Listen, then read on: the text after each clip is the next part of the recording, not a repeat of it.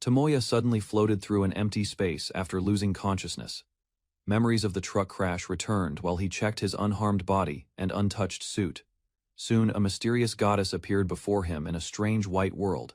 Shock replaced his fear as he understood death had brought him there. Regret overwhelmed the goddess, causing her to bow deeply before him. He listened carefully while the goddess prepared to explain the situation. The goddess calmly explained that Tomoya had died because of a mistake during her management of different worlds. Silence filled the room after he learned returning to his old life would disturb the balance of the universe. Frustration burst from Tomoya as he struggled to accept such an unreasonable explanation.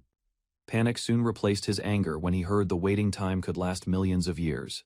Desperation pushed him to seek another solution. The goddess introduced a fantasy world where magic and abilities determined a person's strength and status. She offered Tomoya a chance to live safely in that world, while granting him powerful cheat skills for survival.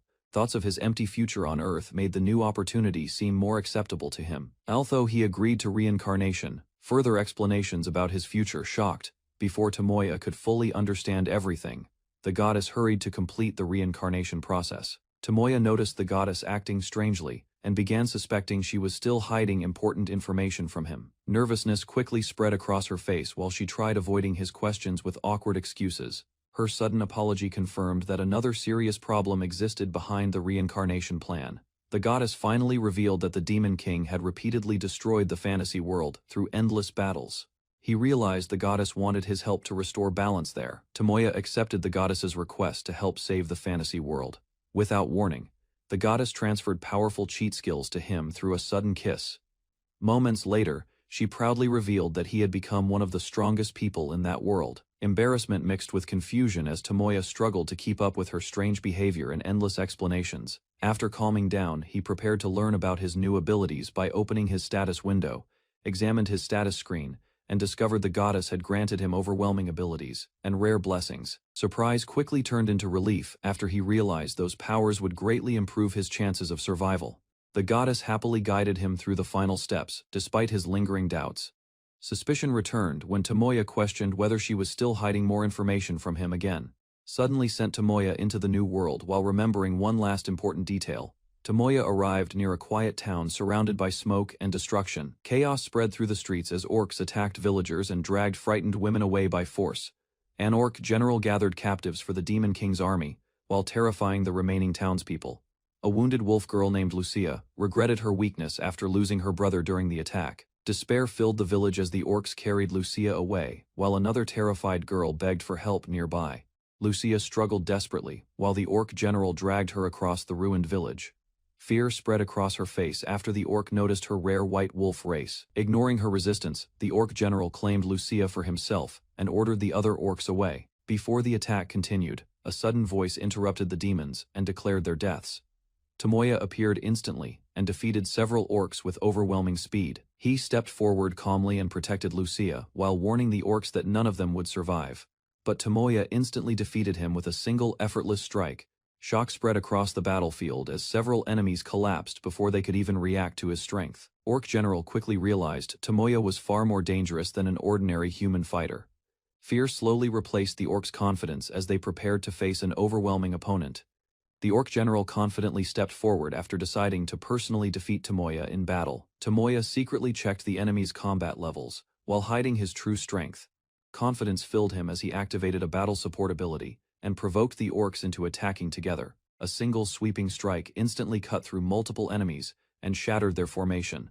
Orc General ordered the remaining orcs to attack Tomoya with magic instead. He calmly absorbed the enemy magic and instantly gained new elemental abilities through the goddess's blessing. After checking his updated skills, he realized he could freely use several powerful magic attributes at once. A massive wind attack swept across the battlefield and crushed multiple orcs within seconds. Confusion spread among the enemies as Tomoya's hidden combat power far exceeded their expectations. Standing confidently before the surviving orcs, Tomoya finally revealed the terrifying extent of his true strength. Tomoya defeated several enemies with overwhelming strength. Fear spread through the battlefield as the monsters realized they could not measure his true abilities. A group of demons prepared a summoning spell, hoping their final plan could change the battle. He calmly watched the ritual while judging the creature's level as insignificant compared to stronger foes he had seen before. Dark energy gathered above the battlefield, as the demon summoned a zombie dragon to face him. The zombie dragon appeared before the warrior, revealing far greater strength than an ordinary monster. He erased the summoner's control and turned the undead creature into his servant. Silence filled the battlefield as the dragon calmly accepted his command without resistance. Confusion spread among the demons when the massive creature suddenly attacked their side instead of the warrior. Zombie dragon prepared to leave while the surviving enemies watched in complete disbelief. The warrior defeated the remaining enemy and prepared to reward the girls who supported him during the battle. One girl stepped forward after noticing he could store many weapons through a special ability. Soon, countless swords and spears poured onto the ground, surprising everyone nearby. He allowed the girls to freely choose any weapon while the defeated enemy watched helplessly from the side. One girl tested her new weapon and struck the ground with excitement. She accepted the weapon he gave her and bravely defeated the surviving enemy for her fallen brother. A large fire rose across the village as the warrior quietly reflected on the battle and the lives that were lost. Later that night, one of the girls thanked him for protecting the town. He noticed her resemblance to someone important from his past life. As he prepared to leave, another familiar face suddenly appeared, leaving him completely shocked. The warrior realized the cat-eared girl was actually Sayaka. Although shocked by her appearance and reincarnation, he slowly accepted that the girl before him was truly her. They moved to a quieter place and spoke about how much time had changed them both. Embarrassment quickly appeared when he noticed how different her body looked compared to the past. Later, the two sat together inside a room while she carefully confirmed his true identity once again. The two reunited after many years and slowly confirmed each other's identities. She handed him a mirror, allowing him to finally see how young his new appearance looked. Surprise crossed his face when he realized he had become far younger. Their conversation continued as she explained her wolf ears, new life, and the return of memories from the past. Despite losing her adoptive family, she remained grateful for the kindness she received while listening to his difficult situation. Tomoya explained that he had only arrived in the world recently. He decided to continue traveling until he discovered the reason behind his reincarnation. She asked him to escort the women safely to the city because the ruined town could no longer protect them. Dangerous monsters and starving thieves filled the forest. Wanting to protect the villagers she cared about, the girl offered him a reward in exchange for his help. The girl offered herself as his reward, leaving the warrior completely confused by her sudden decision. Without hesitation, she embraced and kissed him while he struggled to understand her feelings and intentions. She confessed that her affection had grown beyond friendship after meeting him again. Tears formed in her eyes as he carefully considered her feelings. Faced with her sincere confession, the warrior realized he could no longer avoid making a difficult choice. Explaining that he did not want her feelings to come from obligation alone, she asked to become his wife and revealed how much she already understood about his interests. Her affection only grew stronger as she insisted on staying beside him and serving him in the future. Placing her under his command and leaving both of them completely confused, Tomoya understood that her devotion had become far more serious than before. The girl happily accepted their new bond and believed they would remain together from that moment onward. Under the quiet night sky, the pair spent their first night together before their journey continued. Morning light entered the room while he realized his new life in another world had already changed greatly. After checking his abilities, he discovered powerful skills connected to his companion. Later, he traveled across a rocky land while a dragon suddenly chased him from behind. Fear quickly spread as he tried escaping the flying beast. During the chase, Tomoya slipped on the rough ground and noticed blood beside him. Shock filled Tomoya as the dragon suddenly blocked his path. At the same time, the goddess's blessing finished installing inside his body. Moments later, emergency magic activated automatically and strengthened his physical abilities. Without hesitation, Tomoya released a powerful flame attack toward the monster. After surviving the explosion, he rushed forward and awakened a sword aura skill during the battle. Soon afterward, the creature collapsed, while Tomoya's analysis ability activated on its own. Tomoya discovered the monster's weak point and attacked its body with full force. Even after the strike, the dragon continued moving while his skills increased his attack power during the battle. The emergency combat state ended once the system confirmed its death. Additional experience points rapidly raised Tomoya's level beyond his expectations. New abilities healed his wounds completely and left his body far stronger than before. After defeating the dragon, Tomoya finally understood that the mysterious voice truly came from a goddess's gift. Soon afterward, the system introduced itself as a helper created to guide him safely through the unfamiliar world. An image of the goddess appeared and explained that only her knowledge Later, Tomoya asked whether the support system had its own name. Since no designation existed, he started thinking of a simple name for his new companion. Tomoya decided to give the support system the name Isis because its voice sounded feminine. Afterward, Isis officially recognized Tomoya as her master and promised to continue supporting him in the other world. Curious about her abilities, Tomoya asked how much assistance she could provide.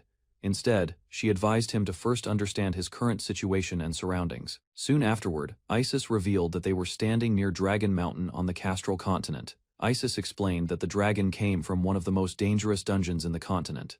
Tomoya realized the goddess had accidentally placed him in a deadly location far beyond his current strength. Despite criticizing the goddess's careless decision, Isis still focused on helping Tomoya survive the harsh environment. She advised him to collect materials from the defeated dragon before more monsters appeared nearby.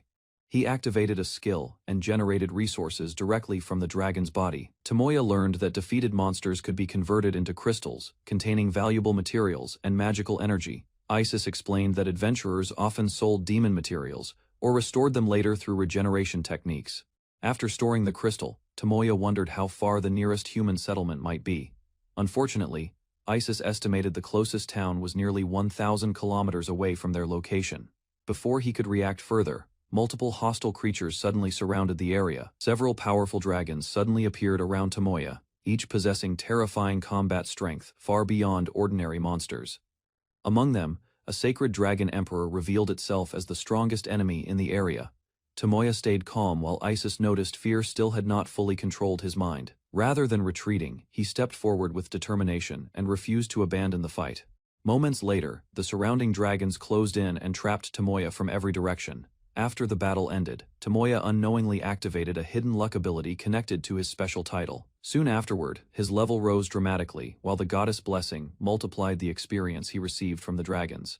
Questioned whether his current strength was truly enough for the dangerous continent, she warned that unprocessed monster bodies could eventually revive as violent undead creatures. Before leaving, Tomoya stored the corpses safely inside Isis's special storage space.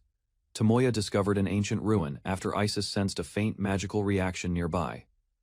Inside the ruin, a dragon statue suddenly spoke and thanked Tomoya for defeating the monsters outside. Statue explained that it allowed communication through a magical effigy connected to its creator. The dragon then revealed that demons had attacked the sacred dragon emperor and slaughtered his companions across the mountain. Defeated dragon rulers had accepted death proudly while protecting their territory. The dragon spirit rewarded Tomoya for protecting its fallen companions. Before disappearing, the sacred dragon emperor introduced himself to Tomoya. While exploring deeper inside the ruin, Tomoya discovered a large collection of rare weapons and tools stored in ornate chests. He obtained an indestructible divine sword whose overwhelming power far exceeded ordinary weapons. Soon afterward, Tomoya analyzed a mysterious jewel that contained ancient knowledge and enormous magical potential. Tomoya gained several new skills and titles connected to ancient knowledge hidden inside the artifact. He found a strange skill description that left him completely confused about its true purpose. Soon afterward, Tomoya tested his newly acquired flying ability and traveled through the sky with Isis guiding his movements. Isis detected multiple life signs disappearing inside a nearby town and warned him to proceed carefully. Immediately changed course after learning that demons were attacking humans across the area. Tomoya finally reached the town after surviving dangerous battles and remembered the goddess responsible for sending him there. Later, he rested beside Sayaka after protecting her from danger during the difficult journey. The following morning, peace finally returned as Sayaka calmly welcomed the start of a new day. After leaving the forest, the group continued traveling toward the city with several wagons carrying supplies. Tomoya stayed awake at night to guard the camp while preparing monster meat gathered along the road. Later, Misha felt grateful for Tomoya's help and began staying close to him throughout the trip. Group discussed Misha's age and their growing bond during the dangerous journey. Soon afterward, Tomoya worried about his reputation while the others continued teasing him during the night. Misha asked Tomoya to train her after realizing how weak she had been during recent battles. Determination filled her mind as she promised herself to fight harder for the people she cared about most. He agreed to help and began teaching her combat skills every day. During one late night session, the training became awkward when they moved too close to each other. She steadily improved her abilities while continuing her intense practice beside Tomoya. Several days later, Tomoya sensed danger while the group rested near the forest on their way to Amrud. He warned everyone that a large force of humans and beastmen was approaching their camp. Meanwhile, the attackers prepared to raid the travelers after noticing the fire and supplies nearby. Hostile groups surrounded the area and demanded the travelers surrender everything they carried. Facing the threat calmly, Tomoya remained seated, while preparing himself for the coming battle. As the bandits approached the camp, Sayaka stepped forward and asked Tomoya to let her handle the fight alone. Enemy laughed at her appearance and believed a single girl could never threaten their group.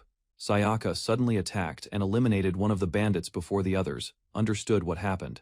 Fear quickly spread through the group after witnessing her overwhelming strength and cold expression. The remaining attackers realized they had challenged someone far stronger than expected. After suffering heavy losses, the remaining bandits abandoned the fight, back at the camp. Sayaka proudly explained that Tomoya's training helped her become much stronger than before. Groups safely arrived at the city of Amrud, despite the dangerous attack on the road. Lisha reunited with Sayaka and apologized for worrying after hearing rumors about the incident. Later, the ruler of Amrud welcomed the travelers while introducing himself as the city's protector. City leader welcomed Tomoya's group and promised them safety during their stay. Later that night, Tomoya quietly sat awake while thinking deeply about his future and growing responsibilities. Although the city felt peaceful, he believed staying there permanently would only delay his real goals. He decided to continue traveling and planned to join the Adventurers Guild in another town. Sayaka became worried that their journey together might soon come to an end. That night, Sayaka confessed that she could never leave Tomoya behind because her feelings for him had grown too strong. Tomoya decided they should continue traveling together across the world. He became suspicious after noticing strange behavior around the breakfast prepared for him. Tomoya discovered that the food contained a dangerous poison strong enough to kill ordinary people. Later, he realized someone in Amrud wanted to separate him from Sayaka by secretly targeting him. After exposing the poisoning attempt, Tomoya thanked Lutar for the hospitality before leaving the mansion with Sayaka soon. Afterward, the pair headed through the city streets with plans to officially become adventurers. At the guild building, Tomoya requested registration for both himself and Sayaka as new adventurers. The receptionist then asked him to place his hand on a crystal used to examine personal abilities and records. Guild confirmed that Tomoya possessed no criminal history and completed his registration. Inside the guild, the receptionist explained that adventurer registration required identity checks. Afterward, Tomoya listened carefully while learning how adventurers advanced from the lowest rank to the strongest level. A powerful veteran adventurer suddenly approached the counter and interrupted the conversation. He became shocked after sensing the overwhelming magical pressure surrounding Tomoya. Realizing Tomoya was far stronger than expected, the veteran immediately questioned whether he was truly a beginner adventurer. After noticing Tomoya's hidden strength, the veteran adventurer requested a private meeting with him. The pair entered a quiet office where guild staff prepared drinks while the discussion began. Veteran explained that Tomoya's true combat ability was far beyond the level of a normal rookie adventurer, although Tomoya tried lowering his visible power. In response, the veteran revealed that he possessed a rare skill capable of accurately sensing another person's real strength, compared Sayaka's strength to an A-rank fighter, and admitted Tomoya's power was beyond imagination. After sensing his aura, the man confessed Tomoya reminded him of the Demon King from the Old War. Although shocked by the comparison, Tomoya listened carefully as the veteran offered him a special reward. First, the guild promised advance payment for future missions, if he accepted dangerous requests. In addition, Tomoya received luxury accommodation while staying in Amrud. The guild offered Tomoya a rapid promotion, money, and special travel privileges in exchange for difficult missions. However, the veteran explained that only someone with Tomoya's hidden strength could complete the dangerous request. After thinking carefully, Tomoya considered whether accepting the mission would help his future journey. Soon afterward, the veteran decided to introduce Tomoya to another important person connected to the guild. Moments later, a maid quietly entered the room to welcome the visitors. Tomoya became surprised after a mysterious young woman entered the room, drawing everyone's attention with her calm appearance. Tomoya met Sonyal after receiving her as a temporary battle slave for upcoming missions. Information from Isis's library revealed different slave types. Soon after, the group learned about a goblin raid gathering near Mitra City. Although she doubted the mission's difficulty, Tomoya calmly decided to reveal his hidden abilities. From the hill, the party finally spotted the goblin battalion waiting across the plains. Tomoya asked Sonyal to demonstrate her abilities while the others watched from behind. Electric energy quickly formed around her body as she prepared a defensive spell against the approaching enemies. Lightning attacks struck the goblins one after another, forcing the monsters into confusion while Sonyal moved with precise control. She adjusted the strategy and chose a support role for the short battle ahead. He prepared to confront the enemy group directly alongside his companions. Tomoya decided to fight directly, instead of relying on large magic attacks against the goblin forces. Alongside Lucia, he rushed into battle and defeated several enemies with fast sword movements. From behind the battlefield, Sonyal quietly observed his unusual combat style and reactions. Soon after, the group cleared most of the goblin battalions scattered across the plains. Sonyal noticed Tomoya's stiff movements as he struggled to keep control during combat. She warned the group that the mission had become far more dangerous than expected. After hearing her concerns, Tomoya finally decided to reveal the true extent of his hidden abilities. Soon after, a massive goblin force appeared across the plains with hundreds of enemies approaching together. Tomoya calmly viewed the overwhelming numbers as the perfect opportunity to act. Explosive magic then rained across the battlefield, instantly destroying large sections of the advancing goblin army. Explosive magic continued tearing through the battlefield, leaving the remaining goblins unable to resist the attack. Shock quickly spread across Sonyal's face as she witnessed the overwhelming destruction caused in only moments. Group gained experience and their combat abilities increased from the successful mission. Although Sonyal questioned Tomoya's advanced fire magic, she realized his true strength exceeded her expectations. Before leaving the area, the party suddenly sensed another powerful disturbance rising from the center of the battlefield. The surviving Goblin Emperor appeared from the battlefield, revealing himself as the leader of the entire raid force. Monster suddenly released violent energy while Tomoya observed the dangerous change carefully. Goblin Emperor transformed into a far stronger Atlas-type creature, with overwhelming combat power. Sonyal explained that defeating too many goblins too quickly had triggered the abnormal evolution process. Despite knowing the enemy had become extremely dangerous, the group still prepared themselves to continue the fight together. She warned that the evolved Goblin Emperor could threaten the nearby city if left unchecked for too long. Ignoring the danger, Tomoya stepped forward alone and prepared to end the battle with his own strength. He asked the others to judge whether he truly deserved the mission reward. Concern spread across the group as they watched him approach the massive monster, without hesitation. The Goblin Emperor then charged forward furiously, beginning the decisive clash against Tomoya. Charged forward with tremendous force, attempting to crush Tomoya in a direct attack. Without showing fear, Tomoya stopped the monster's punch using only one hand. Surprise spread across Sonyal's face as Tomoya effortlessly pushed the massive creature backward during the clash. He activated a powerful skill and prepared a decisive strike against the transformed Emperor. A blazing slash then cut through the battlefield, severely damaging the Goblin Emperor in a single attack. After defeating the Goblin Emperor, Tomoya's level and combat power increased dramatically. While the others praised him, Tomoya calmly asked Sonyal for her honest evaluation of the completed mission. Hesitation filled her expression before she finally decided to reveal a personal request to him. Gathering her courage, Sonyal asked Tomoya to purchase her and keep her by his side permanently. Soon after, the group returned to the trading company to settle the matter officially. She formally requested permission to become Tomoya's permanent battle slave, instead of remaining a temporary rental. Tomoya admitted he had no objections after hearing praise about Sonyal's abilities and reputation, explained that purchasing her contract would require an enormous amount of money through a future auction. Group learned that a wealthy diplomatic minister intended to buy Sonyal for personal reasons, refusing to leave her with such a cruel man. Tomoya immediately accepted the challenge to save her, shocked everyone by declaring that Sonyal deserved far more than the expected auction price. The company owner reacted with disbelief after hearing Tomoya promise to prepare 30,000 gold pieces within a month. He confidently confirmed his decision and settled the agreement without hesitation. As the meeting ended, the owner quietly realized why Sonyal had become attached to Tomoya so quickly. Tomoya admitted that helping Sonyal was also something he genuinely wanted for himself.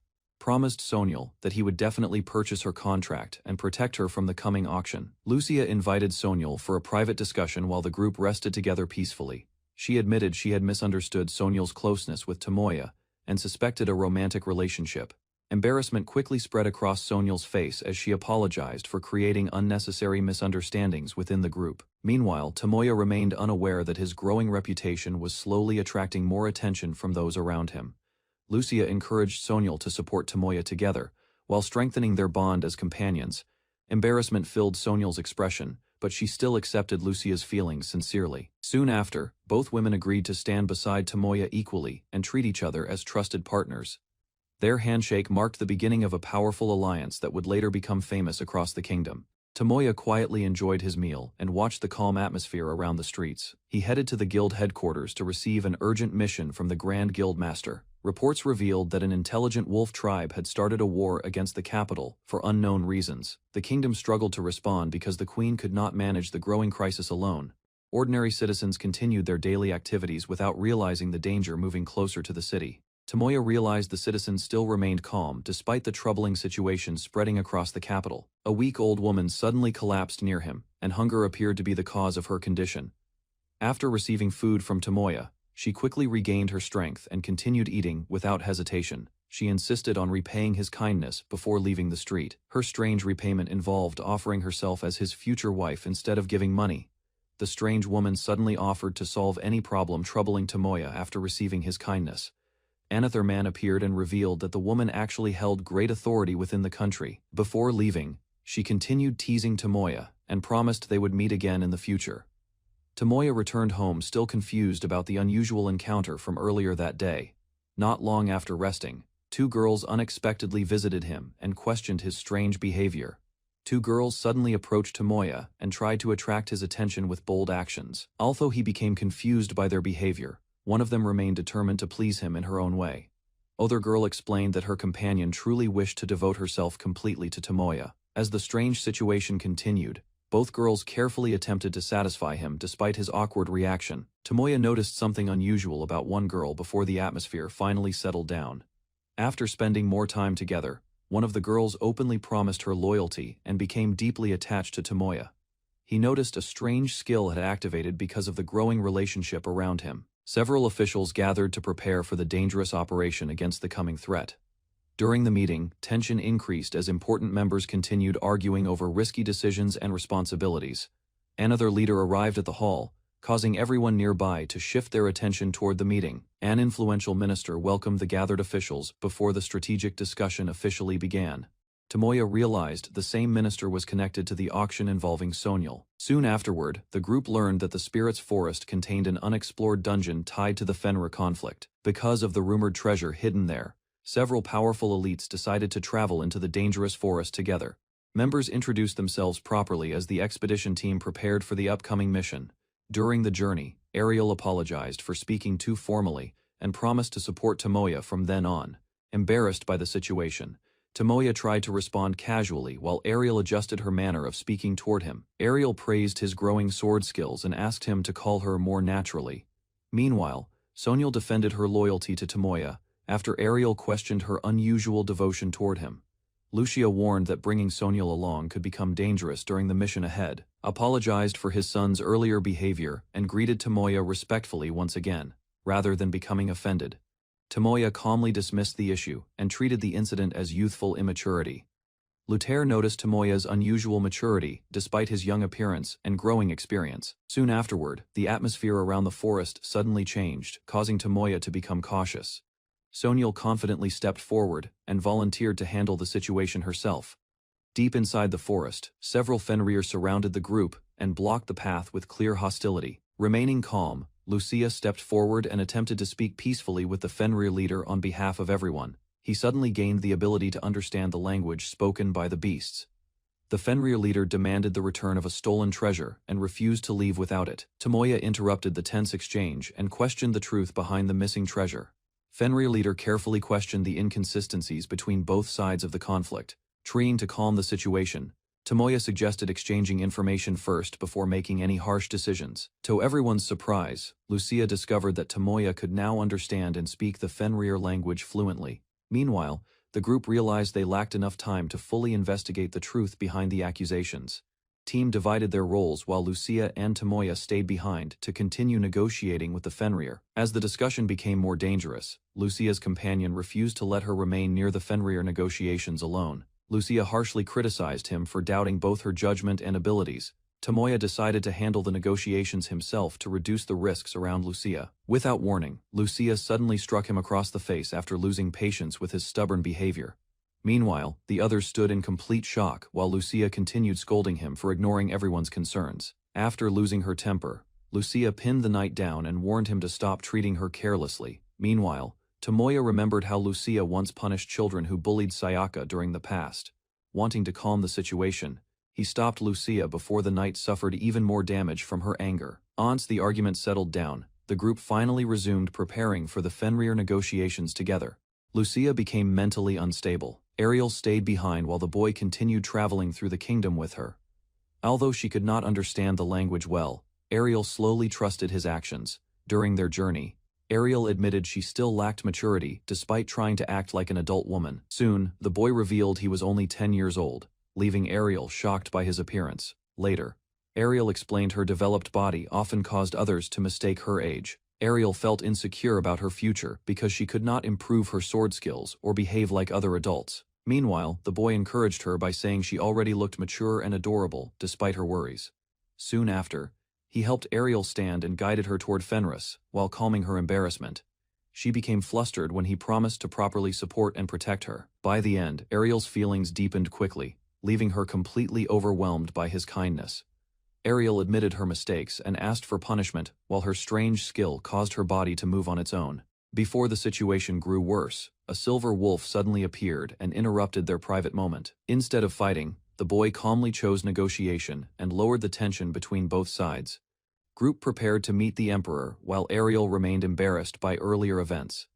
Deep inside the cave, they finally stood before the Silver Wolf Sovereign. Tomoya questioned the Silver Wolf Sovereign about the Fenrir treasure and the sacrifice connected to it. Explained the treasure was a crystal jewel left behind after the previous emperor's death. Although Ariel knew little about the jewel, she recalled hearing stories connected to its mysterious power. Soon, another figure revealed the jewels could grant strength greater than anything in the world when gathered together. Absorbing even one jewel already provided enormous power beyond normal human ability. Explained that Emperor jewels were extremely rare treasures created only by Emperor species before death. While discussing the dangerous Apex jewel, the boy revealed knowledge about the Dragon Emperor jewel hidden within the sacred mountain. He shocked everyone by admitting he already possessed all three legendary jewels. The wolf immediately connected his claim to the defeated Sacred Mountain Emperor from the past battle. Silver Wolf Sovereign finally acknowledged the boy as someone far beyond an ordinary human, admitted he never planned to use the powerful jewels despite understanding their danger. Silver Wolf Sovereign decided to temporarily return the clan's jewel to him. Although worried about the future of the clan, the wolf trusted the boy to protect the treasure properly. Soon, the boy promised to recover the remaining jewel before enemies invaded the capital. Meanwhile, two small wolves approached them, surprising Ariel with their adorable appearance. The Silver Wolf Sovereign introduced the playful pups as the next generation of future emperors. Later, the group reported their meeting to the kingdom, while explaining the wolves only wanted their treasure returned. However, confusion spread after officials questioned why the wolves had secretly demanded the Fenrir jewel. He explained the answer could only be found through the Silver Wolf Emperor jewel. Another elder admitted he knew nothing about the jewel, despite hearing rumors about it. Tomoya revealed he possessed several Emperor jewels, but considered selling them because he could not use their power.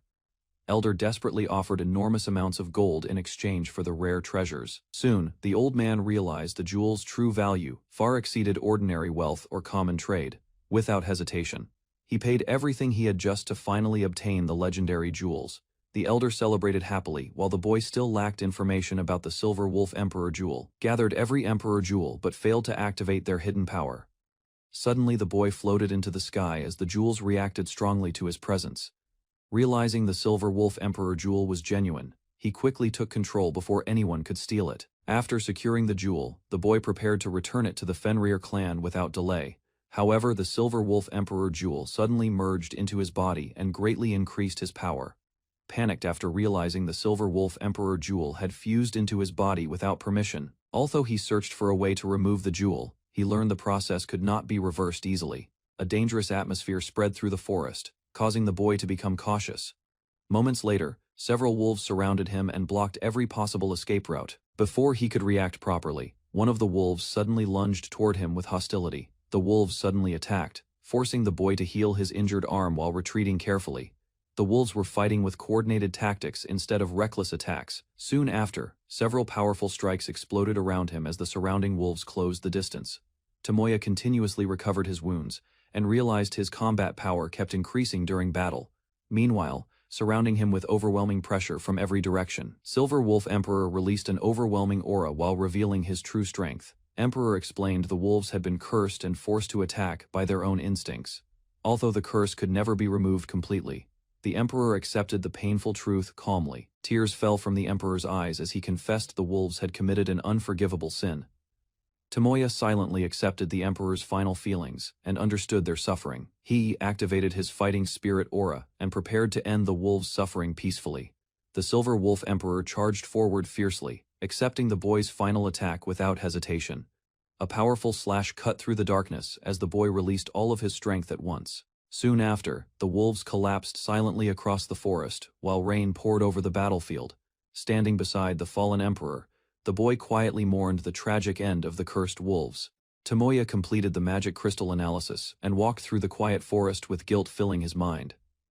Several wolf cubs were found dead on the ground, causing him to stop in shock while anger and regret overwhelmed him. Realizing innocent lives were lost because of his actions and reckless power, despite possessing unmatched strength and limitless magic. The truth revealed the cubs had absorbed the Silver Wolf Emperor's orb long before he arrived. Tomoya collapsed in grief as a strange tidal skill reacted to his sorrow. Crystals suddenly returned from storage and surrounded him while a new spirit skill awakened. A massive crystal formed before his eyes after the synthesis process finished. Energy gathered around the dead wolf cubs, leaving him frozen in confusion. Bright light covered the forest before a mysterious lion-like spirit finally appeared. The summoned Wolf Emperor revealed its overwhelming power while the surrounding wolves gathered before it. Spirit crystals responded to the Emperor's presence and created a connection with Fenrir's spirit. Tomoya watched silently as the crystal reacted and the sacred field filled with light. The Wolf Emperor recognized him as the new inheritor of the ancient title. Fenrir's spirit thanked Tomoya for ending the curse that had driven the wolves into madness. Explained that the curse had already doomed the wolves long before Tomoya arrived. The Wolf Emperor admitted its remaining consciousness would soon disappear forever. Before fading away, Fenrir entrusted the spirit crystals and the surviving pups to Tomoya. Tomoya accepted the responsibility while the Emperor expressed gratitude for carrying their will. With a final howl, Fenrir vanished peacefully, leaving the young wolves to follow Tomoya's path. Morning arrived as Tomoya continued traveling with the young wolves through the quiet forest. Mysterious man observed Tomoya through a magical crystal while showing great interest in his strength. After learning Tomoya had defeated the Silver Wolf Emperor, the stranger decided to make him a future target. A dark smile appeared across the man's face as dangerous plans slowly formed in his mind.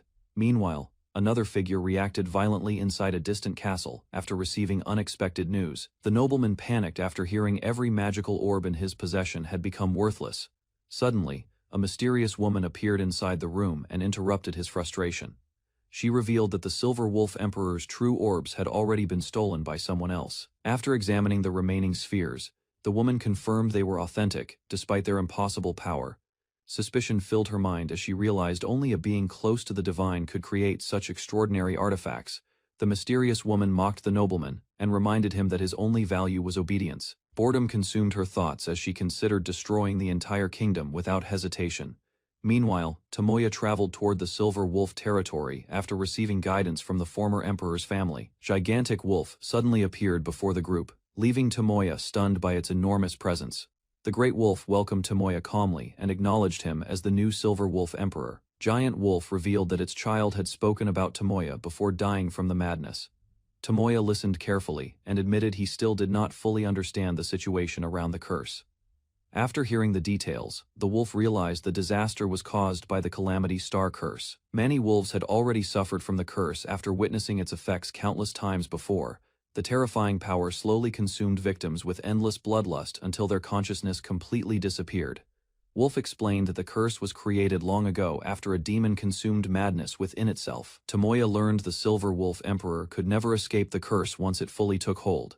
Before parting, the wolf accepted the spirit crystal and finally found peace without regrets. Soon after, the wolf asked Tomoya to fulfill one final request involving an old companion. Name of Princess Hildegard from the Dorum Kingdom was quietly revealed before the meeting ended. Giant Silver Wolf asked for help reaching the palace where the queen remained trapped inside its massive body. After hearing the request, the young man learned the wolf no longer had enough strength. Soon, the girl accepted a glowing sphere containing the Silver Wolf Emperor's soul. Meanwhile, the young man realized the sphere would allow the wolf to possess Lucia's body. In the end, the wolf explained its consciousness would disappear once the sphere broke. Lucia understood the wolf's wish to meet its beloved once again, even if the reunion could never truly happen. With sympathy in her heart, she accepted the sorrow of losing someone important. He realized Lucia's soul had already vanished after reincarnating into another world long ago.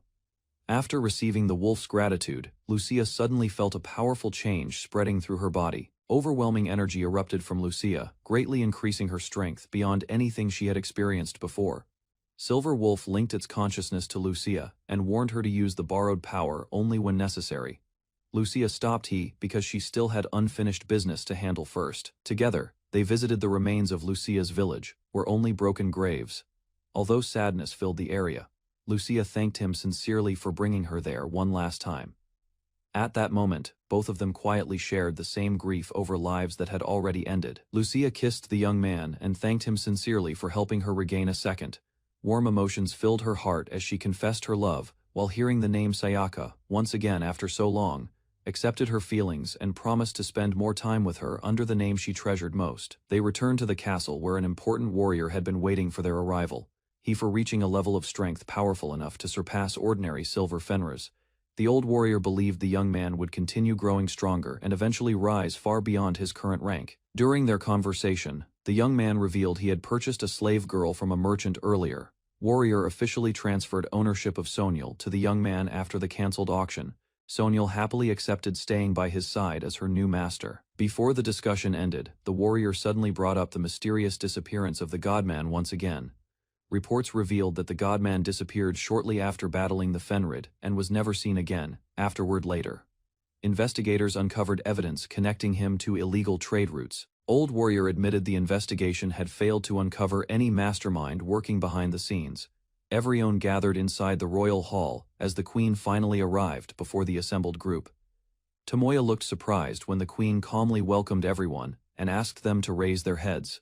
She revealed she had been waiting for the young man and immediately recognized him upon his arrival. Shock spread across the hall when the young man realized the queen resembled someone he once knew before reincarnating. Queen calmly approached while the others wondered about his strange behavior.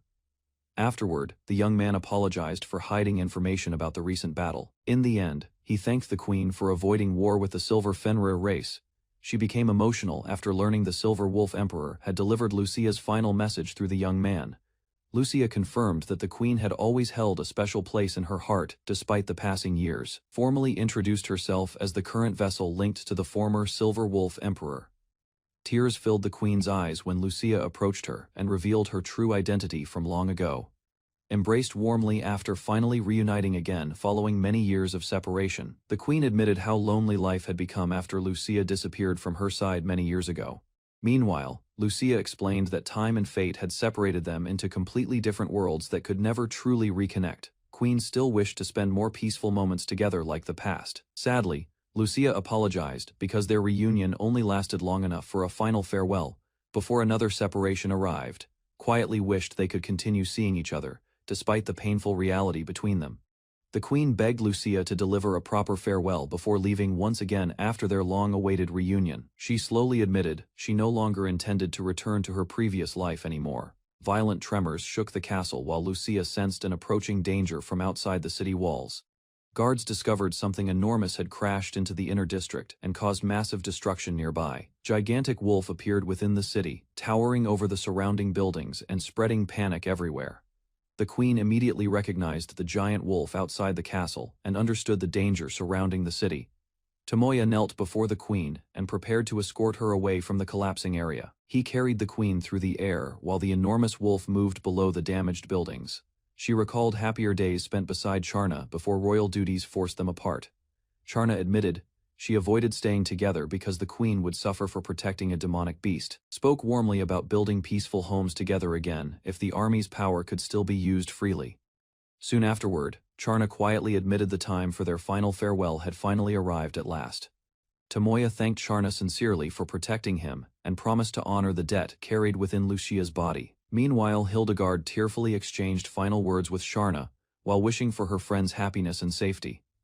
Hildegard gently touched Charna's face and bid her a peaceful final rest. She honored the fallen wolf while celebrating the hero who protected the kingdom. Tomoya received the noble title Delta from the queen after protecting the kingdom from danger. Although worried about future threats, he accepted the responsibility to keep the country stable and prevent disorder.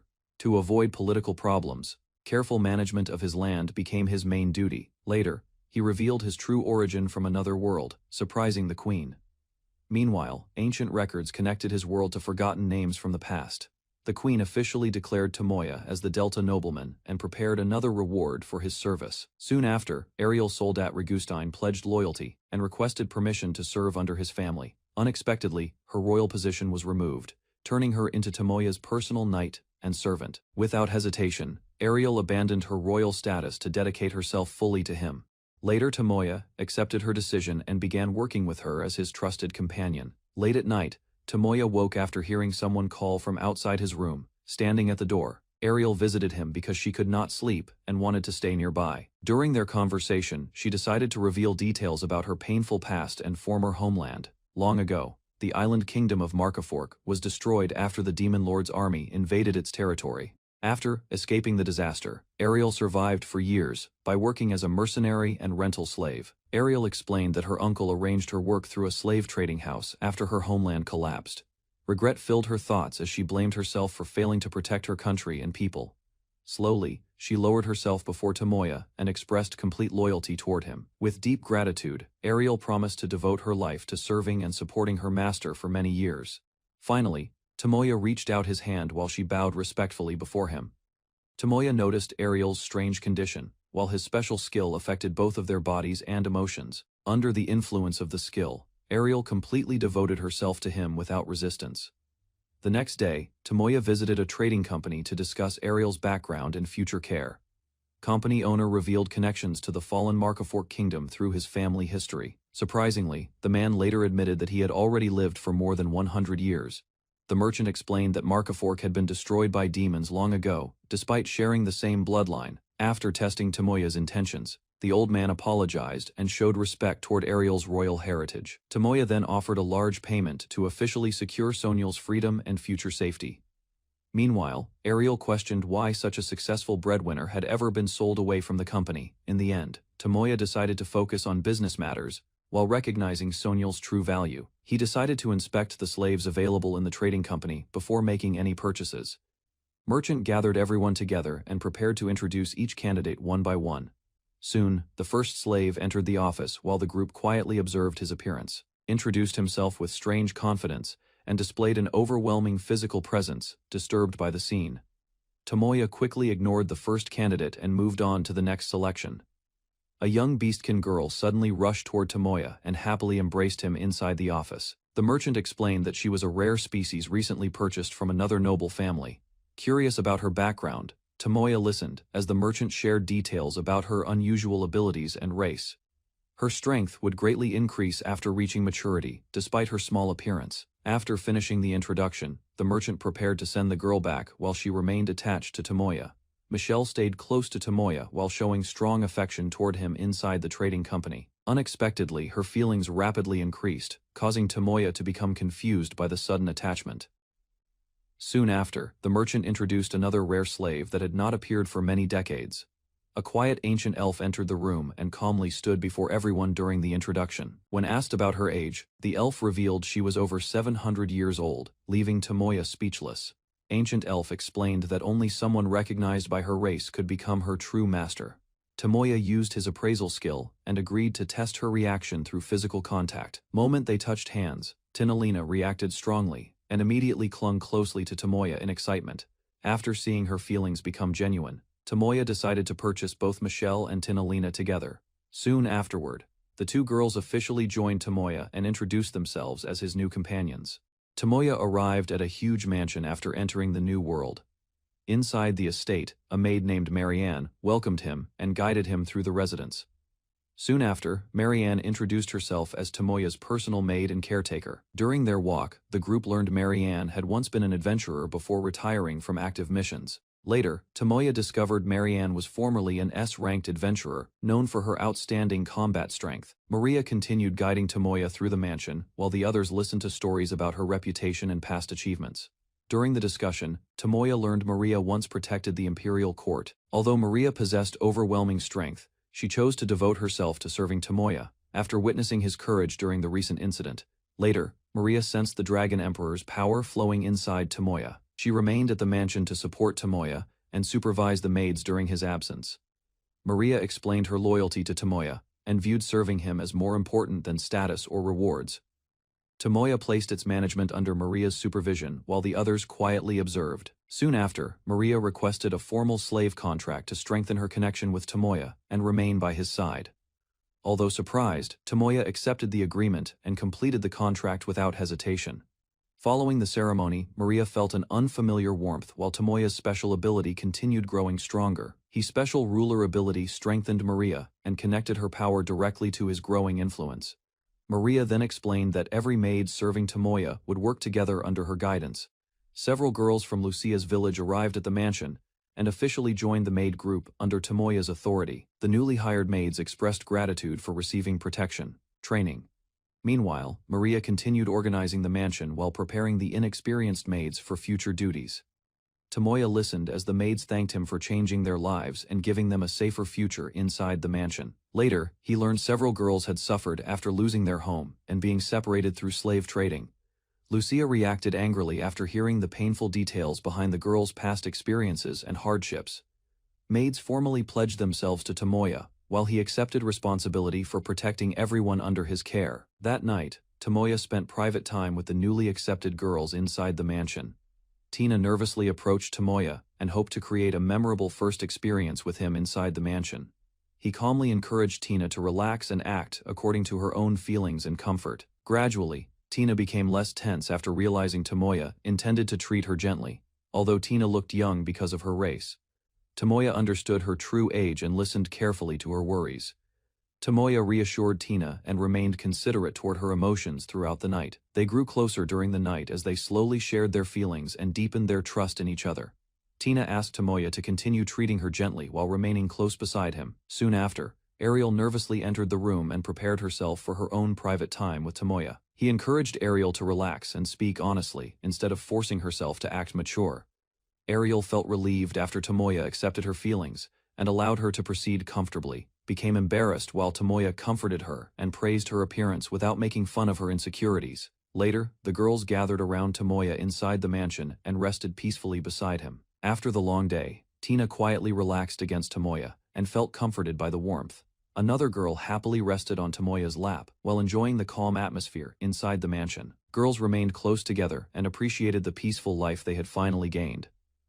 Tomoya's peaceful days with the girls began changing his life and making his adventures far more meaningful. Meanwhile, Tomoya realized his new life in another world had finally become stable and fulfilling.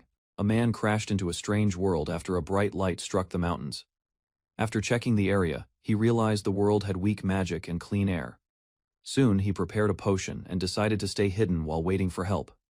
From a rocky hill, he sensed demonic creatures nearby and carefully observed the forest. Large ants appeared before him, revealing the dangerous wildlife living in the region. The man used the giant ants for an experiment and planted dangerous seeds among them. Soon after, far away, the guild headquarters became the center of many new requests after recent events increased activity across the city. A receptionist rewarded successful missions with crystal materials collected from completed jobs. Adventurer accepted stronger requests and prepared to sell the gathered crystals. Later he entered the forest again and hunted fierce hellhounds during another material collection task. A damaged dungeon stood open after another dangerous raid shook the underground ruins. Tomoya and his party defeated trolls and lizardmen before safely returning from the mission together. Receptionist informed Tomoya that the guild master wanted to meet him soon. She revealed that an S-rank request might appear while proudly mentioning her recent promotion. Later, Tomoya checked his growing abilities and realized his combat power had already surpassed 1 million. Tomoya reviewed his special skills and discovered that many hidden bonuses greatly increased his combat strength. Connected to him continued raising their own power as their abilities steadily improved each day. Several members still had not reached their limits despite gaining massive experience from repeated battles. Later, one companion suggested that Tomoya should finally take a break after handling constant missions. He realized he had spent almost all his time working since the Fenrir incident. Tomoya briefly joked about his old working habits while discussing the idea of taking a rest from missions. Soon after, he decided to finish Oldwin's urgent request before thinking about a vacation. Together with his companion, Tomoya visited the guild master's office and politely entered the room. Inside, the guild master confirmed Tomoya's recent success against trolls. After hearing the report, the guild master prepared to discuss an important matter that required Tomoya's attention. explained that a town near the spirit forest had recently fallen into danger because of monster activity. Large groups of killer ants appeared across the grasslands east of the town. One companion warned that the ants became dangerous because they multiplied quickly. Although similar incidents happened every few years, the townspeople usually prepared before the attacks began. This time, however, the killer ants had already built nests near the town, causing fear among the local residents. Guildmaster explained a strange theory claiming that the Demon Lord's appearance had influenced the recent monster outbreaks. Soon after, Tomoya learned that the Demon Lord was considered a terrifying existence, connected to chaos. Tomoya realized his reincarnation might have been meant to stop the Demon Lord, decided to grow stronger first, because he still valued the peaceful life he regained with his companions. With that determination, Tomoya treated every battle as preparation for the final fight ahead. Tomoya learned that the recent monster attacks were caused by a powerful demon leader gathering nearby creatures. Kingdom prepared a large suppression army, while adventurers and scouts moved toward Soylent first. He realized ordinary groups would arrive too late to help the town quickly. Old memories from his previous life made him notice the exhaustion shown in the guildmaster's face. Because of that, Tomoya decided to head toward Soylent before the main army departed. The guildmaster warned Tomoya that the monster problem could grow far worse if nobody acted immediately. Although reluctant at first, Tomoya accepted the request after realizing the town remained in serious danger. Guildmaster thanked him and prepared everyone for the upcoming journey toward the village. Meanwhile, Tomoya's group discussed the yearly killer ant outbreaks. One experienced fighter explained that the ants became extremely dangerous whenever large nests formed near human settlements, explained that a powerful allied army barely defeated the killer ants years ago after suffering heavy losses.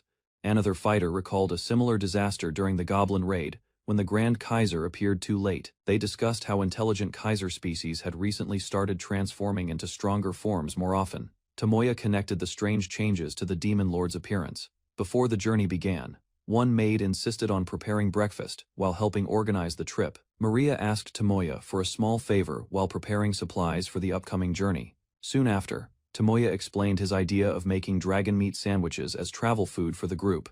She carefully prepared several kinds of sandwiches, creating meals suitable for long trips and battles.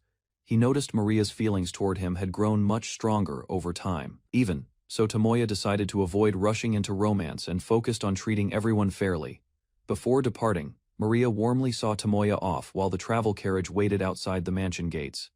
Meanwhile, the other girls quickly noticed Maria's cheerful mood after spending time with him earlier. Group openly admitted that everyone already understood Tomoya's importance to them. With preparations complete, Tomoya finally began the long journey toward Soylent. A quiet road led towards Soylent City, while the area remained unaware of the danger nearby. Lord Fredane reported that killer ants had formed nests close to the town after many residents were already killed. Deep inside the caves, countless ants gathered as their colony expanded faster than expected. Meanwhile, the young adventurer planned to coordinate with the city forces instead of attacking alone. After reaching town, the group entered a crowded cafeteria before beginning their investigation. Inside the cafeteria, the adventurers introduced themselves while the group reacted with surprise toward Sonial's presence. Hearing the famous berserker's name left the young woman overwhelmed and unable to hide her embarrassment. Excitement quickly spread across the table as the adventurers admired Sonial like a legendary hero. They explained that her spear techniques had defeated many powerful enemies before. Later that night, the young man avoided revealing his true origin while listening to their admiration for Sonial. Party headed toward the killer ant nest while discussing the dangers waiting ahead. Advice about the ants as acid attacks forced everyone to stay careful with their weapons during the approach. Before long, giant soldier ants emerged across the field and blocked the group's path. After checking the monster's strength, the young adventurer stepped forward to face the creature directly. At the same time, the elf launched a fire spell that struck the killer ant with explosive force. She rushed forward together as the elf struck the killer ant before it could attack again. Another warrior quickly followed with a sharp slash that forced the monster backward across the ground. Meanwhile, the young adventurer organized the team and ordered everyone to protect Tina from danger. Another ant suddenly targeted Sonial from behind, while the group struggled to react in time. Tomoya instantly released a powerful slash to stop the incoming attack. Powerful slash cut through the killer ant and protected Sonial before the creature could strike again. Tomoya discovered a strange new sword skill from the fallen enemy. While examining the weapon, he realized the technique could attack distant enemies by bending the blade freely. He activated a scanning ability to inspect the tunnels hidden inside the nest. Search revealed countless hostile creatures waiting deeper underground as the dangerous mission continued. the scan revealed hundreds of killer ants hidden inside the nest. After confirming the enemy positions, the young adventurer activated a marking skill to track every hostile target. Glowing markers quickly spread across the area while the group watched his strange technique with surprise.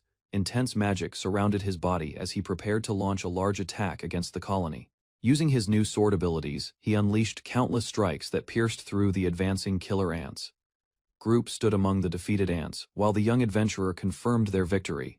He explained that everyone's abilities had increased greatly because of the intense fight. However, the discussion revealed that the killer ants possessed far greater strength than anyone originally expected.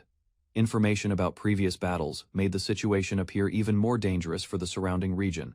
Before leaving, the party gathered materials from the destroyed nest while preparing for future threats. After clearing the nest, the young adventurer recovered valuable materials. The group reacted with surprise after learning he had already collected all the enemy remains by himself. The others realized his unusual storage ability greatly exceeded normal methods. They confirmed that another nearby nest had already been destroyed during the operation. Following the mission, the party returned to the city and reported the successful extermination to the local lord. Local lord realized the rising ant levels could create a major threat for the region. Further discussion revealed that the defeated empress possessed strength far beyond ordinary monsters encountered before. Concerns continued growing as they compared the ants' dangerous numbers with the power of previous enemies. Group explained that killer ants hunted humans differently from goblins because they treated people as food. Lord ordered soldiers to continue searching nearby areas for additional nests. 1 week later, the young adventurer warned the others that provoking the killer ants would only increase casualties. Nervous noble saluted awkwardly while thanking him for the previous support. Although the noble apologized for his earlier behavior, the group noticed his attitude had changed completely. Before separating, the young adventurer reminded everyone to remain careful because the enemy possessed dangerous skills. He left the group and continued his activities while others watched from behind. While speaking with the veteran adventurers, the young man learned they had known each other for many decades. They explained that the army and adventurers planned to destroy the remaining ant nests separately. Tomoya realized a massive concentration of ants had gathered in one location. Feeling suspicious about the situation, he agreed to personally investigate the dangerous area with the others. Suddenly, an armored messenger arrived and warned everyone that 7 ant kaisers had appeared nearby. While investigating the battlefield, the group suddenly witnessed the 7 ant kaisers disappear at the same time. A violent explosion shook the ground as a strange figure emerged from the smoke and lightning. The terrifying creature revealed itself as an evolved empress, whose overwhelming power far surpassed every ant encountered before, causing everyone to panic while the older warrior warned them to stay back carefully.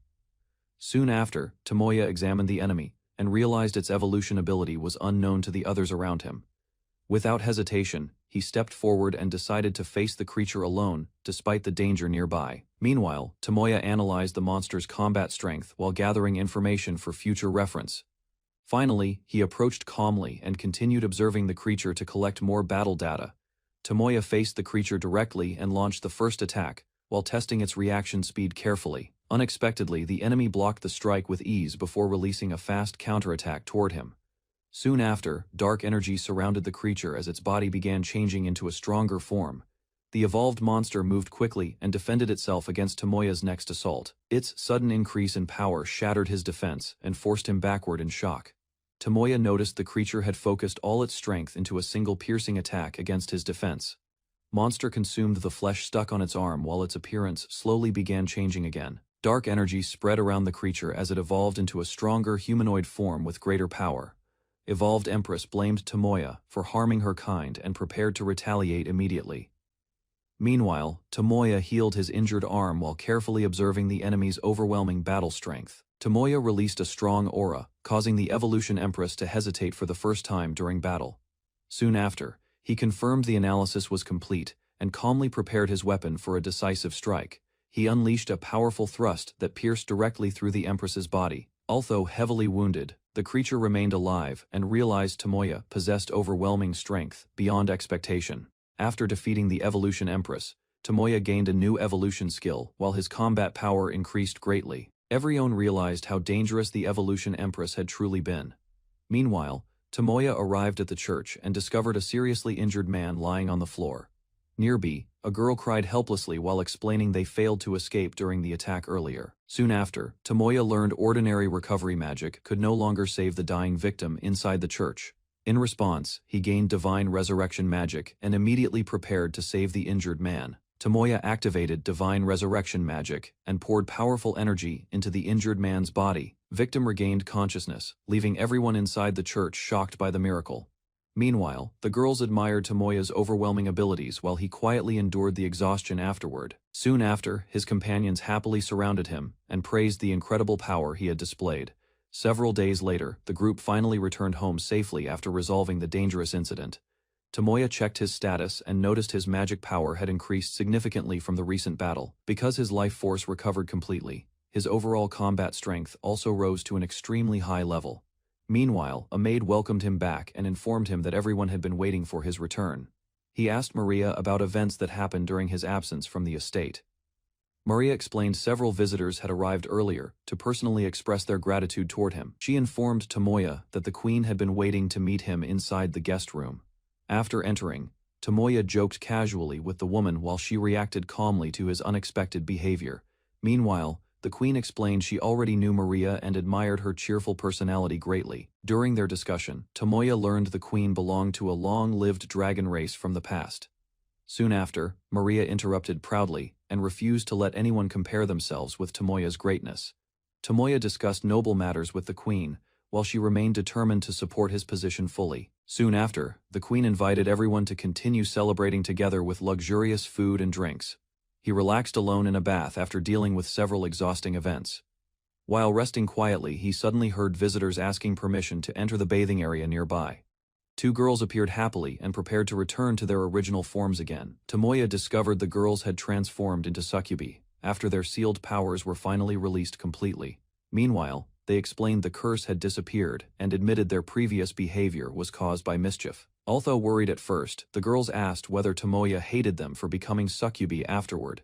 Hearing those words, the succubi thanked Tomoya sincerely and promised to remain loyal to him. 4 years earlier, two women appeared together and tried to understand their strange situation. Memories returned, revealing their final moments before death and their connection to Tomoya, but were granted reincarnation instead of remaining in the world of the dead. Further details revealed that Tomoya already existed in their destination world. Though his location remained unknown, determined to reunite with him, the pair accepted the challenge and prepared to begin their search. The pair accepted reincarnation but requested stronger bodies, divine protection, and faster growth. Their demands surprised the god, yet he agreed and prepared their transfer. Moments later, both were summoned into another nation and assigned as heroes against the Demon King. After sending them away, the god realized their friend had already been reincarnated years earlier. Meanwhile, one of them arrived in Soylent Town and discovered her first mission had already been completed. Years of searching left the two women exhausted, hungry, and without money after losing their wallet.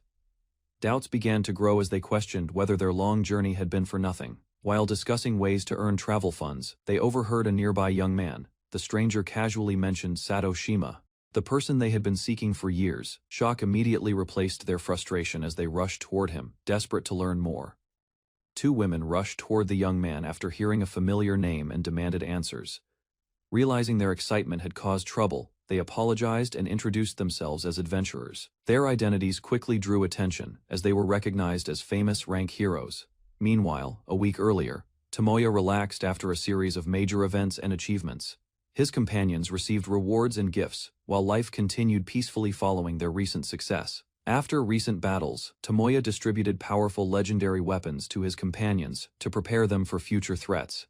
Attention then shifted to the estate, where plans were made to train the maids and improve security. The maids gladly accepted greater responsibilities and promised to support the estate more effectively.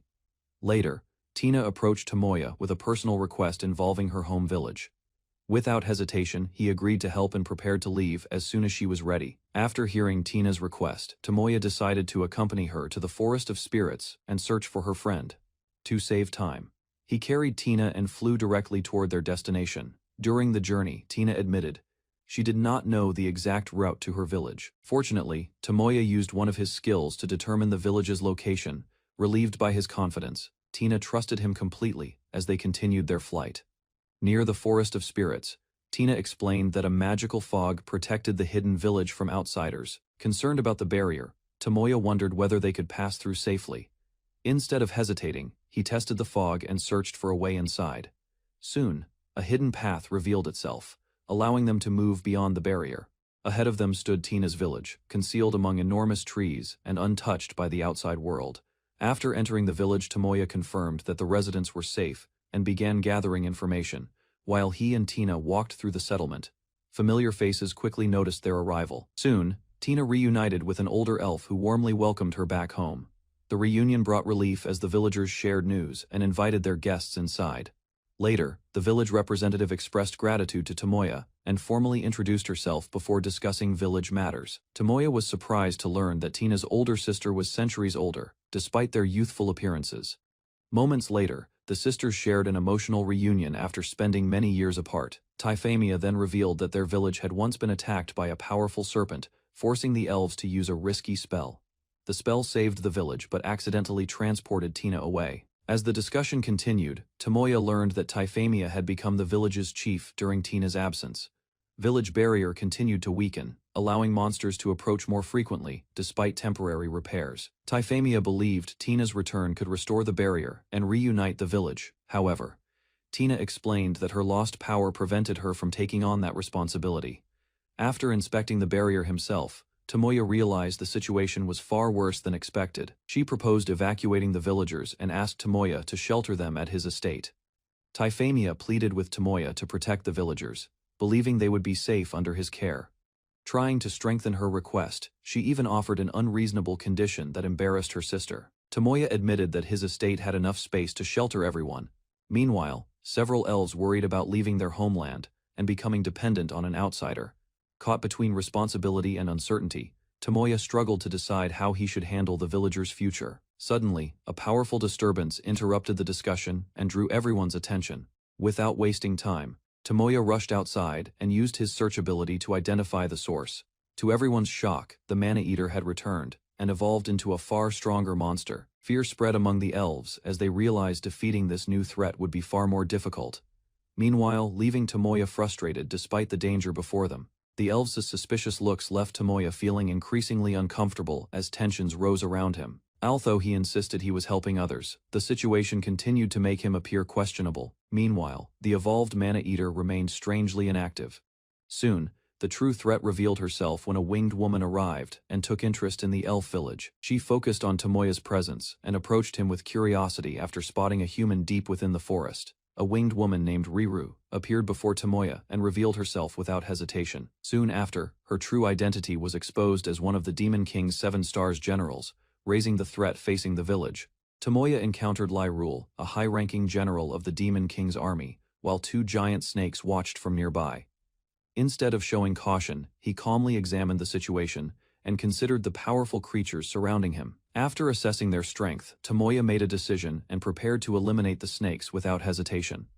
Doubt briefly appeared on Lyrule's face as she realized his confidence was genuine. Standing between the monsters, he released overwhelming power. The massive snakes could not resist and were instantly destroyed. Broken remains scattered across the area, shocked by the outcome. Lyrule stared at him while Tomoya remained composed after ending the threat. After defeating the giant snakes, Tomoya approached Lyrule and asked about her next move. She confidently relied on a special ability that had never failed before. Activating her charm skill, Lyrule expected the usual result. Tomoya appeared affected for a moment, causing her to lower her guard. The situation quickly changed when he revealed that he had only been pretending. His sudden reaction left her startled and completely vulnerable.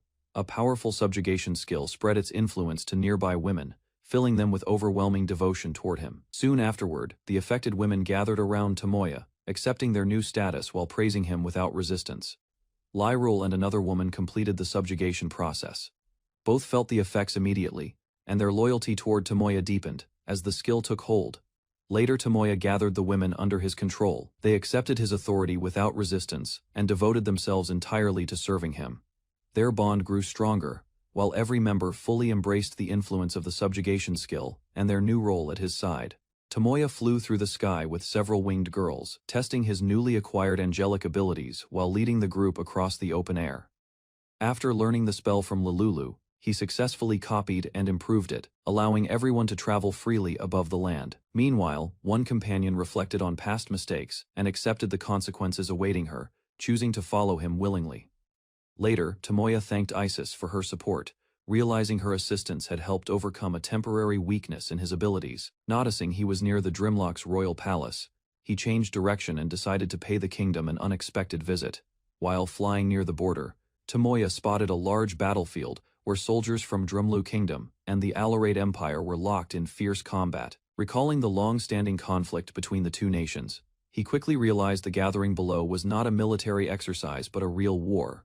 From what he knew, disputes over territory and royal succession had pushed both sides into open confrontation, leaving him frustrated by the situation. Examining the map, he searched for a safe route to avoid the fighting and keep his companions away from danger. After considering his options, Tomoya decided to visit the queen first and learn more before choosing his next move.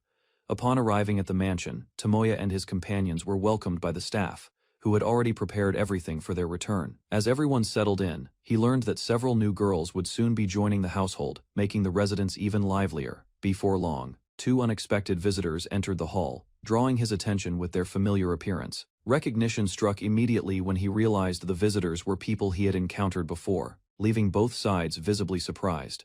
A brief moment of thought, Tomoya identified them as Misaki and Shizune, two of the legendary heroes whose presence raised many new questions. The moment Tomoya confirmed their identities, Misaki and Shizune rushed toward him, overwhelmed by relief after their long separation. Tears filled their eyes as they clung to him, unable to hide the emotions they had carried for so long. Although surprised by the reunion, Tomoya welcomed them warmly and expressed his happiness at seeing them safe again. Once everyone calmed down, the group moved to a sitting room where they could finally talk in a more relaxed atmosphere. During the conversation, Tomoya explained that his appearance had changed, while the two heroes remarked on how much more mature and impressive he now looked. Tomoya learned that Misaki and Shizune had spent 2 years in this world and had continued searching for him the entire time. Hearing their story, he realized they had also been summoned as heroes, though their playful attitudes showed they had grown comfortable with their new lives. Soon afterward, the two explained that they served different nations, each carrying the responsibility of a kingdom's chosen hero. Another surprise followed when Luca revealed her true identity, prompting Tomoya to recognize a familiar connection from his previous life.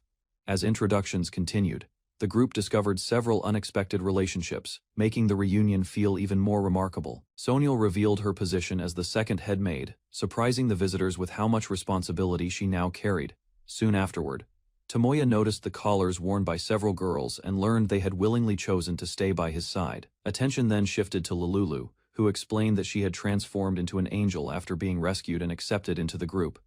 To clear up the confusion, Tomoya briefly summarized Lulu's past and the events that had changed her life completely. Rather than being shocked, Misaki became excited by the unusual story and jokingly imagined herself becoming part of Tomoya's growing circle as well. While the conversation continued, Misaki finally revealed that the feelings she carried from their previous world had never disappeared. Without hesitation, she made an outrageous request that caught Tomoya completely off guard and left him struggling to respond. Rather than stopping there, she began imagining an unlikely future in which she would remain close to him and support him in every way possible. The more she spoke, the more excited she became, turning her own fantasy into an elaborate dream that nobody could easily interrupt. Watching the scene unfold, Tomoya could only wonder how the discussion had drifted so far from its original topic. Misaki continued pushing her strange idea, imagining a future that left Tomoya completely overwhelmed and eager to end the discussion. Meanwhile, the others listened with amusement, casually encouraging the fantasy instead of helping him escape the situation. Not satisfied yet, Misaki expanded her plan even further, insisting that staying close to Tomoya was the natural outcome she preferred. Shizune took a more practical view, reminding everyone that promises and responsibilities still mattered despite the emotional reunion. Changing the subject, Tomoya turned the conversation toward the ongoing demon threat, hoping to focus on a problem that required immediate attention. Once the topic shifted to the war, Tomoya asked for details about the Demon Lord and the damage caused by the demon forces across the continent. In response, describing the powerful leaders who commanded the demon army from the shadows. Despite years of conflict, the Demon Lord's location remained unknown, while only a few elite commanders had ever been identified. Lululu then shared what she knew about previous battles, including the defeat and capture of several high-ranking demons during earlier campaigns. Looking back on those events, she admitted that her desire for revenge had driven many of her actions and helped her understand why others fought so desperately. As the discussion deepened, Tomoya learned that the attack on the Merfolk Kingdom had not been carried out by the Demon King himself, but by another powerful figure. The culprit turned out to be one of the 4 Heavenly Kings, a ruthless commander whose actions had caused widespread suffering. While Tomoya tried to keep the conversation focused, Lululu calmly accepted responsibility for events connected to that tragedy. Determination filled her voice as she declared that the sins committed by the demon army could never be ignored or forgotten.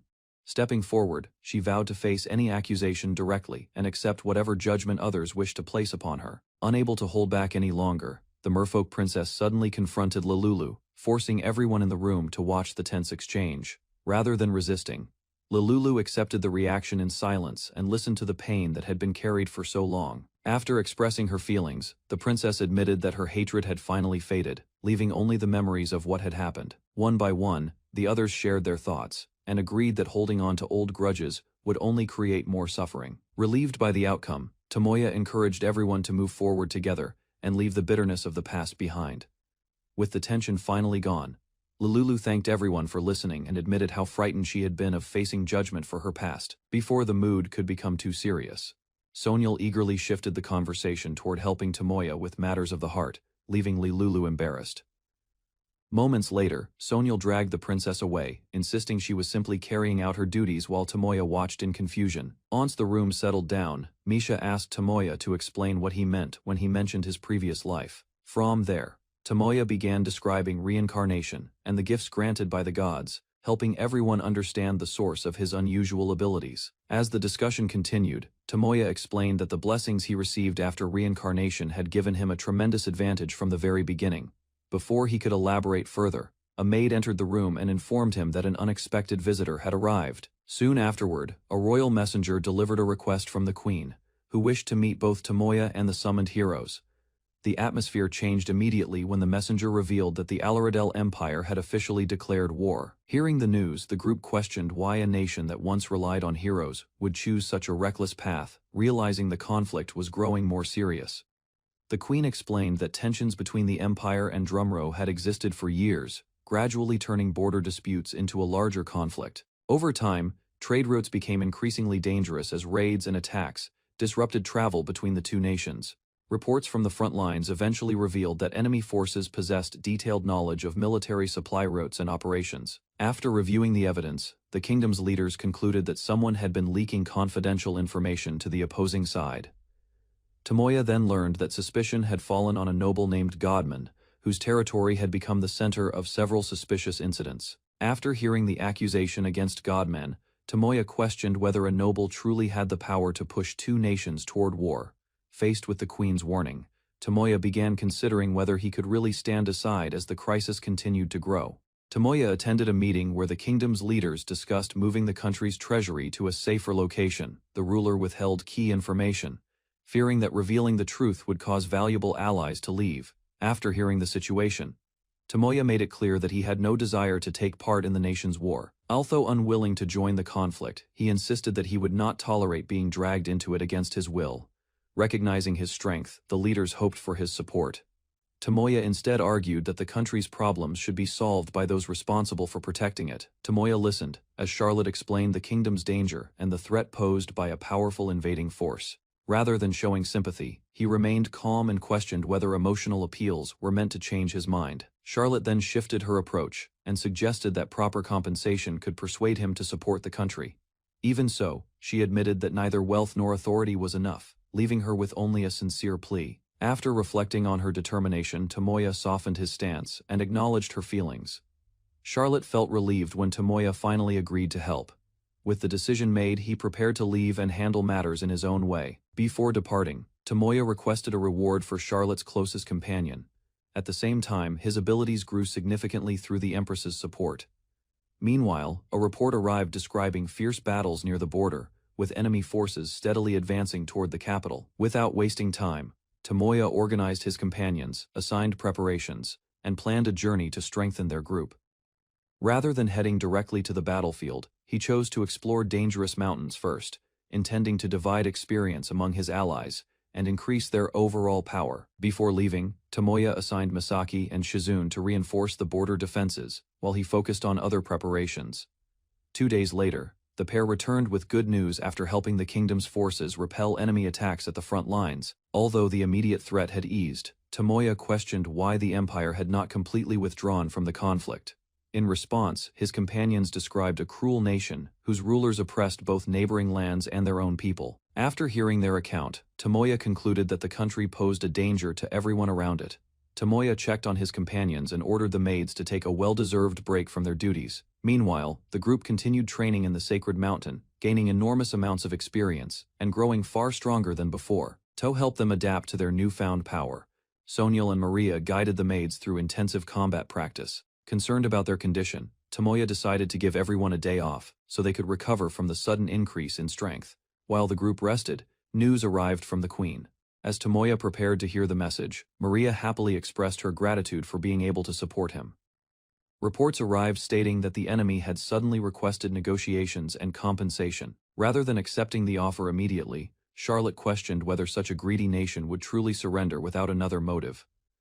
Attention soon shifted to an abandoned palace where unusual activity suggested that a larger scheme was unfolding behind the scenes. At the same time, enemy leaders confirmed that Tomoya's allies were staying nearby, strengthening their interest in the situation.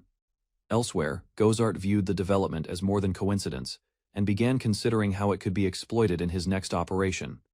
Gamma prepared for the next operation, while assuring his allies that he would provide support if the situation became dangerous. Although he expressed confidence, the other leaders questioned whether he could handle the mission alone, without assistance. Dendel pointed out Gamma past failures, while Hannibal quietly listened to the growing disagreement among the 4 heavenly kings. Instead of arguing further, Gamma explained that his concerns were focused on Gozart and the risks surrounding their allies' actions. The discussion ended with Hannibal choosing to move against Drumrocks, personally, while the others remained behind to observe how events would unfold. As the enemy leaders debated their next move, a powerful figure named Akuma appeared and immediately drew everyone's attention. His arrival changed the atmosphere of the meeting, as the Demon King Army's second war admiral carried immense authority and influence. Without delay, Akuma assigned Gozart a special mission to capture 2 heroes in Drumrocks and bring them back alive. Gozart accepted the order at once. Meanwhile, Akuma revealed that the army required a powerful specimen to advance a dangerous magical project. After hearing the explanation, Gozart realized the heroes would likely become subjects for further experiments, all connected to the creation of an even stronger being receiving Akuma's orders. Dendel pledged his loyalty and prepared to begin the mission without hesitation. Meanwhile, Akuma reviewed information about Tomoya and concluded that his rapid growth could eventually threaten even the Demon King. To ensure success, Akuma secretly arranged additional support, unwilling to rely entirely on his subordinates for the operation. Dendel requested permission to take Bahamut with him and was assigned to lead the assault on Drumrocks alongside Hannibal. With the plan finalized, Dendel departed to make preparations, while Akuma ordered him to destroy Drumrocks and eliminate any obstacles encountered along the way. Far from the battlefield, Akuma watched his plans move forward and expressed confidence that his subordinates would succeed. Several peaceful days passed without any action from the Empire, allowing Tomoya and his companions to relax outside the city. During the outing, Misaki gathered the courage to admit her true feelings and apologized for hiding them for so long. Caught by surprise, Tomoya listened carefully as she openly revealed her desire to stay by his side. After receiving a positive response, Misaki became part of his growing circle of companions, though she could not resist teasing him about how easily he attracted girls. Misaki walked away from the conversation with a bright smile, feeling happier than she had expected after finally expressing her feelings. Meanwhile, Tomoya responded with light-hearted humor, easing the tension and making the atmosphere more comfortable for both of them. Seeing Misaki's success, she encouraged Shizune to stop hiding her emotions and be honest about what she truly wanted. Faced with that encouragement, Shizune struggled to gather her courage, knowing that delaying any longer would only leave her with regrets. At last, she confessed the feelings she had carried since childhood and sincerely asked Tomoya to accept her love in return. Tomoya accepted Shizune's confession, bringing joy to the group, overcome with excitement. She immediately embraced her new place among his companions. Not wanting to be left behind, Misaki jokingly reminded Tomoya to treat everyone fairly, while the others laughed at the unusual arrangement. As the conversation continued, The group discussed a special blessing that could only be granted once and required careful consideration. Their peaceful moment was suddenly interrupted when a strange noise echoed across the area, drawing everyone's attention. Moments later, aircraft appeared in the sky and launched attacks in the distance, realizing a new threat had arrived. As the distant attacks continued, Sonyal immediately transformed and prepared for battle, unable to ignore the growing threat any longer. Noticing her agitation, Tomoya asked Shizune to escort Sonyal back to the estate while he assessed the situation. Meanwhile, Misaki and Shizune concluded that the demon army had finally begun a large-scale offensive against the region. Refusing to remain idle, the two set out on horseback, determined to confront the enemy before more damage could be done. At the same time, reports flooded the capital describing massive airships attacking civilians. Reports revealed that countless monsters were advancing toward the city, with defenses collapsing and powerful creatures joining the assault. Back in the capital, the kingdom's leaders realized the attack had been carefully timed and immediately began organizing evacuations and emergency measures. As preparations continued, suspicions arose that the demon army might be cooperating with Auroradale to weaken their enemies. Meanwhile, in Arrodale, enemy commanders watched the invasion unfold and anticipated Drumrox's destruction from a safe distance. Despite supporting the operation, one leader questioned the next objective, wondering whether the attackers would strike Arrodale as soon as Drumrox fell. While observing the battle from afar, an enemy commander criticized Gozart's absence and claimed the invading forces should have already finished the mission. On the battlefield, Sonyal charged into the monster horde and unleashed devastating attacks, cutting through enemy ranks with overwhelming force. The surviving monsters watched in shock as entire groups were wiped out within moments, unable to understand who they were facing. Driven by anger, Sonyal continued her assault and scattered the remaining enemies, preventing them from advancing any farther. After clearing the area, she searched the battlefield for Gozart, determined to confront the enemy commander responsible for the attack. As the monsters retreated, Sonyal recognized an enemy banner and realized the commander she had been searching for was nearby. Moments later, she cut down the remaining monsters before a familiar figure stepped onto the battlefield and drew her attention. Shock quickly turned to anger when Sonyal recognized Gozart. Seeing her strength, he acknowledged her growth as the long-awaited confrontation finally began. A winged girl charged toward the demon warrior with her spear, hoping to strike first. Midway through the attack, she noticed the vast difference in strength and hesitated. The demon remained calm and mocked her reckless move. Meanwhile, she regained her footing and prepared herself for another attempt. Rather than finishing the battle immediately, the demon decided to spare her life and intended to take her captive, refusing to surrender. The girl gathered her resolve. Determination filled her heart as she moved forward to restore her family's honor and protect her people. Without wasting another moment, she launched a sudden strike, aiming directly at the demon's back before he could react. Her surprise attack failed when the demon instantly caught her weapon. A moment later, he lifted her into the air and mocked her lack of strength. While hanging helplessly, the girl refused to give up. Hatred and determination remained clear, despite the overwhelming disadvantage. An opening finally appeared. Using all her remaining strength, she drove her spear forward and struck the demon at close range. Blood burst from the wound as the attack severed his arm. Pain forced the demon to his knees, and his confidence vanished. Soon afterward, her master arrived and cast healing magic on her injuries. Embarrassment replaced her battle spirit as she apologized. After the battle, Sonyal and her master compared their strength with the wounded demon. The numbers revealed a huge gap. Concern filled her expression as her master considered another solution, rather than relying on brute force. Soon, he proposed using a sealed power hidden within her. The plan carried great risk, but it offered a chance to overcome the stronger enemy. Carefully, he explained the dangers involved. Unstable magic could overwhelm her mind and drive her into a violent state. Despite the warning, Sonyal remained calm. Remembering her past struggles, she believed she now possessed enough control to handle the power. Even so, her master reassured her that he would remain by her side no matter what happened. His confidence eased her fears. Trust gradually replaced her hesitation as she accepted the risk ahead. A smile returned to her face, and gratitude filled her heart. Encouraged by his support, she prepared herself for the next step. Meanwhile, the wounded demon watched from a distance and demanded time to recover. Rather than backing down, he mocked their efforts and challenged them again. Without delay, her master began removing the magic seal. As the spell took effect, Sonyal's body weakened briefly while the hidden power started to awaken. As the seal broke apart, overwhelming power surged through Sonyal's body. Pain spread across her entire being, while a dark transformation slowly began. Moments later, the energy stabilized.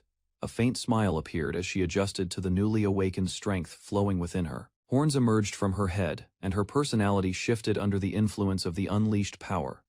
Without hesitation, she launched a devastating magical attack. The strike crashed into her enemy, forcing him back while she enjoyed watching his suffering. Laughter escaped her lips as the battle turned in her favor. Nearby, her master observed the change while the badly injured demon struggled to remain standing. At her master's request, Sonyal calmed down as the seal was restored. The overwhelming power faded, leaving her standing quietly beside him. Once the battle ended, she introduced herself with pride as the Princess of Mercafolk. A new responsibility now awaited her beyond revenge. Facing the defeated demon, Sonyal gathered her family's lingering hatred and sorrow into a single resolve. The final blow came down without hesitation. Already weakened and unable to resist, the demon met his end on the battlefield. Only then did the weight on her heart finally lift. Tears flowed as she realized her revenge was complete. With the battle finally over, Sonyal collapsed from exhaustion. Her master carried her while their companions hurried over to check on their condition. After assessing her state, he explained that repeated use of recovery magic had drained her strength further. For that reason, he asked the others to bring her back safely. Meanwhile, new information arrived from the battlefield. Although their commander had fallen, reports soon revealed that two heroes were still struggling against powerful opponents. Both sides had reached their limits, leaving the outcome uncertain. Without wasting time, the young man entrusted Sonyal to his companions and rushed toward the next battlefield. After sending him off, the angel unleashed a powerful spell to support the battlefield. Flames spread across the area. Meanwhile, the young man rushed toward the location of the two struggling heroes. A dangerous presence soon drew his attention before he could reach them. His advance was interrupted by a mysterious winged figure. The stranger introduced himself as one of the 4 heavenly kings and calmly blocked the road. Another heavenly king appeared beside him, revealing that they had come together to stop any interference. Rather than showing fear, the young man accepted the challenge. The enemy assessed his strength with interest. The young man launched a fire attack the moment the heavenly king stood in his way. Although surprised, the heavenly king quickly regained his composure. He tried to dismiss the attack, yet concern began to creep into his expression. Everything changed when the young man revealed his true strength. The overwhelming battle power shocked his opponent. Seeing no reason to waste time, the young man decided to end the fight immediately and prepared a decisive strike. Before the heavenly king could react, a swift slash tore through his body. Defeat came instantly, leaving him unable to comprehend what had happened. After defeating another heavenly king, the young man prepared to continue his journey. Believing the path ahead was finally clear, he turned his attention back to the two heroes. Suddenly, several dark pillars rose from the ground. The strange phenomenon forced him to stop and investigate. Moments later, 3 powerful figures emerged from the darkness. They praised him for overcoming the heavenly kings. Each of the newcomers carried the same appearance and identity. Their presence created an eerie atmosphere as they calmly introduced themselves. Rather than wasting time on explanations, the young man attacked at once. He struck one of them aside and immediately rushed forward. Elsewhere on the battlefield, 2 heroines suddenly found themselves knocked to the ground by a strange enemy. Proud of his success, the bizarre demon boasted about his clever strategy. Meanwhile, the 2 warriors quickly recovered and focused on the threat before them. As the fight continued, the demon revealed the true effect of his ability. The stronger his opponents were, the longer they would suffer from intense pain. Refusing to be intimidated, one heroine charged forward and unleashed a powerful slash before their eyes. The demon's body began regenerating, forcing the 2 heroines to realize that this opponent was far more dangerous than expected. The demon confidently revealed the secret behind his immortality. As long as his core remained intact, any wound he suffered would eventually heal. Growing more arrogant, he threatened the 2 heroines, and believed victory was already within his grasp. Despite their injuries and exhaustion, both girls stood firm and refused to let anyone else claim what was precious to them. Determination surged through their bodies as they prepared a final counterattack together. They gathered their strength and focused on breaking the enemy's advantage. Shock replaced his confidence when he realized an unfamiliar force had begun stripping away his greatest protection. The blessing's power surged through both heroines at once. Their strength increased dramatically. Realizing where the power came from, they understood that their ally had intervened from afar. Standing side by side, the 2 warriors prepared their final assault. Meanwhile, the injured demon struggled to recover, and could only watch in frustration. A relentless combination attack crashed down on him from both directions. Lightning and steel struck repeatedly, leaving no chance to escape. With his body broken and his advantage gone, the demon finally panicked. Desperate pleas replaced his earlier arrogance as the battle slipped completely out of his control. The group questioned a captured demon soldier and learned he knew a small part of the Demon King's army activities. Under pressure, the prisoner revealed that women were being kidnapped in large numbers for a specific purpose. Victims were used to generate despair energy, while the captive admitted he only followed orders without knowing much else. Information about the army's base finally emerged. Its location was hidden in a remote mountain region deep within the Great Gasca Plains. A curse prevented the prisoner from speaking about the Demon King directly. Using a dispelling skill, the girl removed the restriction and prepared to uncover the final secret. Hidden beneath the Demon King's castle, a secret labyrinth stretched through the innermost region of Death Skull Mountain. Anger quickly replaced sympathy. One of the warriors activated a powerful skill and struck the captive with a devastating blow before he could say anything further. The attack consumed the remaining strength that sustained his existence. His body collapsed and vanished, bringing the interrogation to an end. Tomoya returned after completing his task and reassured his companions that everything was under control. Soon after, new information emerged about the Demon Lord's strategy. The discovery caught the others by surprise and changed the mood.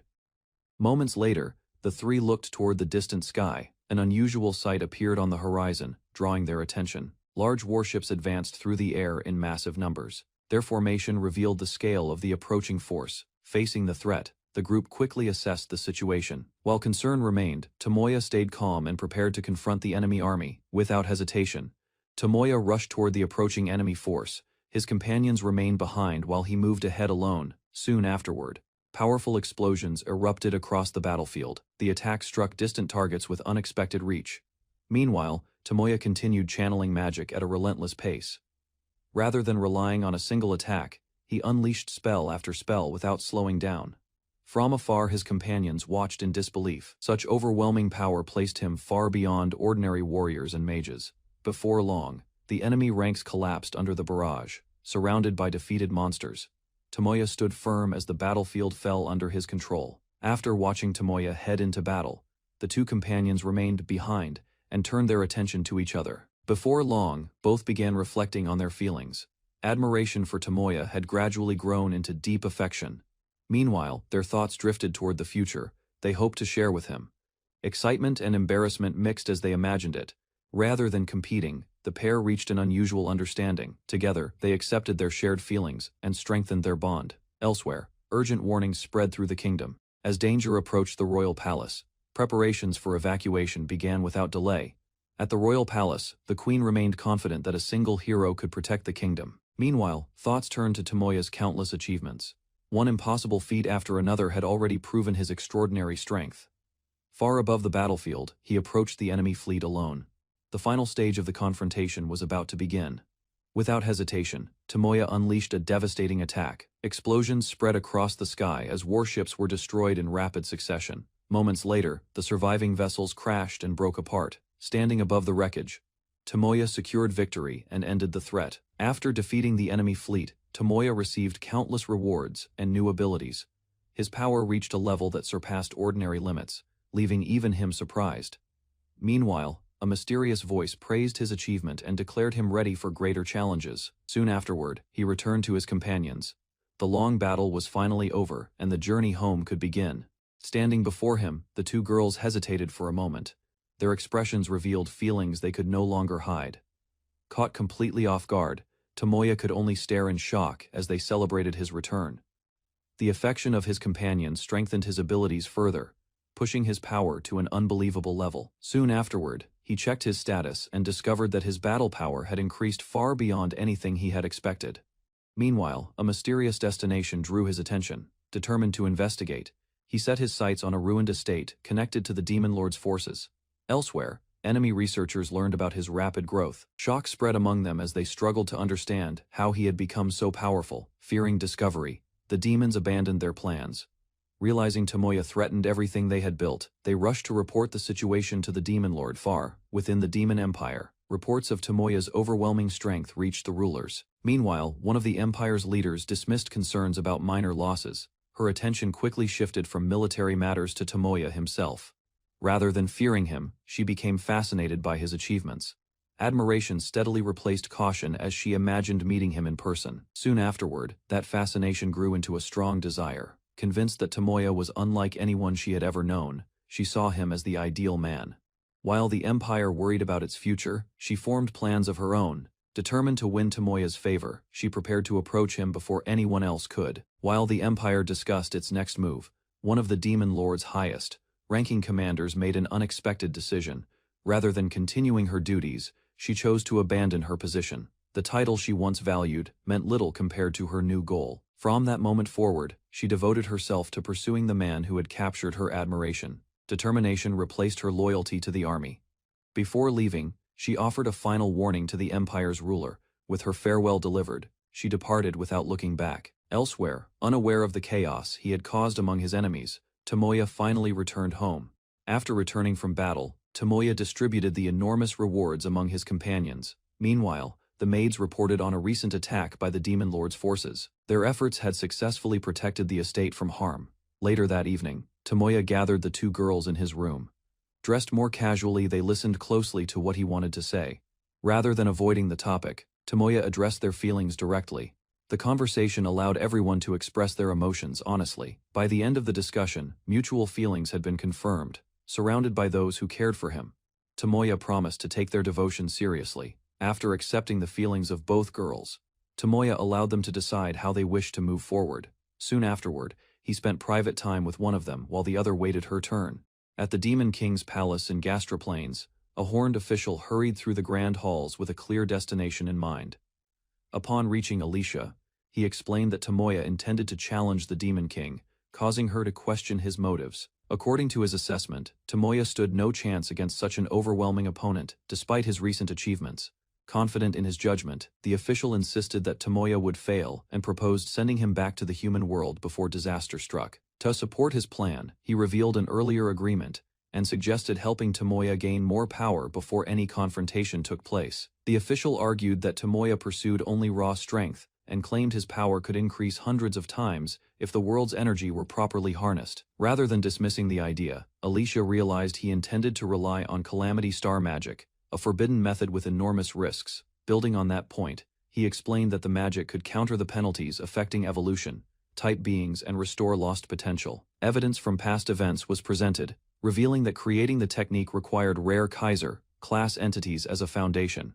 By combining energy gathered from half the world's population with power drawn from countless captives, he proposed awakening a force capable of rivaling the Demon King. Alicia revealed that she had chosen Tomoya over the Demon King, making it clear where her loyalty now belonged. Without hesitation, she accepted her feelings and decided to stand as Tomoya's woman from that moment onward. Caught off guard, the official abandoned his earlier assumptions and realized his calculations had completely failed. Despite his frustration, he admitted that Tomoya could still become useful in the battle against the Demon King if given enough time. Satisfied with her decision, Alicia dismissed any concerns about Tomoya's strength and calmly asked the official to step aside and let events unfold naturally. After leaving Alicia behind, the official opened a portal and accepted that Tomoya and the Demon King would eventually collide. A faint smile appeared on his face as he placed his hopes on the outcome and quietly wished for Tomoya's success. Meanwhile, Tomoya gathered his companions inside his mansion, drawing everyone's attention to an important decision. With firm determination, he announced his intention to defeat the Demon King and bring the conflict to an end. Rather than objecting, the group welcomed his resolve and pledged to support him in restoring peace to the world. Tomoya outlined the first stage of the campaign, declaring that Sonyal's homeland, the Merfolk Kingdom, would be liberated before confronting greater threats. After reviewing the situation, one of his companions warned that the enemy's military strength had likely recovered and that a direct assault could invite retaliation. Acknowledging the concern, Tomoya decided to leave part of his force behind while selecting Lucian and Misha to accompany him. A detailed formation soon took shape, with each member assigned a specific position to support the advance. Meanwhile, another ally accepted responsibility for protecting the capital, allowing the main group to focus entirely on the upcoming operation. As preparations continued, Tomoya agreed that Sonyal should remain behind, and announced that he wanted everyone to meet an important ally. Moments later, a support system named Isis introduced herself to the group, immediately drawing surprised reactions from those present. While trying to understand the situation, several companions sensed a strange presence and began questioning the true nature of Tomoya's abilities. Tomoya explained that Isis had been supporting him since his arrival in this world and possessed power without clear limits. Following the revelation, The group learned that Isis existed as information and consciousness rather than a physical being, further deepening the mystery surrounding Tomoya's strength.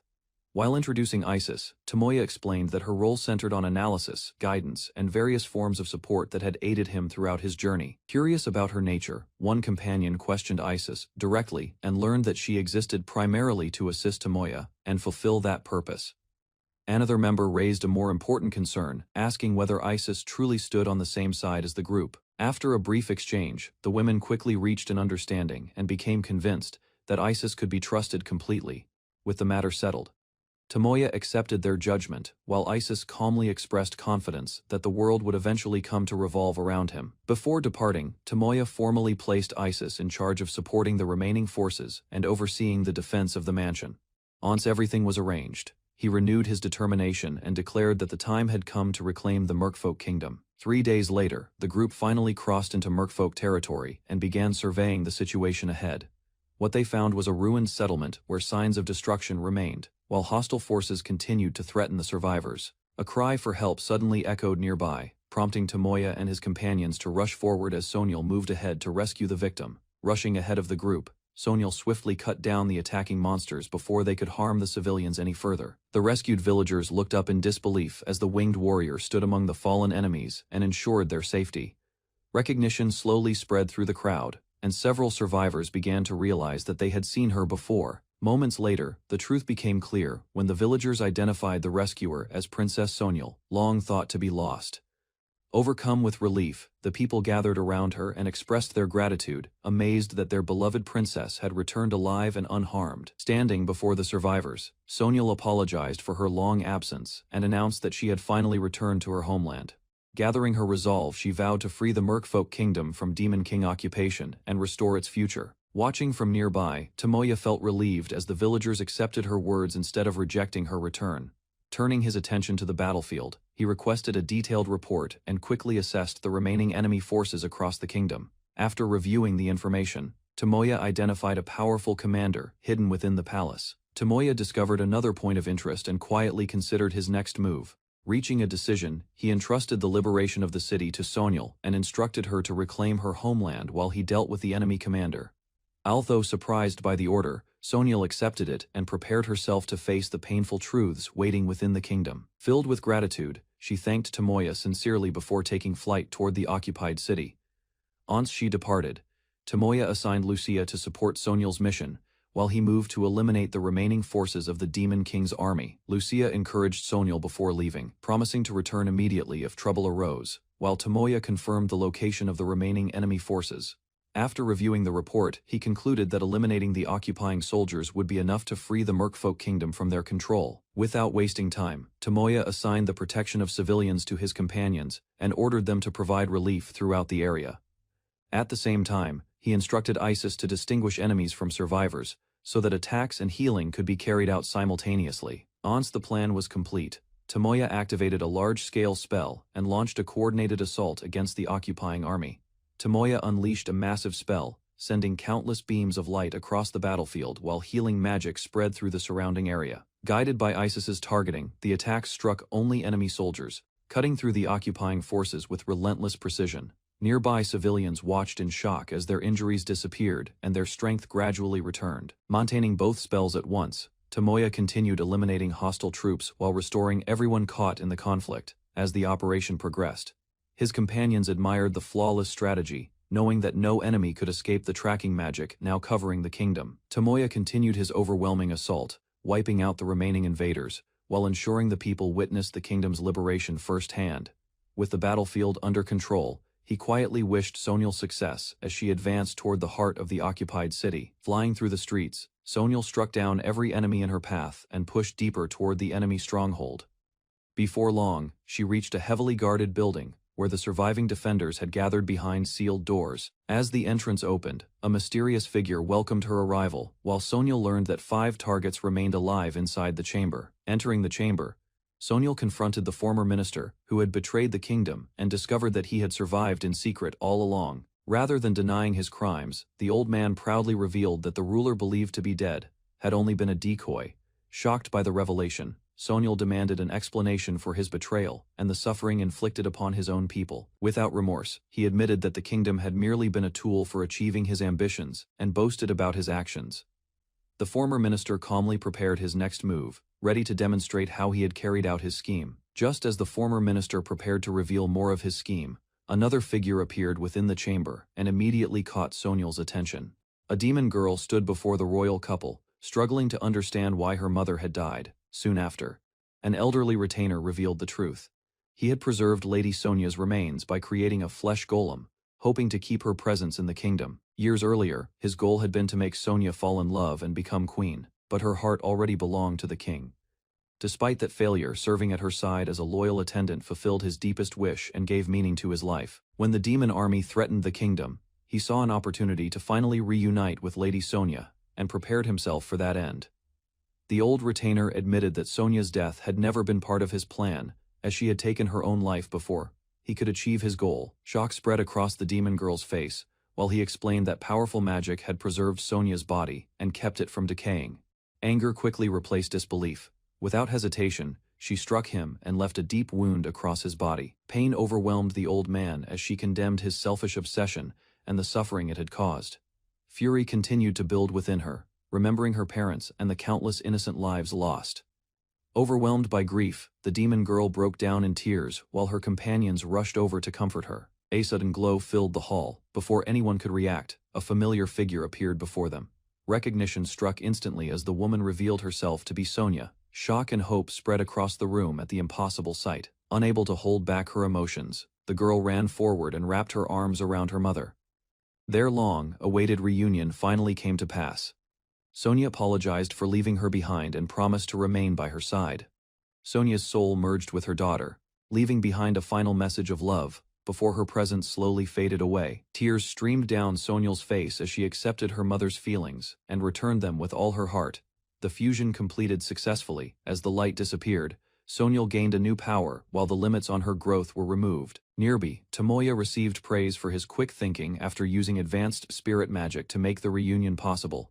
Having analyzed the situation, he copied an ancient elven technique and awakened a new form of soul magic. After the battle ended, Tomoya spoke privately with Queen Sonia's soul and learned the reason behind her final decision. She explained that she wished to remain with Sonia forever, watching over her daughter instead of passing on alone. Using powerful soul magic, Tomoya fulfilled that wish, though he warned that the technique carried serious risks and could not be used carelessly. Accepting the warning, he promised to remember the dangers and avoid relying on such magic recklessly in the future. Once everything was settled, Tomoya and his companions gathered the survivors and informed the citizens that the kingdom had finally been liberated from the demon army. While assessing the aftermath, Tomoya noticed that most of the surviving citizens were young women, as many men had been killed during the demon occupation. Faced with the problem of housing and protecting the survivors, he began considering possible solutions for their future. Shizune proposed relocating 1,500 survivors to the Satojima territory. Although the idea divided the kingdom's population, she believed it was the most practical option. Further details followed as Sonyal described the land, opportunities, and important positions available within the territory. As the discussion continued, Shizune revealed a unique ability that allowed her to influence the consciousness of those who listened. Standing before the survivors, Sonyal delivered an emotional speech and asked them to help build a new home together. Soon afterward, plans were announced to establish a new kingdom in the Satojima territory, with Sonyal chosen as its ruler.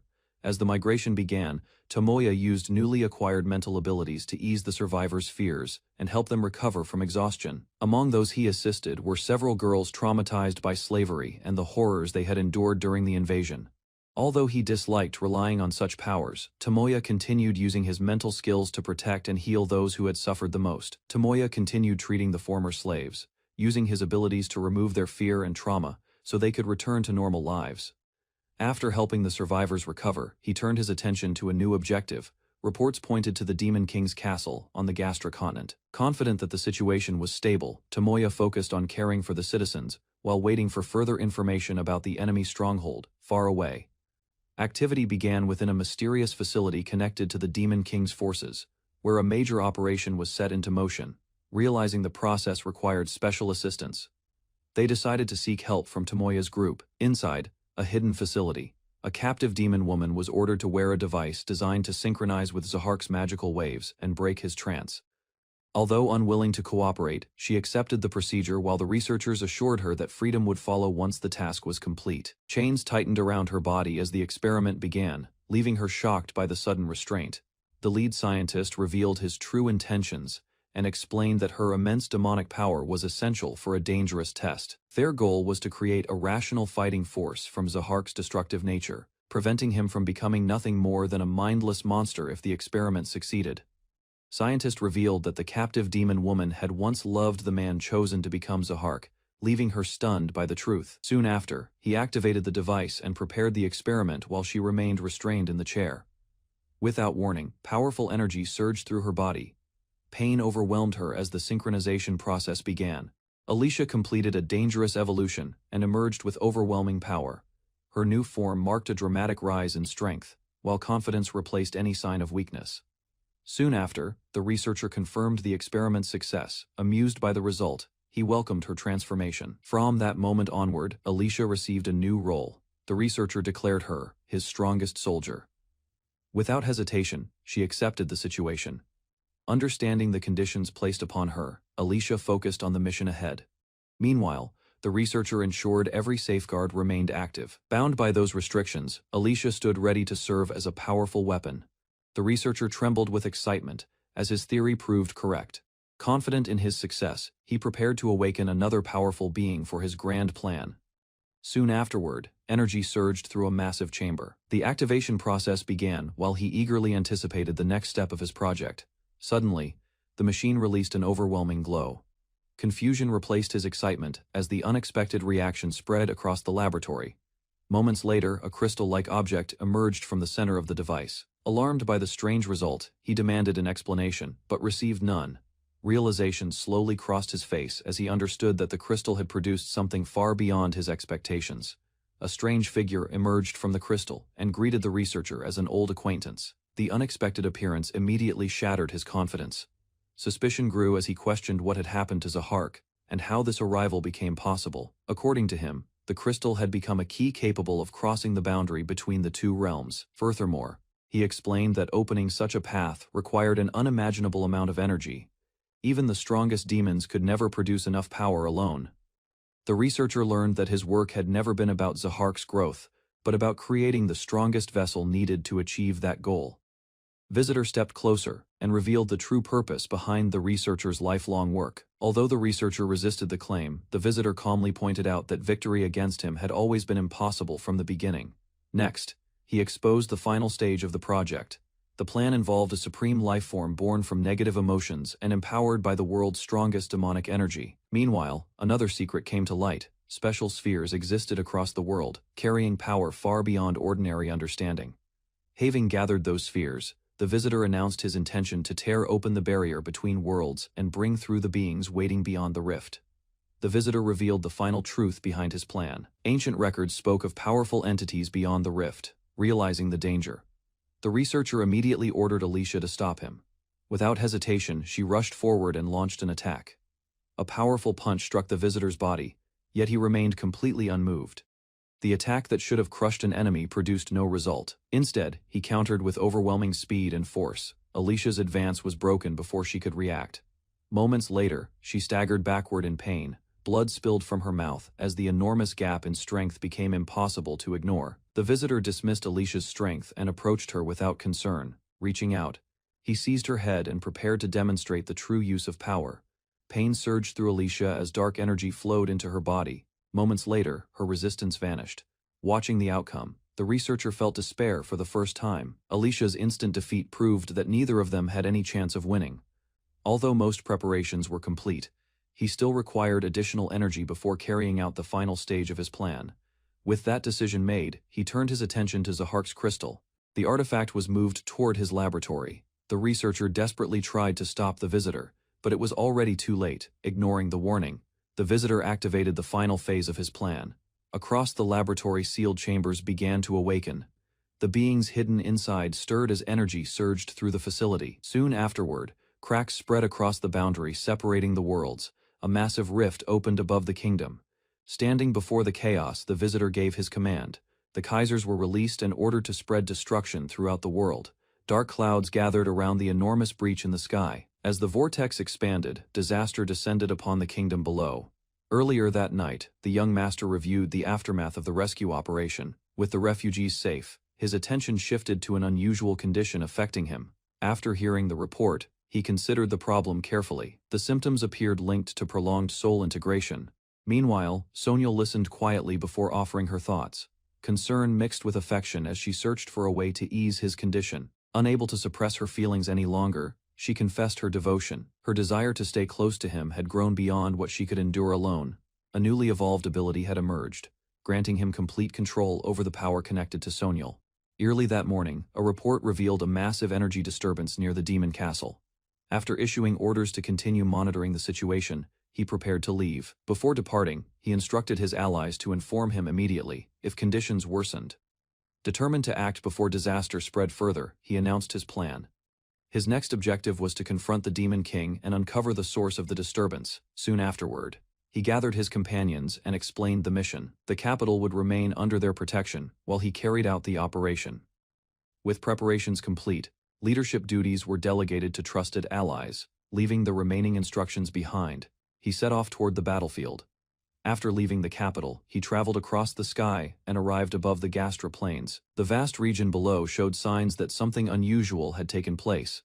Once there, he contacted his support system and requested an update.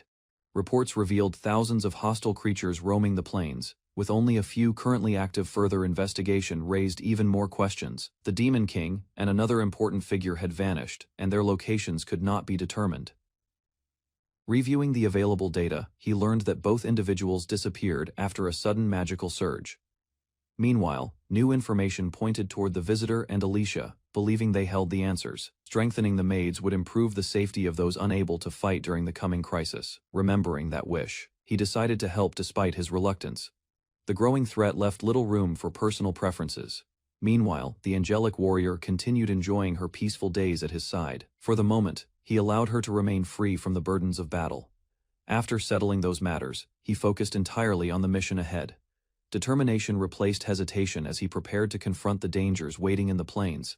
Surrounded by crackling energy, he began gathering the strength needed for the battles to come. He poured enormous amounts of magic into a divine relic, using its unique properties to withstand power that would destroy ordinary weapons. As the energy continued rising, the surrounding air became saturated with magic. Gradually, the strain spread through his body, leaving his hands numb. Eventually, the required amount of power filled the entire Gastra Plains. Satisfied with the result, he prepared to begin the next stage. Without wasting another moment, he gripped the charged blade firmly. The operation finally began as he advanced toward his objective. Tomoya activated a powerful spell and released God's judgment toward the battlefield. Ahead of him, a large group of skeleton soldiers advanced under the bright sky, preparing to overwhelm their enemies.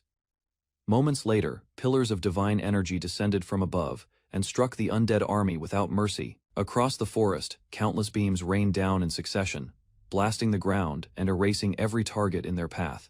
Thanks to its wide area effect, the battlefield was cleared before the remaining undead could mount any resistance. Divine pillars continued falling from the sky, crushing the last skeleton soldiers as the battlefield shook beneath the relentless attack.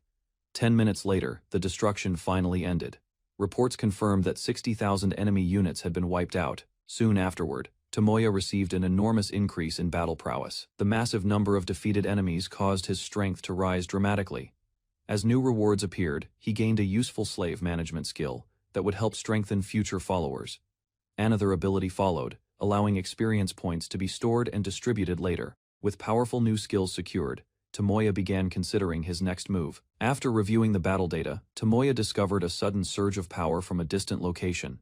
Its value exceeded 200,000 points, far beyond what should have been possible. Because of that, he became certain that something was wrong. Further analysis revealed the source of the anomaly. The abnormal power was linked to the Calamity Star, explaining how an enemy attack had bypassed his defenses. Without wasting time, Tomoya decided to investigate both the mysterious force and the whereabouts of the twin fierce gods. Sans preparations were complete. He headed straight toward the Demon King's palace. A teleportation spell carried Tomoya across the sky at incredible speed as he rushed toward the source of the disturbance. Soon he arrived at the Demon King's palace and confirmed that one of the twin fierce gods was likely inside. New information revealed an even greater threat. The defeated 4 heavenly kings were somehow being revived one after another. Realizing the situation could worsen at any moment, Tomoya immediately decided to act before the enemy's plans progressed further. Beyond the palace doors, a group of powerful figures awaited his arrival.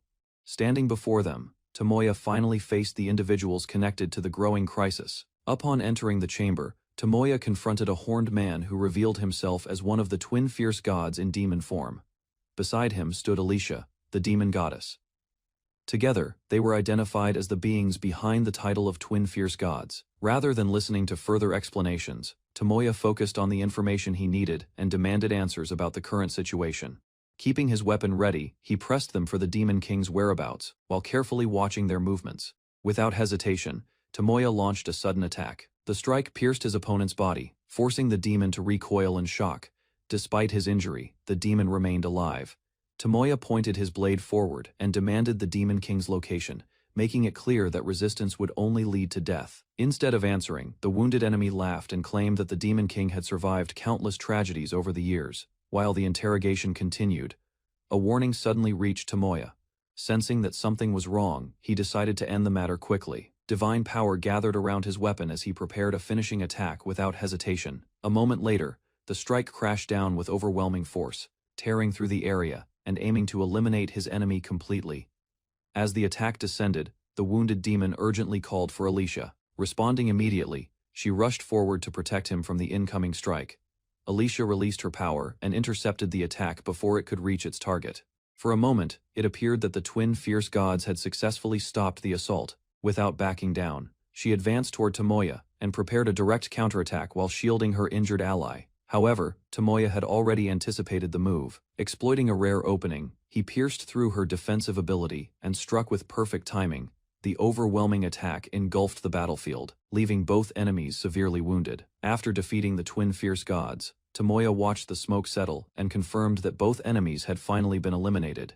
Immediately afterward, several remaining hostile units appeared within the palace. Target markers locked onto every enemy at once as he prepared another attack. Dozens of magic circles formed behind him. From them, countless prism lasers were unleashed toward the newly arrived targets. Brilliant beams struck throughout the chamber, causing a series of violent explosions that swept across the area. Once the destruction ended, every enemy unit had been erased. The battle concluded with another increase in Tomoya's already overwhelming power. Although the battle was over, Tomoya could not shake his uneasiness. The enemy reactions were fading, yet a sense of danger remained. Multiple enemy signals had been detected in the Dronzer Kingdom, and they appeared nearly identical to the ones he had already defeated. Thousands of evolved demonic beasts and the presence of the twin fierce gods and 3 war gods had all been detected in the same region. Confused by the unexpected development, Tomoya searched for an explanation as the situation rapidly escalated. Moments earlier, powerful figures had gathered together.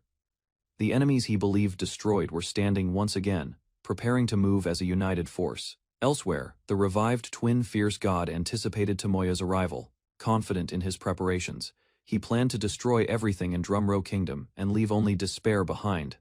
At the same time, he revealed that countless demonic beasts had evolved into far stronger forms. The results of years of research were finally taking shape.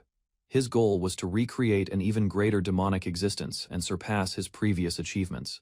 Suddenly, the jewel reacted violently. Uncontrollable energy erupted from within his body, causing intense pain. As the transformation continued, his power expanded beyond expectations.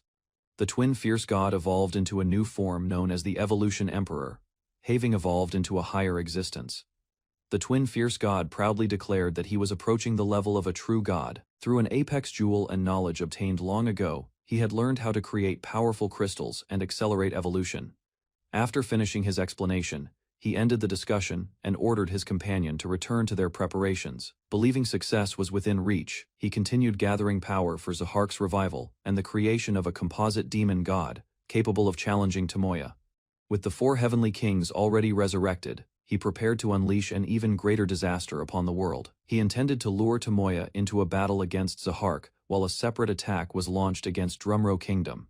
Certain that every detail had been arranged perfectly, he celebrated the plan and believed victory was already within reach. Around him, the revived 4 heavenly kings gathered alongside other powerful followers. Each of them eagerly awaited the coming conflict and the chance to prove their strength. Soon afterward, the 3 war gods joined the assembly. Encouraged by Tomoya's absence, the entire force prepared to advance without hesitation, standing before his army. The twin fierce god gave the final order. With overwhelming confidence, he unleashed the invasion. While hurrying to the capital, Tomoya was suddenly stopped by an unfamiliar figure who appeared before him. Moments later, the stranger released an overwhelming aura and challenged Tomoya directly. His appearance alone signaled that he was no ordinary opponent. At last, the man's identity was revealed. The powerful figure standing before Tomoya was Zahark, the demon king he had been searching for. A guardian detected unusual fluctuations in the dimensional walls surrounding the royal capital and warned that hostile forces were approaching. After receiving the report, the kingdom's defenders split into their assigned groups and prepared to protect the country from the expected invasion. Soon, several portals opened beyond the capital's outer walls. From them emerged thousands of powerful monsters advancing toward the battlefield. While observing the enemy army, the defenders confirmed that most were high-ranking evolved monsters with overwhelming numbers. Further inspection revealed an even greater threat, as every monster possessed terrifying combat power far beyond ordinary expectations. Several warriors expressed their determination to prove the results of their training and become more useful to their master during the coming battle. Meanwhile, thoughts of personal rewards and future recognition revealed how deeply they admired and trusted the man they served. Suddenly, one defender spotted a familiar enemy commander among the invading forces and immediately drew everyone's attention to him. Soon after, more notorious figures appeared beside the commander, confirming that multiple powerful enemies had joined the assault. Shock spread across the walls as the defenders recognized the unexpected arrivals, while a calm figure stepped forward and prepared to face the situation. The defenders regained their confidence and reminded one another that the strength granted by their master would help them overcome the coming battle. Standing before her companions, a young warrior swore to protect everyone and defend those who had once been unable to fight for themselves. Soon, movement spread through the enemy ranks as familiar figures appeared among the advancing forces, drawing immediate attention. Alarm quickly followed when another observer identified even more powerful individuals joining the invasion. Concern deepened across the walls after the defenders confirmed that several elite commanders and high-ranking generals had arrived on the battlefield. As the tension grew, several winged warriors appeared and playfully accused one of their allies of betraying their side, briefly lightening the atmosphere. Soon afterward, the commander dismissed the distraction and ordered everyone to begin their counterattack against the invading army. Following the command, the defenders spread out across the battlefield while maintaining proper distance and formation. At the front line, a group of warriors activated enhancement abilities and prepared to launch their assault. Without hesitation, one fighter charged forward and unleashed a powerful strike, cutting through the enemy ranks as the battle finally began. As the battle intensified, the defenders unleashed powerful magic and volleys of arrows, striking the advancing monsters from a distance. Moments later, the enemy attempted to retaliate, but the coordinated assault continued to pressure their front lines. Elsewhere on the battlefield, a former demon encountered familiar faces, triggering memories of her past and drawing attention from nearby allies. Meanwhile, the winged warriors teased her changed appearance, creating a brief distraction amid the ongoing conflict. The light-hearted moment ended quickly when she stepped forward with determination and prepared to eliminate a dangerous opponent herself. A powerful angel stepped onto the battlefield and released an overwhelming amount of holy energy, leaving even her former allies stunned by the display. Without delay, she launched a devastating combination of heavenly attacks that swept across the battlefield and crushed everything in their path. As the destruction spread, observers struggled to believe the scale of her power and realized it exceeded anything they had expected. Soon afterward, her true strength was revealed, confirming that her combat ability had reached an extraordinary level. She unleashed a final heavenly spell that engulfed the area and left her enemies overwhelmed by its terrifying force. One of the enemy leaders confidently declared that victory was certain, believing their increased numbers. In response, the maid commander remained calm and recalled how easily they had defeated similar opponents during their previous encounter. Determination filled her heart as she resolved to punish those responsible for countless victims, drawing strength from the power entrusted to her. Soon afterward, multiple magic circles appeared around her, releasing a massive spell that covered the battlefield with destructive energy. Fear quickly spread through the enemy ranks when she warned them of the suffering that awaited once her attack was unleashed. The maid commander condemned the enemy for their cruelty and crimes, refusing to show mercy as her overwhelming magic surrounded the battlefield. Although she struggled to express her emotions, she prepared to demonstrate the anger she had been holding back throughout the conflict. A devastating spell was unleashed moments later, engulfing the enemy forces in an explosion of destructive power that shattered their formation. Confusion spread among the surviving commanders as they watched their troops disappear under the relentless assault. At the same time, another warrior activated an advanced skill and struck down powerful opponents. The maid commander ordered her allies to focus all their strength on a powerful enemy whose abilities had been greatly enhanced beyond normal limits. Frustrated that she could not fight at full capacity, she released her true power and stepped onto the battlefield with overwhelming confidence. Without hesitation, she charged forward and struck the enemy leader before he could properly react to her sudden assault. At the same time, her companions launched coordinated wind-based attacks that cut through enemy forces and disrupted their advance. Witnessing the defenders' immense strength, the remaining enemies realized the battle was turning against them. 3 powerful enemy commanders stepped forward and proudly revealed themselves, believing their combined strength would turn the battle in their favor. In response, the defenders decided to stop holding back and demonstrate the results of the intense training they had undergone. Ariel moved first, unleashing a devastating strike that sliced through the enemy ranks while displaying her overwhelming combat ability. Immediately afterward, another ally joined the assault and summoned multiple copies of the kingdom's strongest warrior to support the attack. The battle escalated further as a massive explosion erupted across the battlefield, overwhelming the enemy forces and shattering their formation. Another elite defender stepped forward and declared her confidence before activating a powerful transformation granted by her master's training. Moments later, her body transformed into a massive lightning tiger, causing her combat power to rise to an extraordinary level. With a thunderous roar, she unleashed a devastating attack that struck the enemy commanders and left them shaken with fear. After the assault ended, the defenders confirmed that every enemy target had been successfully eliminated from the battlefield. Relief spread among the victors as they reflected on their success and credited their master's power for helping them overcome the invasion. With the invasion defeated, the commander stood before a mountain of fallen enemies and praised everyone for their efforts in securing victory.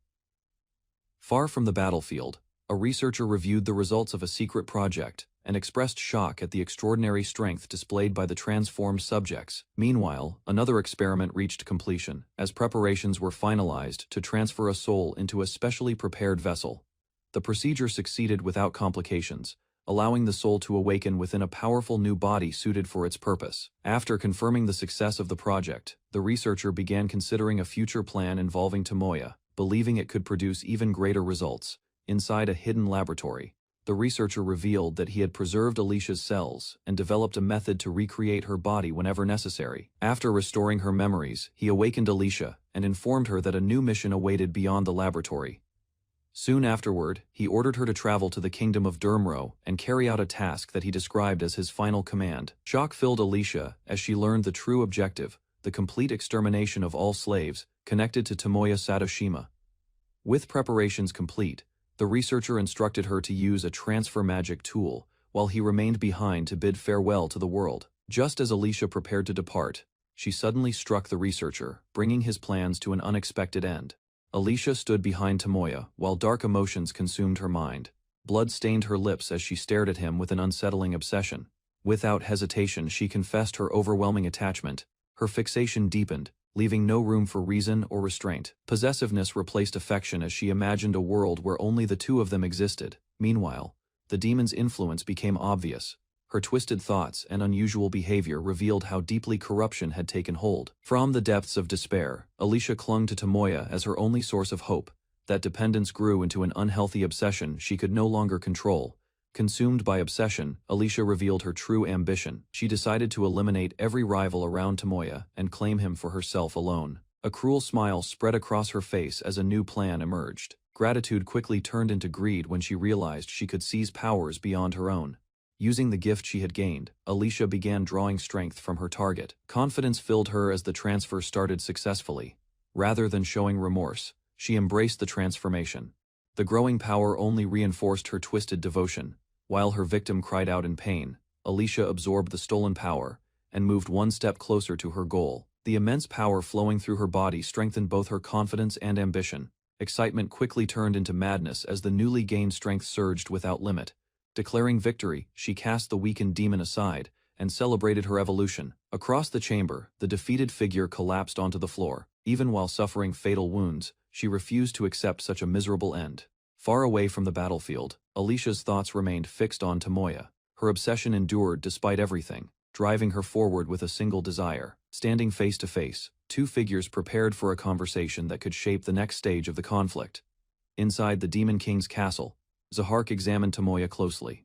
The changes brought by his transformation were immediately obvious. Rather than wasting time on words, Tomoya prepared for battle. Determination filled his eyes as energy gathered around him. Without warning, he launched a swift attack. Zahark welcomed the challenge, eager to test newly acquired abilities. The clash unfolded in an instant. Expecting an easy exchange, Zahark was caught off guard when Tomoya's strike pierced through his defense. Before he could recover, Tomoya released another powerful technique, causing energy to erupt across the battlefield. A massive explosion shook the castle halls. When the smoke cleared, Tomoya calmly watched the aftermath. To his surprise, Zahark emerged from the destruction unharmed. Amused by the attack, the demon acknowledged Tomoya's strength while revealing his own resilience. Moments later, Zahark's wounds vanished completely. His recovered body and increased power made it clear that defeating him would not be simple. Recognizing the danger of endless regeneration, Tomoya reconsidered his approach. Meanwhile, Zahark challenged him directly, eager to continue the fight. Without waiting any longer, the demon rushed forward at full speed. The next exchange began as both fighters prepared to test their limits. Zahark launched a relentless assault, striking from every angle. Despite the pressure, Tomoya avoided each attack. Frustration began to build as every blow missed its target. Zahark pressed forward aggressively, determined to force a decisive exchange. Meanwhile, Tomoya received support from an ally who started analyzing Zahark's body. Knowing he needed more time, he focused on surviving the battle. Instead of continuing the clash, Tomoya changed tactics. He attempted to distract Zahark with questions while waiting for the analysis to finish. Zahark revealed his motivation. More than anything else, he desired the title of the strongest being in the demon world. While exchanging blows, Zahark revealed the source of his ambition. Years of humiliation had fueled his desire to stand above every creature in existence. Rather than dismissing those feelings, Tomoya listened carefully. He questioned whether endless pursuit of power was worth the suffering it brought to others. From his perspective, strength ruled everything, and only the powerful could escape oppression. As the battle continued, he challenged Tomoya's beliefs. To Zahark, seeking greater power was the only path to freedom and respect. Even so, he believed there was a difference between understanding the desire for strength and blindly surrendering to it. Tomoya admitted that he could not condemn Zahark's desire for strength, having received blessings himself. In the middle of their exchange, Tomoya struck decisively. The sudden attack caught Zahark off guard and forced him backward. Rather than praising his ambition, Tomoya pointed out the consequences of his actions. Countless innocent lives had been lost because of Zahark's pursuit of power. Memories of the people affected by the conflict filled Tomoya's mind. Their suffering strengthened his resolve to bring the battle to an end. With his decision made, Tomoya stepped forward confidently. No matter the cost, he vowed to defeat Zahark and protect those who remained. At last, the analysis was complete. Tomoya learned that every regeneration damaged Zahark's body further, and repeated healing would eventually lead to his death. Instead of relying on powerful attacks, he used smaller strikes to force Zahark to regenerate again and again. Each recovery weakened the demon more than before. Gradually, the accumulated damage began breaking down his body despite his efforts to endure.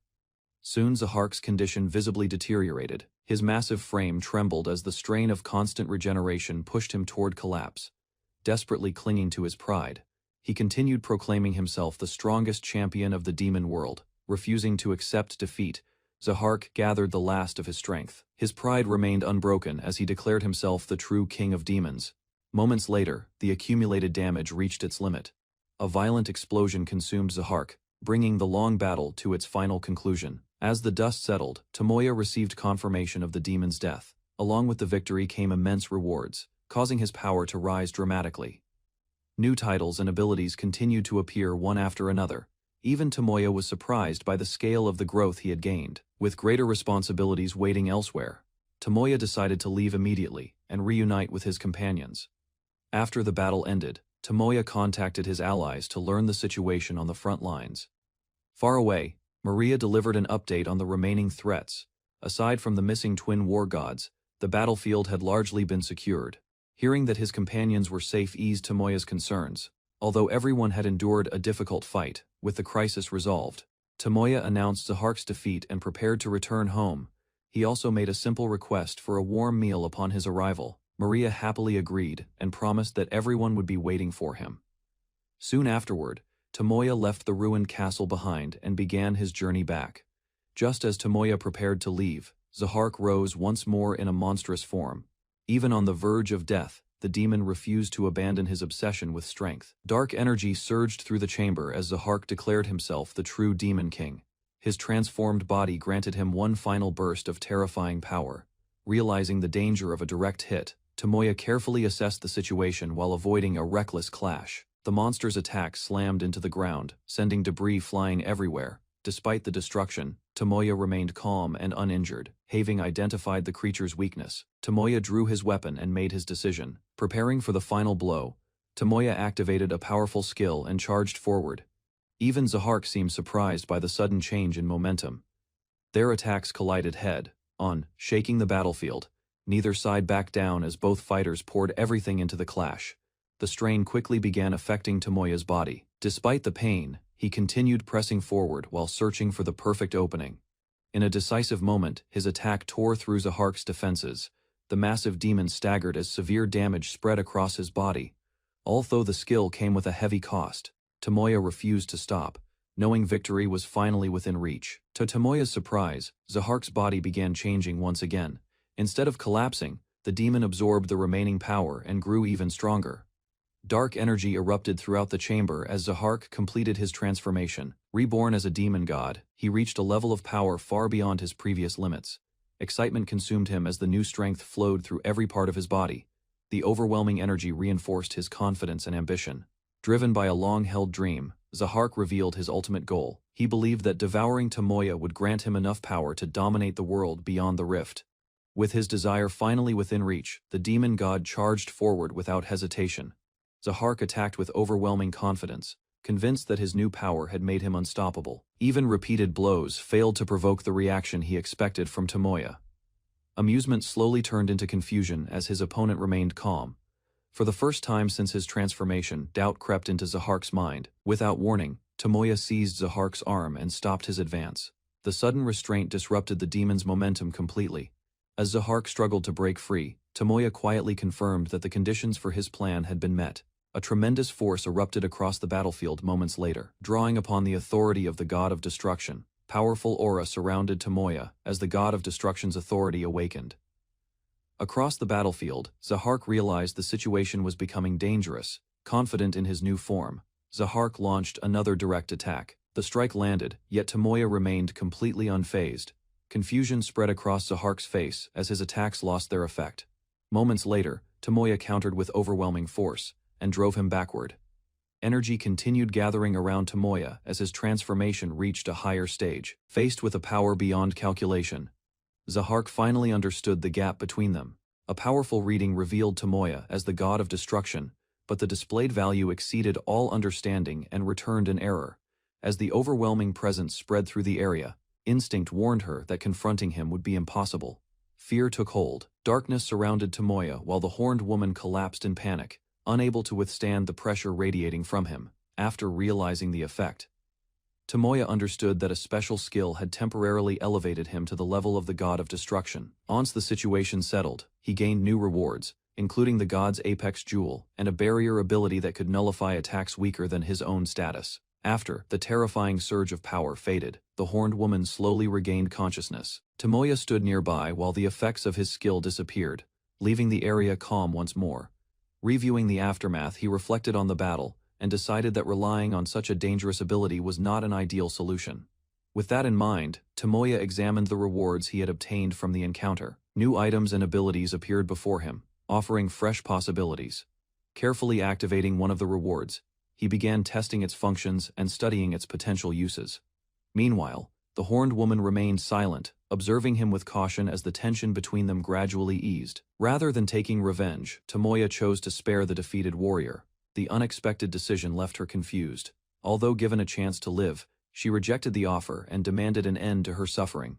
Years of conflict had convinced her that survival held little value. Ignoring her protests, Tomoya activated a special power and placed her under his control. At the same time, her combat abilities began to disappear. The seal completed its effect, stripping away the strength she had relied on for so long and forcing a dramatic transformation. When the process ended, Tomoya discovered that the feared warrior had originally been a woman. After learning the truth, Tomoya tried to explain that he only wanted the former warrior to work under him. Attempting to help, he searched for spare clothing and urged her to get dressed before continuing their discussion. Instead of choosing practical attire, she appeared in an eye-catching maid outfit. The result surprised Tomoya, while she remained completely confident in her appearance. Their conversation quickly became chaotic, as she ignored his concerns and insisted on accompanying him wherever he went. Soon afterward, preparations were made for the next journey, and Tomoya left his companions behind while heading toward the city with a new objective. While Tomoya was away, his companions received a warning about an unprecedented dimensional disturbance. Moments later, space itself cracked open above the nearby forest. A dark rift emerged, spreading an unsettling presence across the area. From the distortion, a powerful woman known as Alicia Bartolona appeared. Her overwhelming aura immediately revealed that she was no ordinary visitor. The immense pressure radiating from Alicia stunned the group. Even experienced fighters struggled to remain calm in the face of her presence. Rather than attacking, Alicia looked over the gathered women and spoke with amusement. Her attention seemed fixed on Tomoya, suggesting that her arrival had a very specific purpose. Alicia approached the group with a friendly attitude and greeted one of the angelic women as if they had known each other for a long time. Without warning, Alicia struck the angel and sent her reeling. The sudden attack shattered any hope that the encounter would remain peaceful. Enraged by the assault, several companions rushed forward together. Their combined attack aimed to stop Alicia before she could harm anyone else. The counterattack failed completely. One after another, the defenders were knocked aside and collapsed onto the ground, standing alone at the center of the battlefield. Alicia looked down on the defeated group. Their strongest efforts had accomplished nothing. After defeating the group with ease, Alicia revealed that their strength should have been enough to challenge powerful enemies. Determined to uncover the truth, her focus remained fixed on he, and she showed no intention of backing down. As her aura intensified, Alicia openly declared her desire to remove every rival and claim Tomoya for herself. Rather than hiding her feelings, she calmly imagined a future at his side. The possibility of becoming his wife seemed more important to her than any battle. For the first time in ages, Alicia allowed herself to dream again, picturing a wedding that she had long believed would never happen. Realizing that direct combat was hopeless, the women quickly formed a plan. Each member accepted a role, hoping teamwork could create an opening against Alicia. The attack began at once. One fighter launched a powerful strike while another prepared to exploit any weakness that appeared. Instead of retreating, Alicia rushed forward through the assault. Her speed allowed her to avoid the incoming attack, without losing momentum. Before the plan could succeed, she closed the distance and seized her target. The sudden counter left the group shocked as their strategy collapsed. Even so, she remained completely in control, proving that skill alone was not enough to overcome her. After capturing her opponent, Alicia tightened her grip and attacked directly. The painful strike forced the maid to the ground before the others could react. A nearby ally immediately rushed in to help. Taking advantage of the distraction, she launched a counterattack aimed at forcing Alicia away from her target. The effort achieved little. Alicia avoided the assault with ease and continued treating the battle as if it were nothing more than a game. Moments later, she retaliated with a powerful kick that sent another challenger flying across the battlefield. Refusing to surrender, the remaining fighter unleashed a devastating technique. The shattered remains of the attack scattered around her, proving that even a powerful technique could not stop her. Another warrior charged forward and continued fighting despite the hopeless odds. The desperate assault ended with her being thrown back once again. As the battle dragged on, Alicia's strength continued to rise. The growing gap in power convinced the defenders that victory was becoming impossible. Unable to contact Tomoya and lacking any reinforcements, the group struggled to decide how to respond to the crisis. At last, the head maid stepped forward. Accepting responsibility for everyone's safety, she ordered the others to retreat and prepared to face Alicia herself. Alicia mocked the exhausted defenders and pointed out the overwhelming gap in strength. To her, the outcome of the battle had already been decided. Despite the hopeless situation, the head maid refused to retreat. She instructed the others to recover while preparing to confront Alicia alone. After confirming that the wounded companions were moving to safety, she quietly accepted the burden of protecting everyone until Tomoya returned. Drawing on every remaining ounce of strength, the maid unleashed a hidden power. The sudden surge of energy even caught Alicia by surprise. For the first time since arriving, Alicia was forced to directly receive an attack from her opponent. The head maid continued her relentless assault, forcing Alicia to acknowledge the unexpected power behind the attacks. Drawing upon the blood of the dragonfolk, she pushed her body beyond its natural limits. The dangerous technique converted her own lifespan into overwhelming strength. For brief moments, the ability granted power rivaling that of a true dragonfolk. Alicia was repeatedly driven back as the attacks landed one after another. However, the price steadily accumulated. Every activation shortened the maid's remaining life and brought her closer to exhaustion. Determined to protect her companions, she continued attacking despite knowing that each blow pushed her nearer to death. The head maid's body finally began to fail. While her companions desperately begged her to stop, one final strike landed against Alicia. The attack lacked the overwhelming force of earlier blows, but it carried the maid's remaining determination. With her strength exhausted, the maid could no longer remain standing. Her body collapsed as the battle reached its limit. Alicia quietly watched the fallen defender. Instead of mocking her, she acknowledged the courage and devotion that had driven the maid to fight so fiercely. Remembering the struggle of Tomoya's companions, Alicia felt something unexpected. For the first time since arriving, admiration. As she looked at the injured defenders, Alicia briefly showed regret. Deep inside, she never intended for things to go this far, but a dark influence continued pushing her actions forward.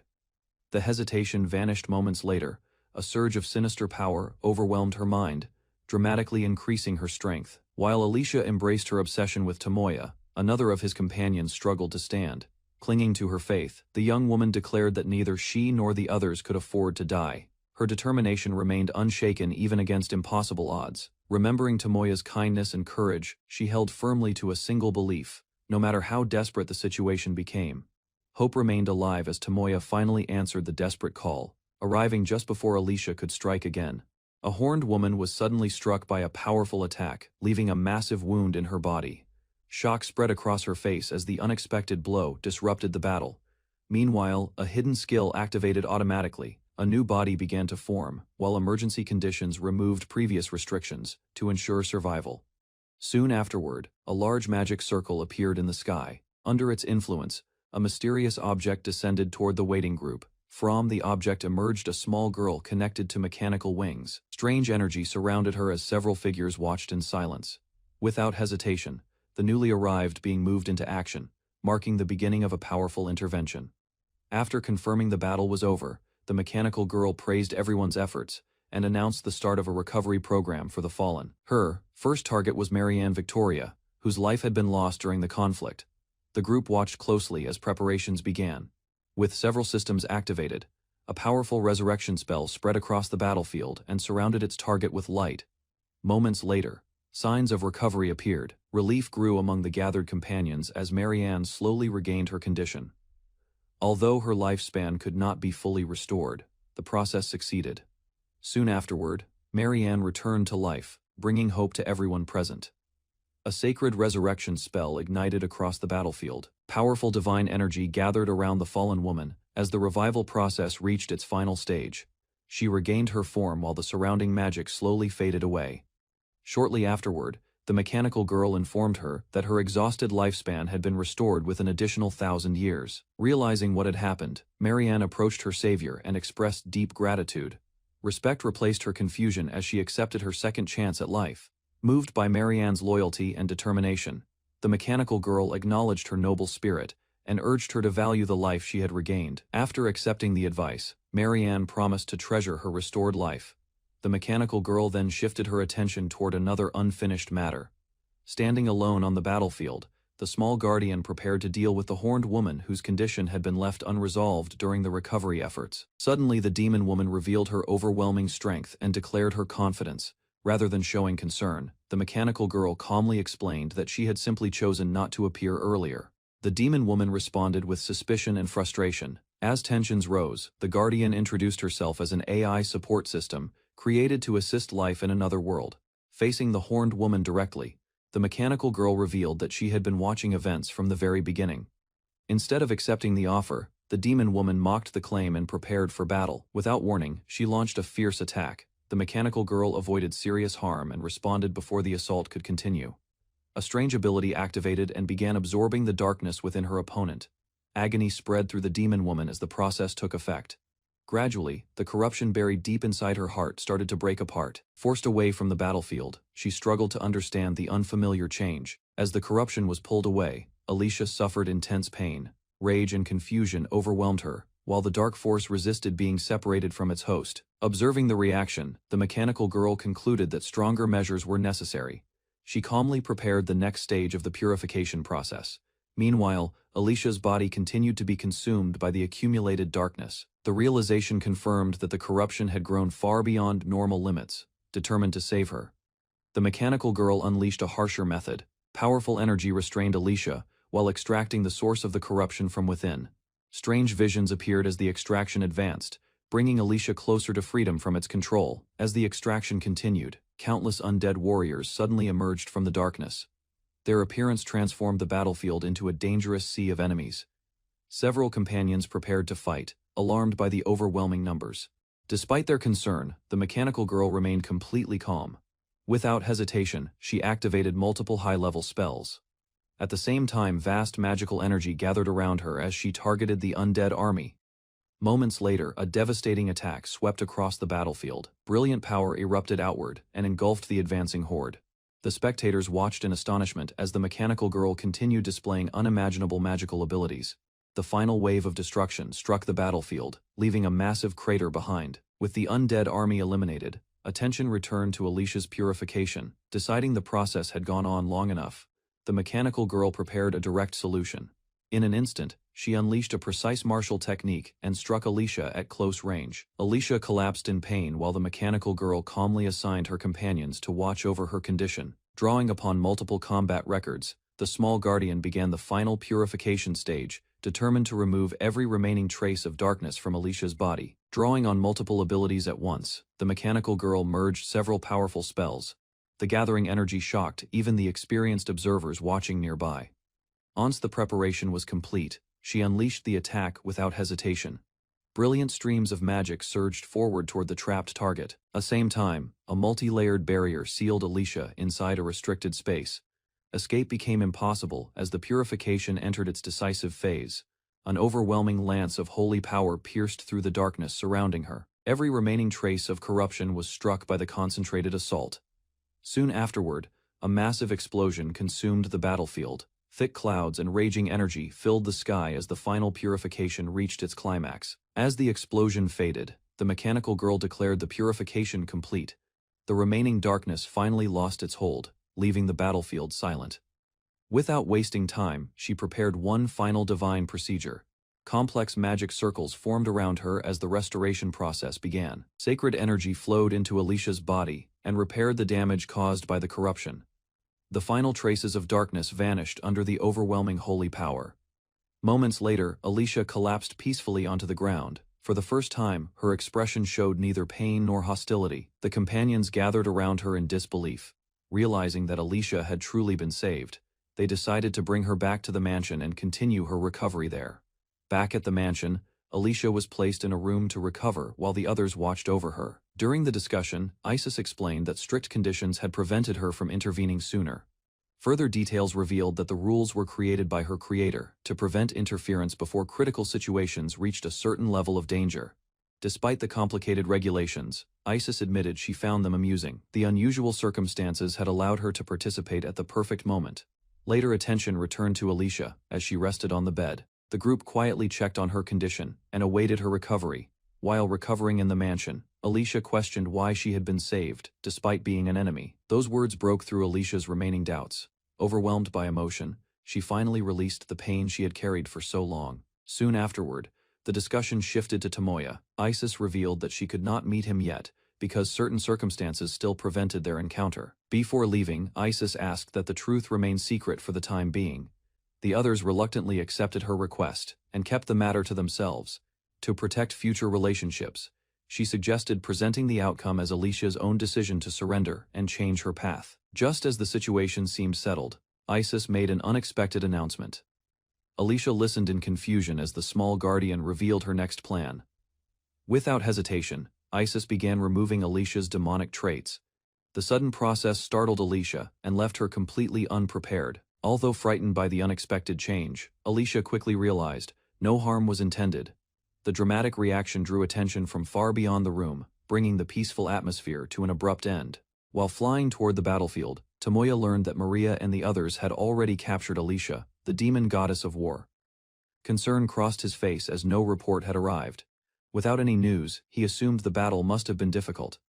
Meanwhile, Zahark remained close to him during the flight. Her weak condition forced her to rely on his support to stay steady. Rather than seeing her as a burden, he accepted that he could never defeat her no matter how hard he tried. At the same time, Zahark's feelings deepened rapidly. Admiration turned into affection, as she completely opened her heart to his strength. As Zahark stayed beside him, Tomoya learned that the divine power within his body had evolved. Soon afterward, the group returned home. Several companions gathered to welcome their master's safe return. Nearby, Alicia lay restrained on the ground. Her battered condition showed the fierce struggle she had endured before capture. After hearing the report, Tomoya discovered that his allies had subdued Alicia and brought her back for questioning. Even so, her unusual behavior raised concerns. Unable to understand the emotions linked to her spirit, Tomoya decided to question Alicia later. Seeing Alicia's weakened state, Tomoya used his restoration magic to heal her injuries and remove the damage left by the battle. The moment she recovered, overwhelming emotions surfaced. Unable to hold them back, Alicia rushed toward him and clung to his side. As he listened to her feelings, Tomoya realized that her devotion had already reached its peak, though the cause remained unclear. Soon afterward, his divine power began purifying Alicia completely, surrounding her body with a radiant light. When the transformation ended, Alicia emerged as an angel. Her demonic nature vanished, replaced by immense holy power that astonished everyone present. After returning home, Tomoya gathered everyone together. Curiosity spread among the group as he prepared to introduce their newest companion. Standing confidently before them, Zahark revealed her identity. She explained that she had once been known as the Demon King. Shock immediately swept through the room. The unexpected revelation left everyone speechless for a moment. Seeking confirmation, the others questioned whether the former Demon King truly stood before them. Tomoya calmly confirmed the truth. Rather than denying her past, Zahark accepted responsibility. She explained that demons had manipulated her actions and vowed to atone for the suffering caused by her existence. After hearing Zahark's confession, Tomoya acknowledged her right to choose how she would live from that moment onward. Without hesitation, Zahark pledged her life to him. The declaration reflected her complete trust and unwavering loyalty. Alicia stepped forward and revealed that she shared the same resolve. Both women were prepared to sacrifice everything for their chosen lord. Memories of countless deaths and ruined lives weighed heavily on them. The burden of their past actions remained impossible to erase. Even so, Alicia believed redemption could begin through sincere effort. Standing together, she and Zahark sought a way to atone for the world's suffering. As Zahark and Alicia knelt before him, Tomoya sensed their true feelings through the spirit link. After giving it some thought, he concluded that neither woman would return to their former ways. Regret still remained. Although the past could never be erased, he believed people should be judged by who they chose to become, rather than seeking death as punishment. Tomoya argued that such an ending would solve nothing and bring no comfort to those who suffered. Instead, he urged them to create happiness. Their path to redemption would be helping others smile more than they had ever caused tears. Tomoya encouraged Zahark to stop dwelling on the past. Instead of seeking punishment, he urged her to use her strength to protect people and bring them happiness. Hearing those words, Zahark accepted a new role. Rather than ruling through power, she agreed to support the group with her knowledge and experience. Beside her, Alicia and Zahark pledged their loyalty once more. Both vowed to remain at Tomoya's side and serve him wholeheartedly. Their devotion soon became obvious to everyone. Constant attention from his followers left Tomoya feeling slightly overwhelmed. With a faint smile, he advised them to relax and live more freely. The two women gratefully accepted his guidance. Sometime later, Tomoya reported the outcome to the queen. With the Demon King defeated, the long conflict threatening the world had finally come to an end. Although relieved by the news, the queen struggled to believe that the demon army had truly been defeated. To avoid future misunderstandings, Tomoya privately informed her about Zahark and Alicia. Even so, he insisted that their fate remained his responsibility. Across the world, traces of war still remained. While the demon army had been nearly destroyed, scattered battles continued in distant regions. With his promise fulfilled, Tomoya looked toward the future. Free from his original mission, he decided to live peacefully and choose his own path forward. Later, Zahark boldly proposed becoming Tomoya's future marriage partner and insisted that he take the lead despite her confidence. Questions about her maid outfit quickly followed, yet she admitted she simply liked wearing it and felt comfortable in it. As the conversation continued, Tomoya openly praised her appearance. His honesty caught Zahark off guard and left her flustered. Encouraged by the growing closeness between them, the pair shared a tender moment together. Soon afterward, their relationship became even more affectionate, with both enjoying the warmth and trust they had built. The warmth she felt beside him gradually eased the tension that had followed her for years. A short while later, Tomoya called for Rinka and entrusted her with supporting Zahark as she adjusted to her new life. Rather than focusing only on herself, Zahark worried about the others. She asked Tomoya not to neglect the companions who had always stood by him. Soon afterward, a divine blessing removed the last traces of hostility within her. At the same time, her sealed combat abilities were fully restored. Although peace now filled her heart, she remained ready to fight whenever the need arose. The next day, Tomoya complimented Alicia's appearance. Though embarrassed by the praise, she happily accepted his kind words. Their conversation soon grew more personal. Alicia expressed her desire to remain by his side, while Tomoya reassured her that he would never abandon her. As their bond deepened further, a new transformation occurred. Alicia evolved into a powerful demonic, winged angel, gaining immense strength and new abilities. Later, Tomoya watched over her as she rested peacefully. Seeing the content expression on her face, he felt relieved and accepted the outcome with a quiet smile. Near Drumrow, the magical kingdom of Blumeld stood peacefully behind its towering walls. Far above the kingdom, Tomoya's divine vibrations reached a goddess who eagerly watched events unfold from the heavens. Following a fierce battle against the Demon King's army, the royal forces worked tirelessly to restore order across the capital. Meanwhile, countless demons suddenly appeared, leaving widespread destruction and causing heavy losses to the Sadojima family. Later that evening, Tomoya focused on his studies in the library while the recovering kingdom slowly returned to normal life. Concerned about Maria's condition after the recent battles, Tomoya checked on her while noticing the lingering effects left by Alicia's techniques. In response, Maria appeared energetic and assured him that her health had improved significantly, despite her confidence. Tomoya remained worried and continued expressing concern for her well-being. Hearing those words, Maria was caught off guard as she realized how deeply her master valued and cared for her. Warm feelings filled her heart while Tomoya gently invited her closer, strengthening the bond they shared. Maria accepted Tomoya's request and stayed by his side during the meal. Her unusual behavior and appearance quickly caught his attention, leaving him visibly flustered. Trying to regain his composure, Tomoya dismissed the reaction as a result of the intense battle they had recently endured. Soon after, he used his create item skill to craft a special gift, carefully preparing something he believed would suit Maria. Upon receiving the red ribbon, Maria's face brightened with joy as she treasured the thoughtful present from her master. Overwhelmed by happiness, she embraced Tomoya and devoted herself even more deeply to serving him. Inside the royal palace, Tomoya was summoned before the queen to receive recognition for his achievements and service to the kingdom. As the ceremony proceeded, the queen formally promoted him to legendary X rank for defeating the demon lord and protecting the realm. Rather than celebrating the title, Tomoya pointed out that little had changed for him despite reaching a rank unseen for centuries. After acknowledging his contributions, the queen sought a way to further reward the hero for everything he had accomplished. Instead of requesting wealth or status, Tomoya wished for lasting peace, so the people could live safely without fear of future conflicts.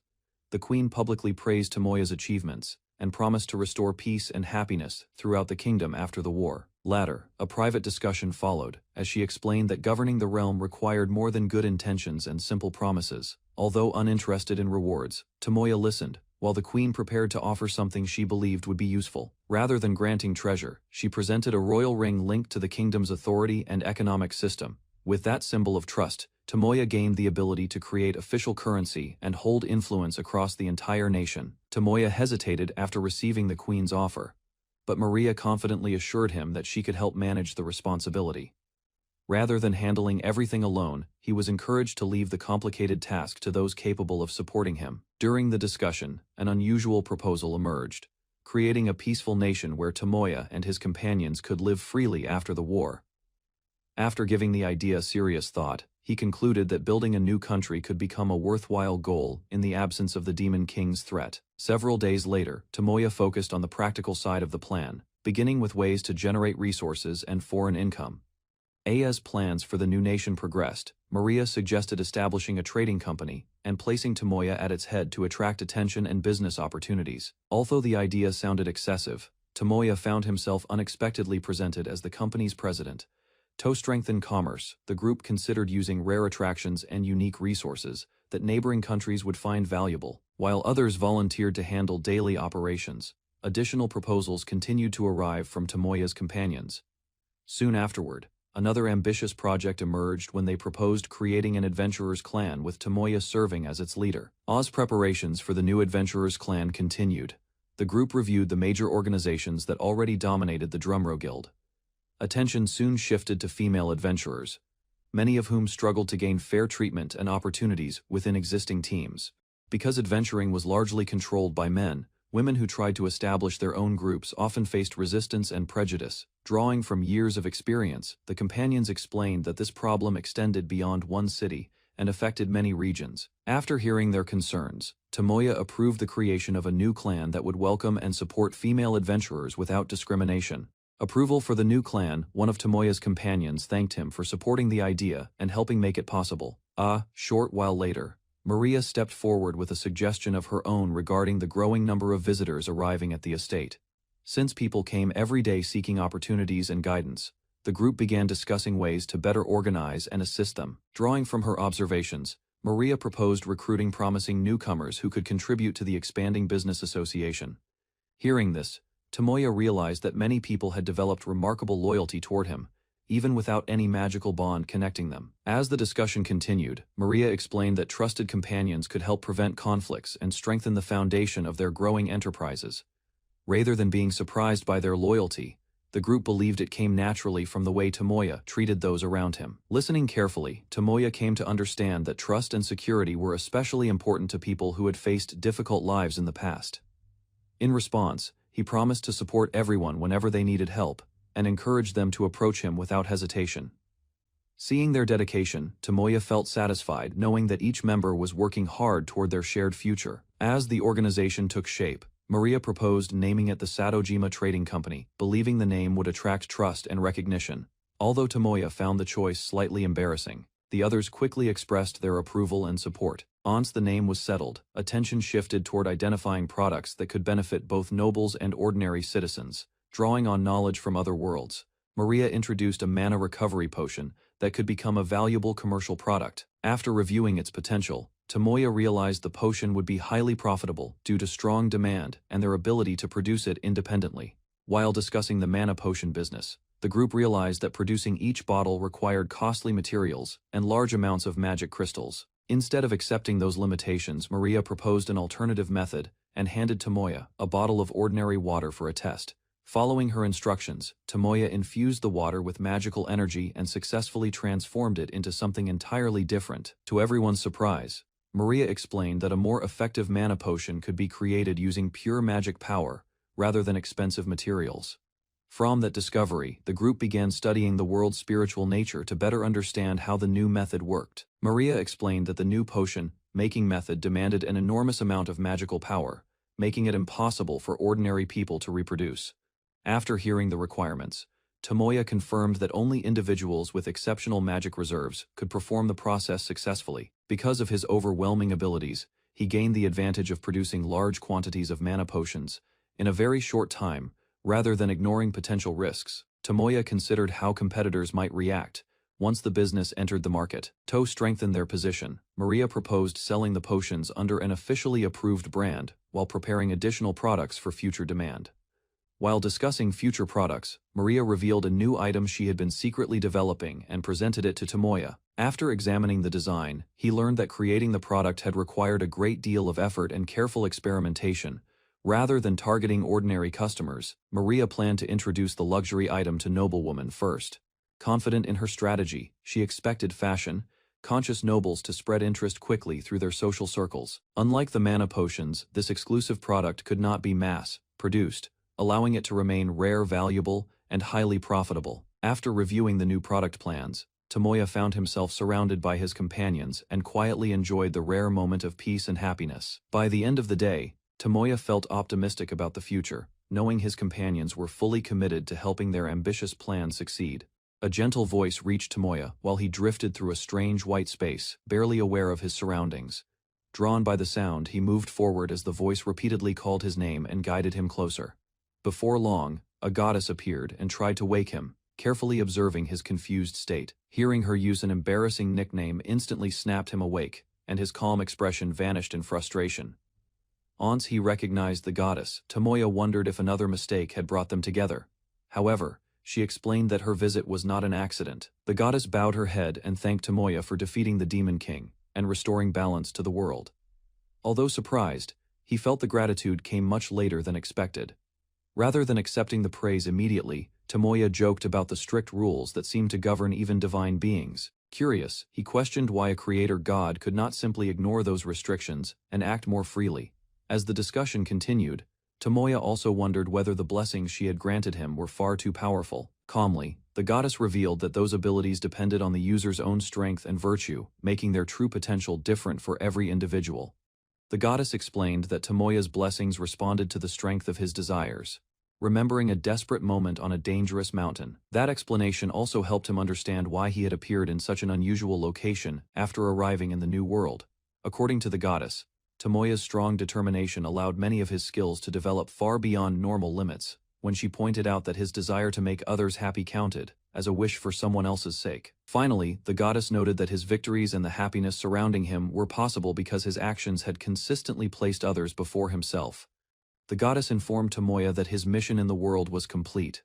Having restored peace and brought happiness to many people, he had fulfilled the purpose entrusted to him. Before ending the discussion, she thanked him for making full use of the abilities she had granted. Further explanation followed, as she described the universe's endless cycle of creation, maintenance, stagnation, and destruction. With that vacancy approaching, the goddess announced her decision to select Tomoya as the next successor and awaken his divine authority. Rather than feeling honored, Tomoya reacted with confusion, struggling to imagine himself holding such an overwhelming title and responsibility. The goddess clarified that becoming the next god of destruction was only one possible future. Rather than forcing an immediate decision, she encouraged him to enjoy the rest of his life first. His soul would have plenty of time to mature before entering true godhood. Tomoya listened carefully as she explained that becoming a god ultimately depended on personal choice. She then revealed that she had recognized his qualifications from the beginning, although fate had unexpectedly placed them together. With Tomoya's awakening, the future of the world had become increasingly uncertain. As a result, many possibilities now lay beyond even the goddess's ability to foresee. When Tomoya asked whether another great threat would appear in the future, the goddess refused to give a direct answer. Although he only wished for a peaceful life, she confidently assured him that he would find that peace in time.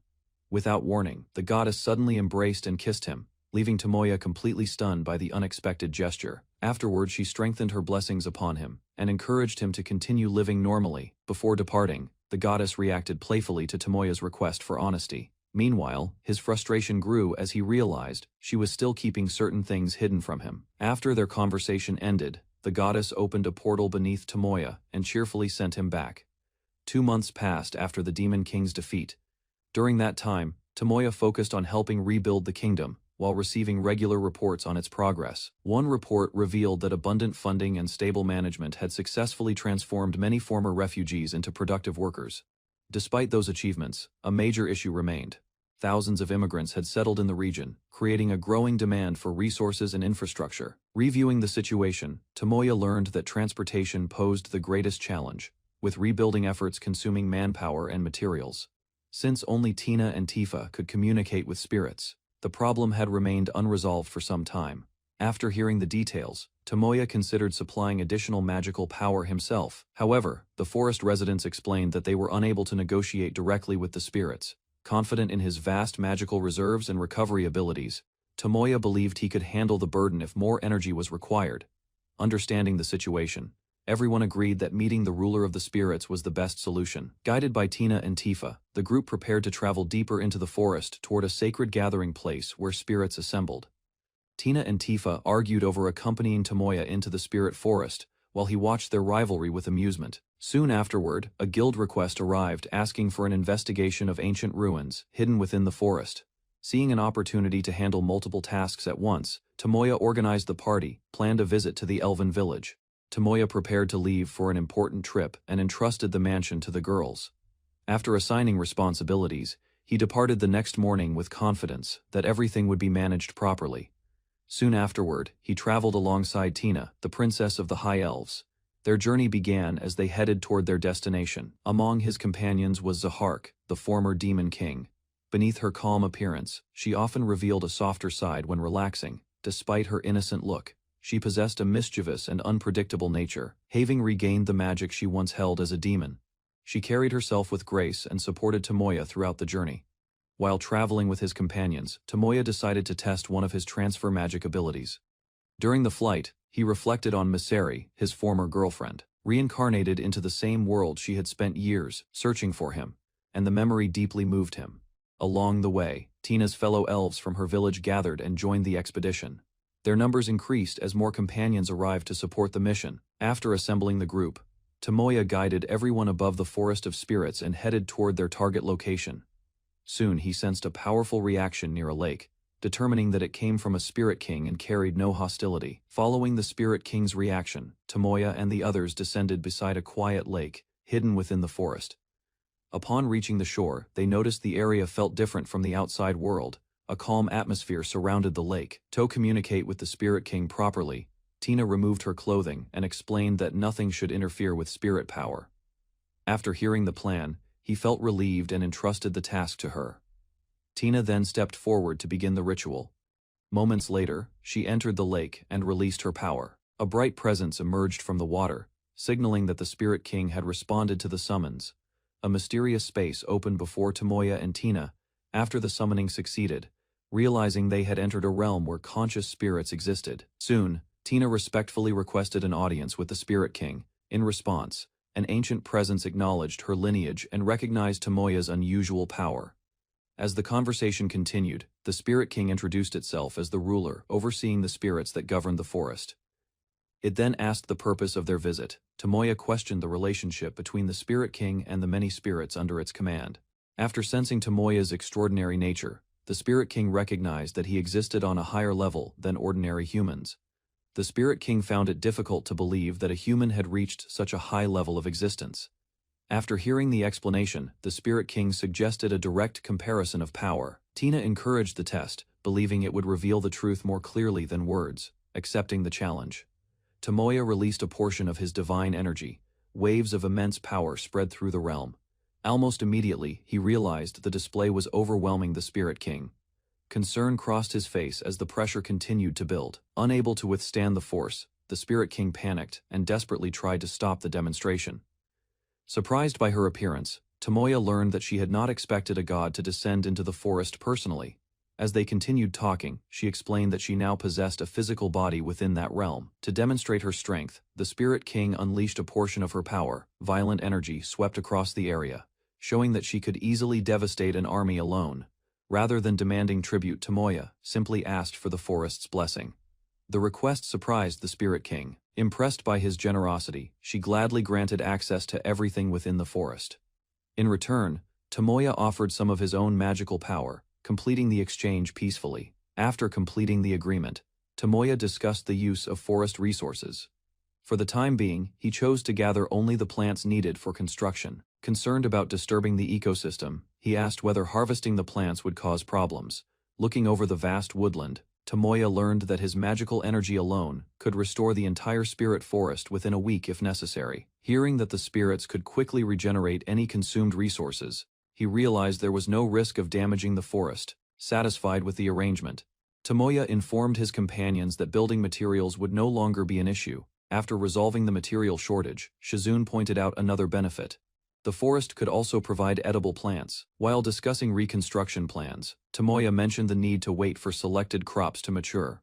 Curious about Shizune's confidence, he asked about a crop she had been keeping secret. Rather than explaining immediately, she promised that the discovery would surprise him. Her certainty convinced Tomoya that the hidden crop must be something valuable.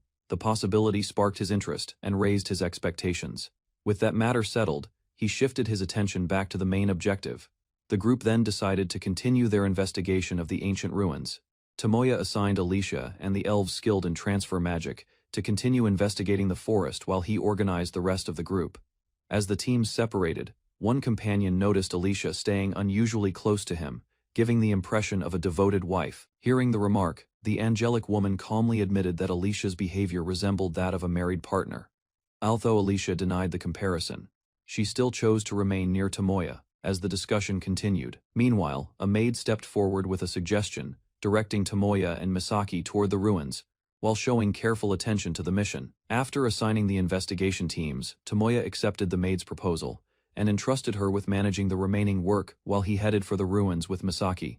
Watching him prepare to leave, the maid quietly wished for a different outcome but kept her thoughts to herself. Before departing, Tomoya offered a few words of encouragement, causing her to become flustered despite trying to maintain her composure.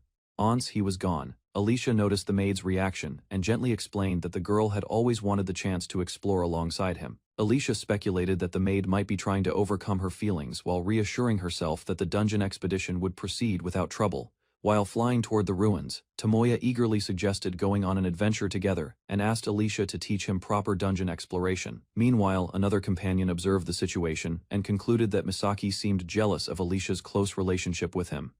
Rather than rejecting the idea, Misaki reflected on the customs of the world and considered that such relationships were not entirely unreasonable. For a brief moment, she imagined a future where all the girls remained by Tomoya's side, sharing a peaceful life together. Returning to reality, Tomoya wondered what Misaki truly thought while preparing for the next stage of their journey. After a long flight, Tomoya and Alicia finally reached the ruins and found an ancient structure standing alone on a massive rocky platform. Excitement filled Tomoya as he asked Isis to watch over him, determined to enjoy the exploration while relying on her support. With his preparations complete, he stepped forward confidently, trusting his companions as they approached the mysterious site together. Reaching the entrance, the pair discovered that thick vines had completely covered the building and blocked their way inside. Ready to clear the obstacle, Tomoya considered burning the plants away, but Alicia quickly pointed out that the old pillars depended on those vines for support. Ignoring Alicia's warning, Tomoya unleashed a powerful fire spell and engulfed the vine-covered entrance in flames. As the fire spread across the structure, Alicia quickly realized the situation was becoming far more dangerous than expected. Rushing to stop him, she explained that the plants were supporting the ruins and that excessive damage could bring the entire building down. After receiving a stern scolding, Tomoya apologized and listened, while Alicia reminded him to think more carefully before acting. Accepting the lesson, he agreed to be more cautious, while Alicia advised him to rely on Isis and pay closer attention to his surroundings. After clearing the entrance, Tomoya and Alicia finally stepped into the ancient dungeon and began exploring its interior. Without hesitation, Alicia rushed forward and cut down a stone monster with a swift strike before it could threaten them. More creatures emerged from the shadows, yet she continued fighting calmly, defeating each enemy while Tomoya observed from behind. Watching the battle unfold, he realized how much stronger and more skilled Misaki had become through her combat experience. As the dungeon grew quieter, Misaki explained that her unique ability allowed her to wield any weapon effectively, making it easy to adapt to different battles. While watching Misaki fight, Tomoya remembered the weapon she had lost and wished he had a way to restore it. Unexpectedly, a new blessing activated, granting him abilities related to item creation and weapon evolution. Realizing the opportunity, he decided to recreate Misaki's favorite weapon later and planned to surprise her with the gift. After advancing deeper into the dungeon, the pair took a short break and enjoyed a meal while recovering their energy. As they rested near a long corridor, Tomoya turned his attention to the ruins themselves and began wondering why such a massive structure had been built in the first place. Tomoya recalled information about a similar dungeon connected to the dragon's sacred mountain and its powerful magical environment.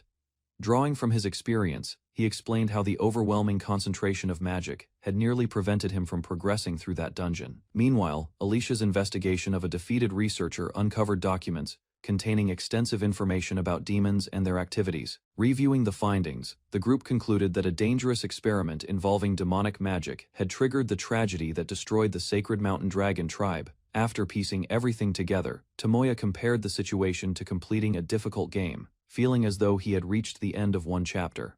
As the conversation continued, Misaki reflected on their long history together and wondered why someone as kind as Tomoya had disappeared from her previous life. Just before they moved on, Tomoya suddenly stopped and activated his newly acquired creation and evolution abilities. Using the skills he had recently obtained, he carefully recreated a weapon and presented it to Misaki as a surprise. The moment she recognized the restored golden axe, gratitude filled her expression as she gladly accepted the treasured gift. With the matter settled, the two resumed their exploration, carrying the recreated weapon deeper into the ancient ruins. After exploring the lower levels of the ruins, Tomoya and Misaki arrived before a massive sealed door, believing they had reached the deepest section of the dungeon. Expecting a powerful enemy beyond it, the pair prepared their weapons and cautiously pushed the door open. Stepping inside, they entered a silent chamber and advanced carefully through the darkness while remaining alert.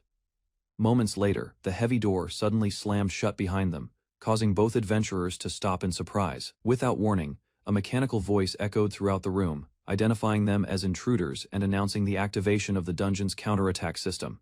As the dungeon's defense system activated, a massive magic circle spread across the floor and began summoning a guardian. Moments later, a mechanical dragon emerged from the light, revealing itself as the ruler of the ancient facility. Rather than retreating, Tomoya and Misaki readied their weapons. Excitement replaced caution as they prepared to challenge the powerful construct. Without wasting time, the mechanical dragon unleashed a fierce roar and charged straight toward the intruders. Reacting immediately, the two split apart to avoid the attack, seizing an opening. Tomoya rushed forward and struck the guardian, beginning the battle in earnest. Misaki rushed into close combat and struck the mechanical dragon repeatedly, but its armored body endured the assault with little damage. Recognizing that her current weapon was ineffective, she withdrew and asked Tomoya to hold the guardian's attention while she switched to her axe. Taking over the fight, Tomoya unleashed a series of attacks and magic blasts, forcing the dragon to focus entirely on him. The guardian responded with a sudden charge, yet he narrowly avoided the attack and maintained his position. Finding an opening at last, Tomoya lunged forward and drove his weapon into the dragon's body, pressing the battle into its next phase. Keeping the mechanical dragon occupied, Tomoya unleashed a powerful thunder attack that staggered the guardian and exposed an opening. Seizing the chance, Misaki rushed forward with her restored axe and prepared a decisive strike. With a single precise swing, she cleaved through the dragon's weakened body, splitting the massive construct apart. As the guardian collapsed, the battle finally came to an end. Misaki credited Tomoya's careful fighting style for creating the opportunity to defeat it. While discussing the victory, Tomoya explained that his movements had felt almost instinctive, as though the experience. After defeating the mechanical dragon, Tomoya and Misaki examined the fallen guardian and concluded that victory had come through strategy, rather than overwhelming force.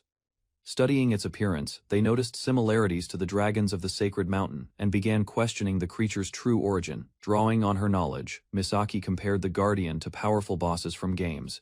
Continuing their investigation, the pair discovered additional clues linking the dungeon to the dragon spirit peak and its ancient civilization. As they explored deeper, the materials and architecture revealed striking similarities, leaving Tomoya increasingly excited about uncovering the secrets hidden within the ruins. After finishing their investigation of the battle chamber, Tomoya led Misaki toward the treasure room. The moment the doors opened, a vast collection of treasure filled their view. Mountains of valuables confirmed that the room had served as a storage vault for the ruins. Surrounded by countless riches, Misaki became fascinated by the enormous pile of ancient gold coins and eagerly examined the treasure. Although Tomoya warned her to stay alert for hidden traps, she remained focused on the glittering rewards scattered across the chamber. A quick scan revealed no immediate threats, allowing the pair to relax slightly while continuing their search through the treasure-filled room. Embarrassed by her excitement over the treasure, Misaki quickly regained her composure and returned her attention to the exploration. Meanwhile, Tomoya teased her reaction before shifting his focus back to investigating the treasure room. Believing the ruins followed a familiar pattern, he asked Isis to wait while he searched for anything hidden nearby. Soon afterward, Misaki noticed another chamber beyond the treasure hall, prompting both of them to head deeper into the ancient ruins. Tomoya examined a special weapon that could change form according to its owner's will and emotions. After reading the details, he learned the weapon perfectly matched his straightforward personality. The discovery reminded him of a similar sword he had used before. Meanwhile, Misaki teased him about his simple way of thinking. Rather than arguing, he accepted the remark and reflected on the familiar feeling it brought back. Soon afterward, Misaki appeared noticeably more relaxed and cheerful as they continued together. Unexpectedly, a hidden condition was fulfilled, causing a secret passage to open before them and revealing a new opportunity ahead. Tomoya asked Misaki to take the newly discovered weapon. However, the item immediately attached itself to her. While examining the situation, Tomoya became curious about why everyone addressed her with honorifics. At the same time, Misaki agreed to help after hearing his request. Suddenly, a message announced that the hidden door had opened and would remain accessible only for a limited time. Realizing the urgency, they prepared to move. Without wasting another moment, both headed deeper into the area toward the newly revealed path. Before long, Tomoya noticed a strange display ahead. Resting on a pedestal was the Apex Jewel MK2, a treasure that immediately caught his attention. After obtaining the Apex Jewel MK2, Tomoya received a flood of skill upgrades. Instead of useful improvements, several strange abilities evolved into even more troublesome forms, leaving him frustrated. A closer look at the changes only deepened his concern. Some of the newly enhanced skills carried effects he never expected and would rather not have gained. Eventually, he accepted that the upgrades could not be reversed and decided to move forward. Meanwhile, Misaki happily called him over and asked him to come closer. With a playful smile, she explained that the jewel's effects had increased her sense of happiness and excitement. Tomoya suggested returning home. As he prepared to leave, Misaki hesitantly stopped him before they could depart. Gathering her courage, she asked if they could remain there a little longer. The unexpected request immediately caught his attention. After a brief pause, Misaki admitted that they rarely had time alone together. More than anything, she wanted to enjoy a quiet moment with him before heading back. Rather than refusing, Tomoya explained that certain customs existed among the group. In the end, Misaki clarified that it was not a strict rule anyway.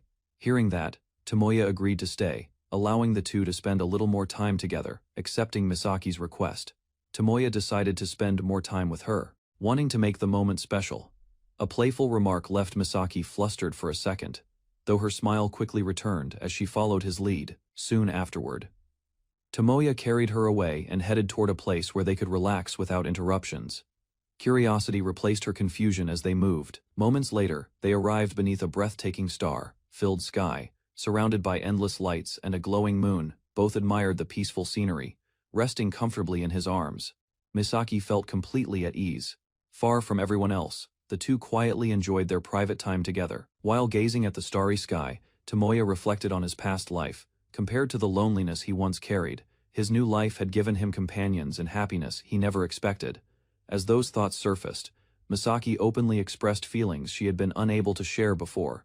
Hearing her words, Tomoya decided it was time to stop hesitating. Determination replaced uncertainty as he prepared to reveal his true feelings. Beneath the moonlit sky, he proposed marriage to Misaki.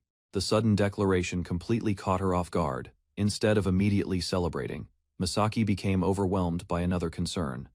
Thoughts of the other women close to Tomoya quickly entered her mind. After hearing Misaki's concern, Tomoya confidently explained that he intended to take responsibility for everyone who had become important to him. What began as an ordinary existence had gradually turned into a future surrounded by people who cared about him.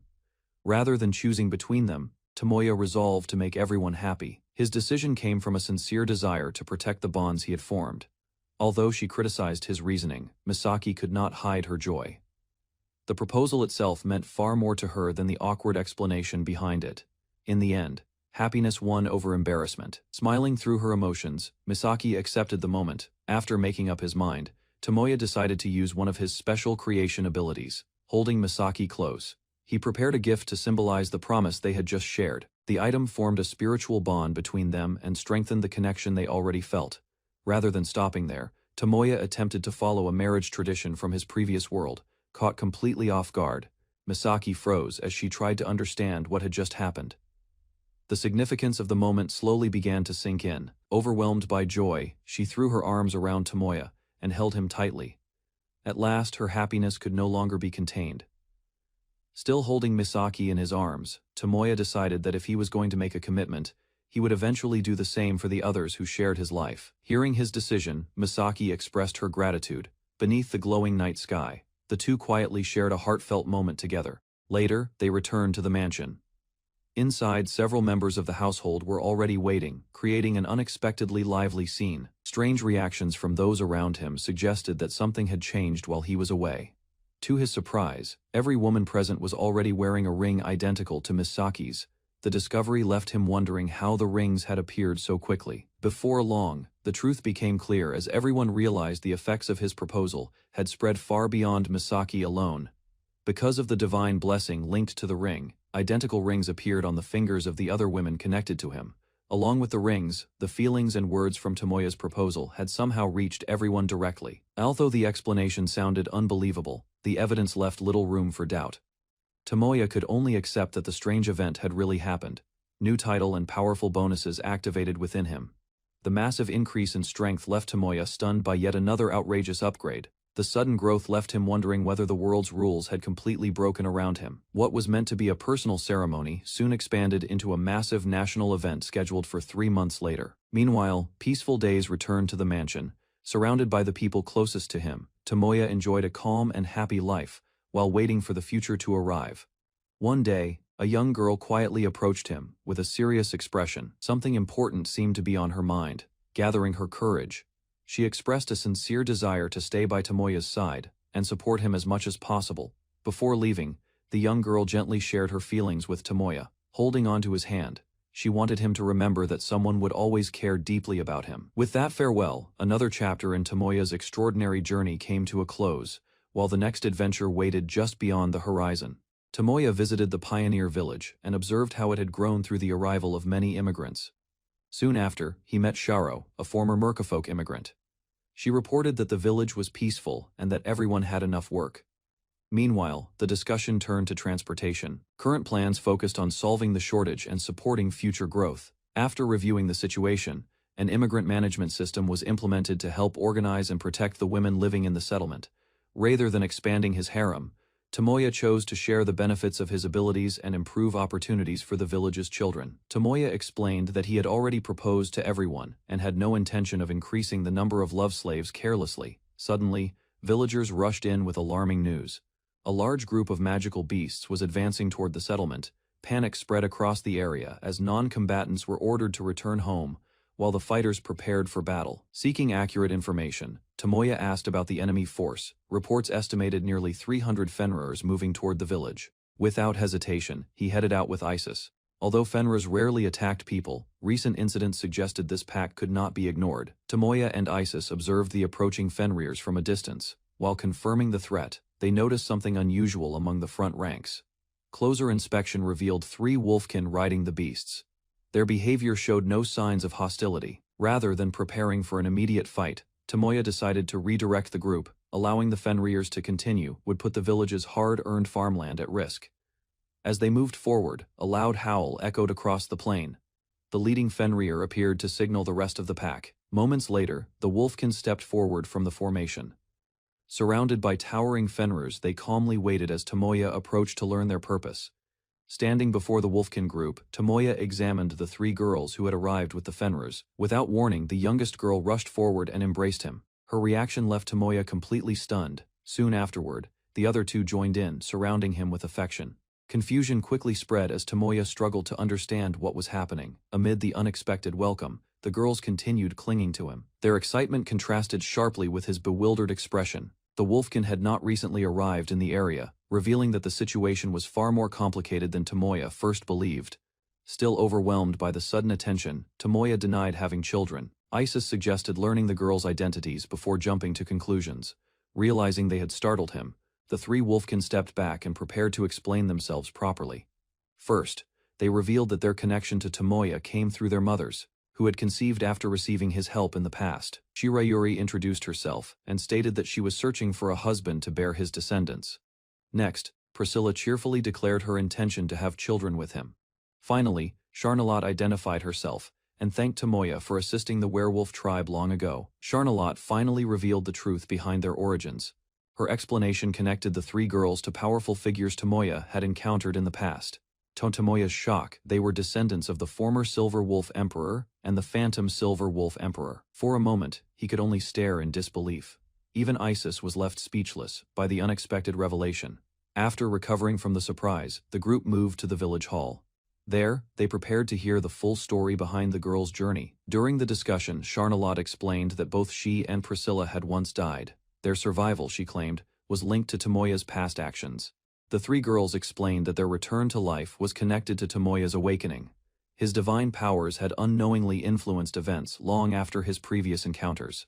Hearing the explanation, Tomoya immediately noticed contradictions in the timeline.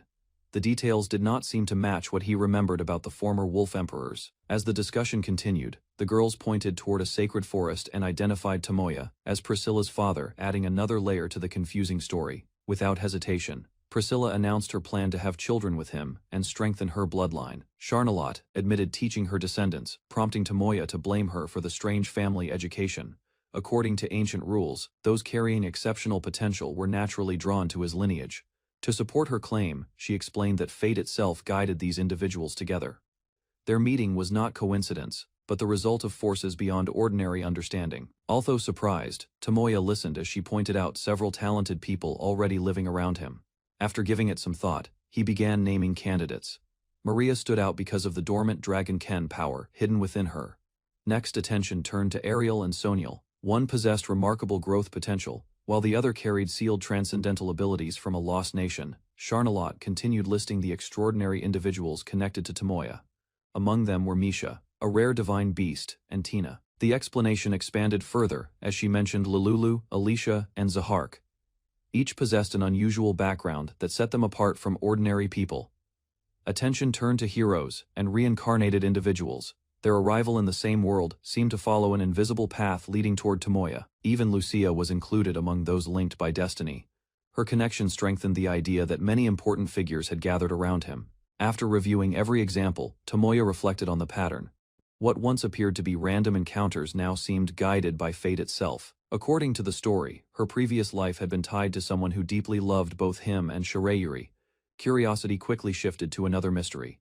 Tomoya questioned why the girls had come seeking him, and what they meant by wanting children. A past catastrophe had wiped out most of the pack, leaving only a small number of females alive. Faced with the consequences of his earlier actions, Tomoya agreed to hear them out.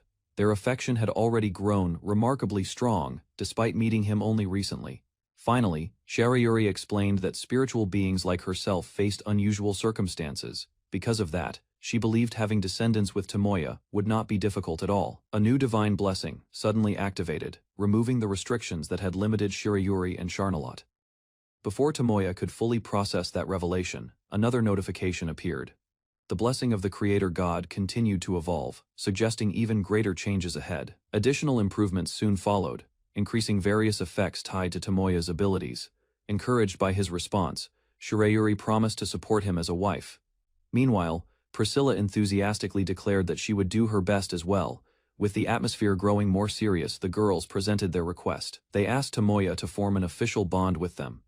After listening to the Wolfkin's explanation, Tomoya was interrupted by Maria, who had quietly arrived and learned about the situation. Soon afterward, she reported a surprising discovery. The Fenris that had accompanied the three girls had transformed into women. Meanwhile, Tomoya considered how the newly transformed Fenrirs could contribute to the village. As the discussion continued, the three Wolfkin waited calmly. Attention gradually shifted toward the future, and the changes their arrival would bring. Tomoya gathered the group and suggested using Fenrirs instead of horses for transportation. Several princesses supported the proposal, and believed the Fenrirs could work well with his plans. Concern arose about whether the Fenrirs would accept the arrangement, prompting further discussion. Attention shifted to Priscilla, who was expected to become empress in the future and held influence among the Fenrirs. With responsibility resting on her shoulders, Priscilla agreed to handle the matter and ensure the decision reached the Fenrir community. After discussing the Fenrirs, the group decided to meet Hilda and arrange for several mothers to stay near Tomoya. Back at the mansion, Tomoya learned that the Fenrirs were growing quickly and adapting well to village life. Meanwhile, observations showed that the Fenrirs were helping communication among residents and contributing to the village's development. Using collected records, Tomoya reviewed population trends and confirmed that recent growth remained manageable. Later, Tomoya approached him with another matter, shifting attention from village management to the upcoming nighttime visit. One of the Fenrir women eagerly approached Tomoya, hoping to strengthen their bond through a special ritual. Soon, the planned activity began, with several companions assisting, while Tomoya fulfilled their expectations. By morning, the exhausting session had finally ended, leaving everyone satisfied despite their fatigue. The following day, Kaede arrived with urgent intelligence about suspicious military movements involving a noble house. After reviewing the report, Tomoya concluded that the noble was holding Hildegard's son hostage and preparing to create unrest to seize power after the war. Tomoya analyzed the report and discovered that one of Hildegard's adopted children had taken hostages and was gathering forces for a rebellion. Further investigation revealed that several respected nobles were being pressured because their families were held captive by the rival faction. Meanwhile, IMA proposed eliminating all hostile nobles at once, believing it would secure Hildegard's position. Rather than accepting the idea immediately, Tomoya carefully considered the political consequences and the balance of power. In the end, he realized the opposing nobles would likely act first, encouraged by those above them, and convinced they were protecting their authority. After weighing the situation, Tomoya decided the rebellion presented a chance to weaken the hostile nobles in a single operation. Soon afterward, he assigned the 8 Blood Riders to the mission and ordered them to suppress the enemy without unnecessary casualties. With the plan approved, the 2 warriors accepted their task and departed confidently to carry out the operation. Under the moonlit sky, the capital remained calm while its people were unaware of the danger approaching. Inside the palace, members of the Atmire faction celebrated their plan to seize control of the kingdom and end the queen's rule. Suddenly, a dark portal opened behind them. A terrifying scream echoed through the hall, causing everyone to turn in shock. Fear spread across their faces as the strange phenomenon grew larger. Confusion replaced their confidence within moments. Then, an unfamiliar figure stepped forward from the darkness and calmly identified the head of the house and his associates, signaling the beginning of an unexpected confrontation. 2 skilled warriors appeared before the intruder and quickly surrounded the area, leaving no route for escape. Meanwhile, dark energy spread through the hall and overwhelmed one of the conspirators, forcing him into panic. After the operation ended, the captured members of the Atmire house were delivered to the authorities. Later, the warriors received recognition for their success and renewed their pledge of loyalty to their lord. That night, their devotion deepened further, as they remained by his side, grateful for the chance to serve and support him beyond the battlefield. Their lord entrusted the 2 warriors with an important duty, asking them to continue supporting Rinka and remain united in the future. Happiness filled the room as both women expressed their gratitude and stayed close to the person they admired most. Later, one of them approached him privately and prepared to share a personal request that had been on her mind. The following morning began peacefully. While spending time together, he informed Rinka that several special guests would soon arrive.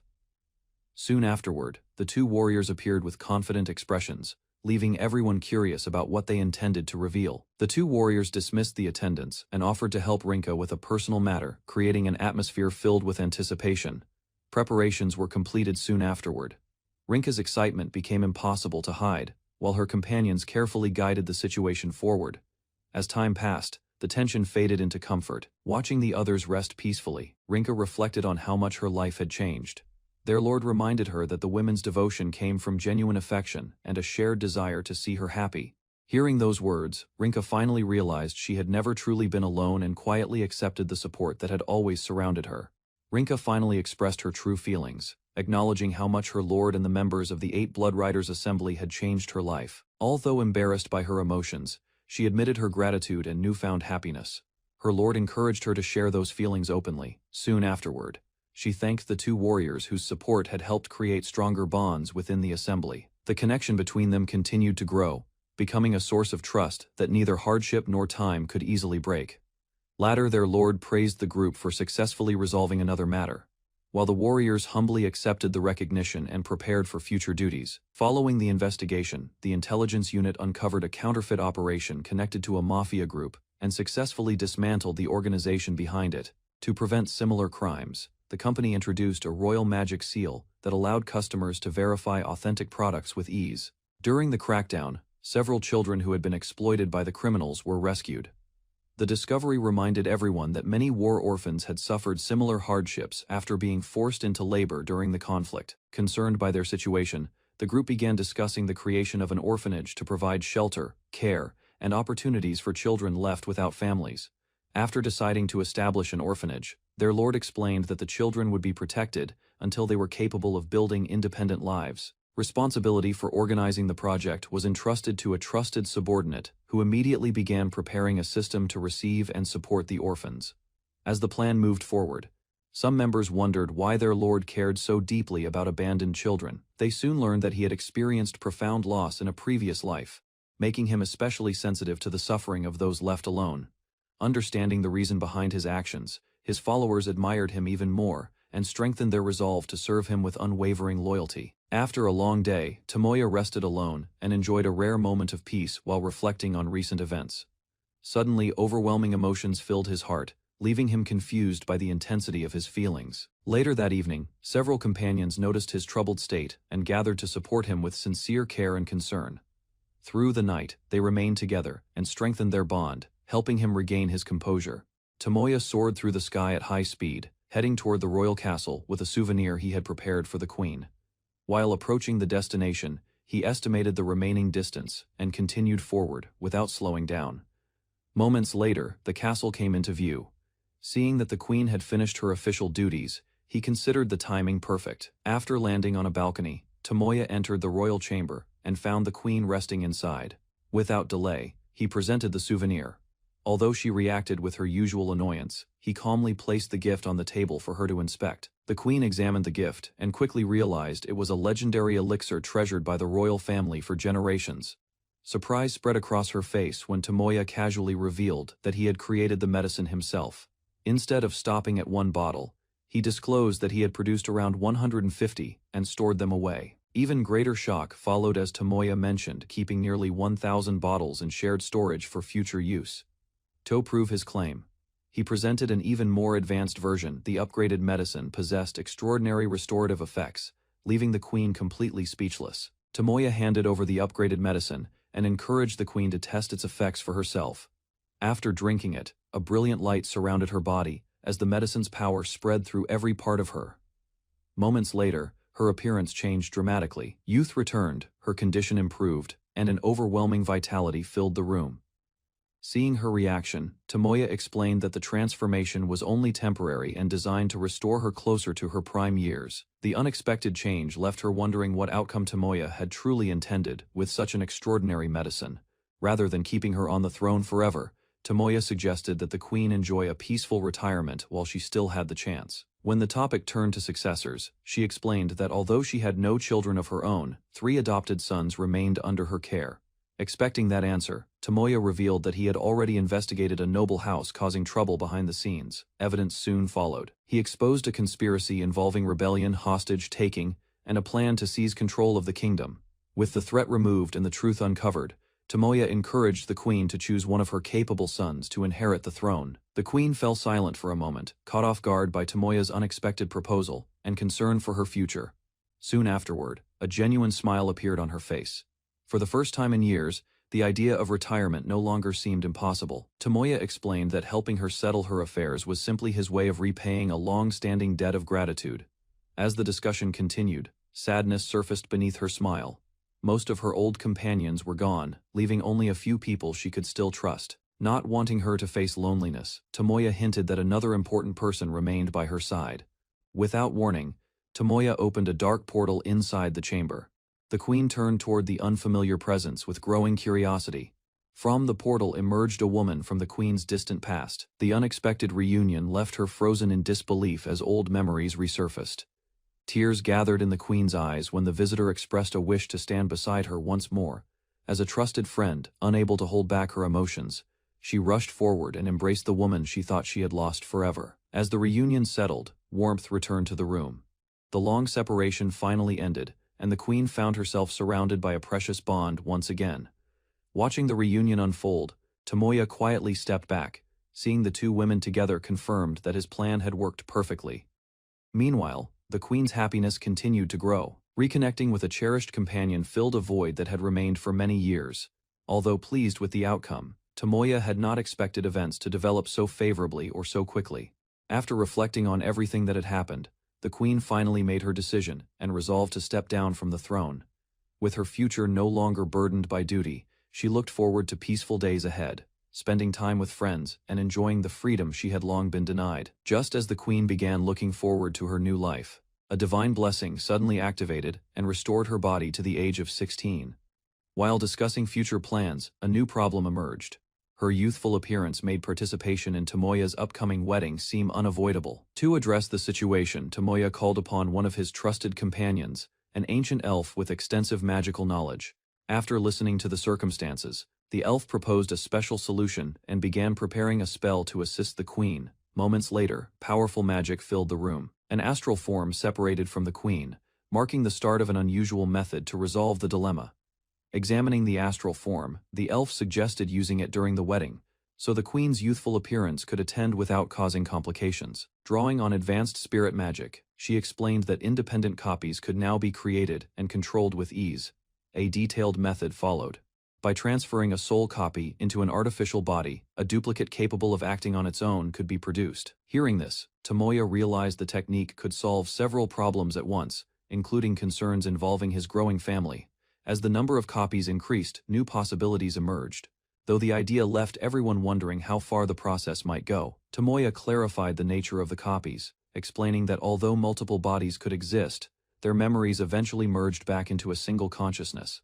With the technical details settled, he asked which version of Hildegard would continue acting as queen after the wedding. Rather than deciding alone, the younger Hildegard requested that her original counterpart retain the position, and the proposal was readily accepted.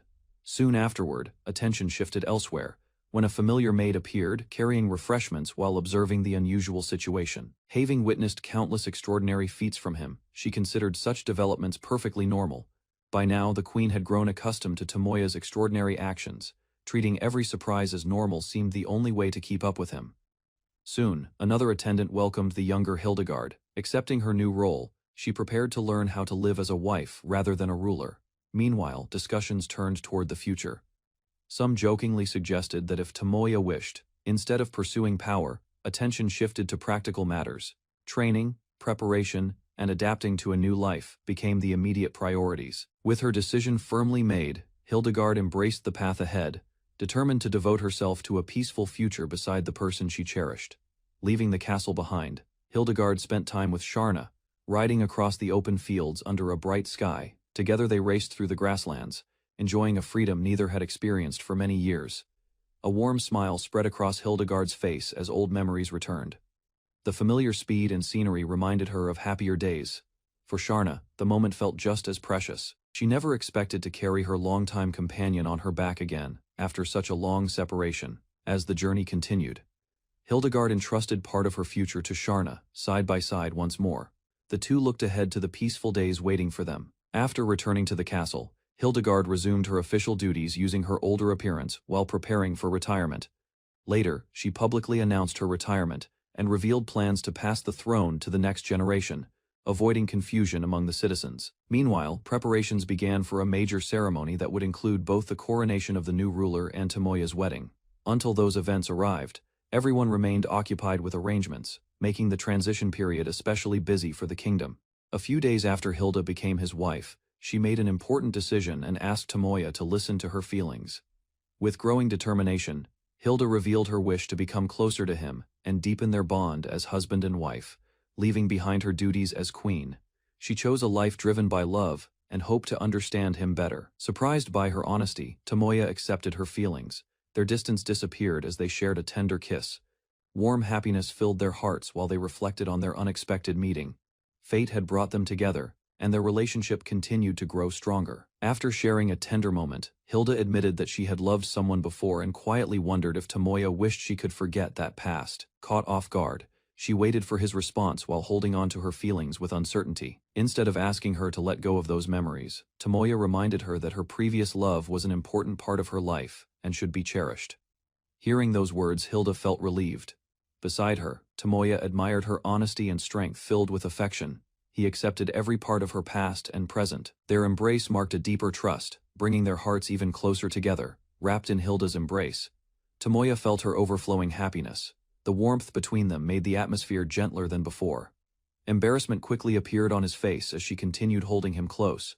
Even so, he accepted her affection without pulling away. Amused by his reaction, Hilda treated him with unusual tenderness. Her caring behavior reminded him of the comfort he had long been missing. Gradually, Tomoya reflected on his painful past and the loneliness he had endured. Memories of others who suffered similar losses crossed his mind. Because of those experiences, his feelings naturally drew him toward many people, creating bonds that filled the emptiness left by the past. Listening carefully, Hilda explained that many people had helped heal the emptiness in Tomoya's heart, yet one important need still remained. As the conversation continued, she realized that what he lacked was the warmth of maternal affection, something he had never fully received before. Believing it was fate, Hilda chose to support him in that role, and offered the comfort and care he had been missing. While resting beside her, Tomoya reflected on everything he had accomplished. Hilda praised his efforts and expressed gratitude for all he had done, gently reassuring him. She promised to stay by his side whenever he felt exhausted, even as more people continued to depend on him in the future. As they rested together in peace, Hilda expressed her love once more. The quiet moment left a lasting warmth in Tomoya's heart. A week before their wedding ceremony, an unexpected summons arrived from the royal palace. Curious about the reason, Tomoya hurried to the meeting. Upon arrival, he found himself surrounded by a large group of female knights. Confusion quickly replaced his earlier curiosity. Stepping forward, the knights reminded him of an incident involving them and demanded that he take responsibility for what had happened. Further accusations followed as more voices joined in. Faced with an entire group making the same demand, Tomoya could only stare in complete disbelief. Before the argument could continue, a firm voice interrupted the gathering. Tomoya quickly tried to explain himself, but the newcomer demanded everyone's attention. Moments later, a young woman appeared and ordered the knights to lower their weapons. Her presence immediately changed the atmosphere, and the crowd obeyed.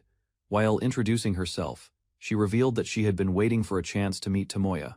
Confusion spread as neither he nor Hilda recognized her. Standing proudly before them, the woman identified herself as Liliana, the queen of the Blumfeld Magic Kingdom.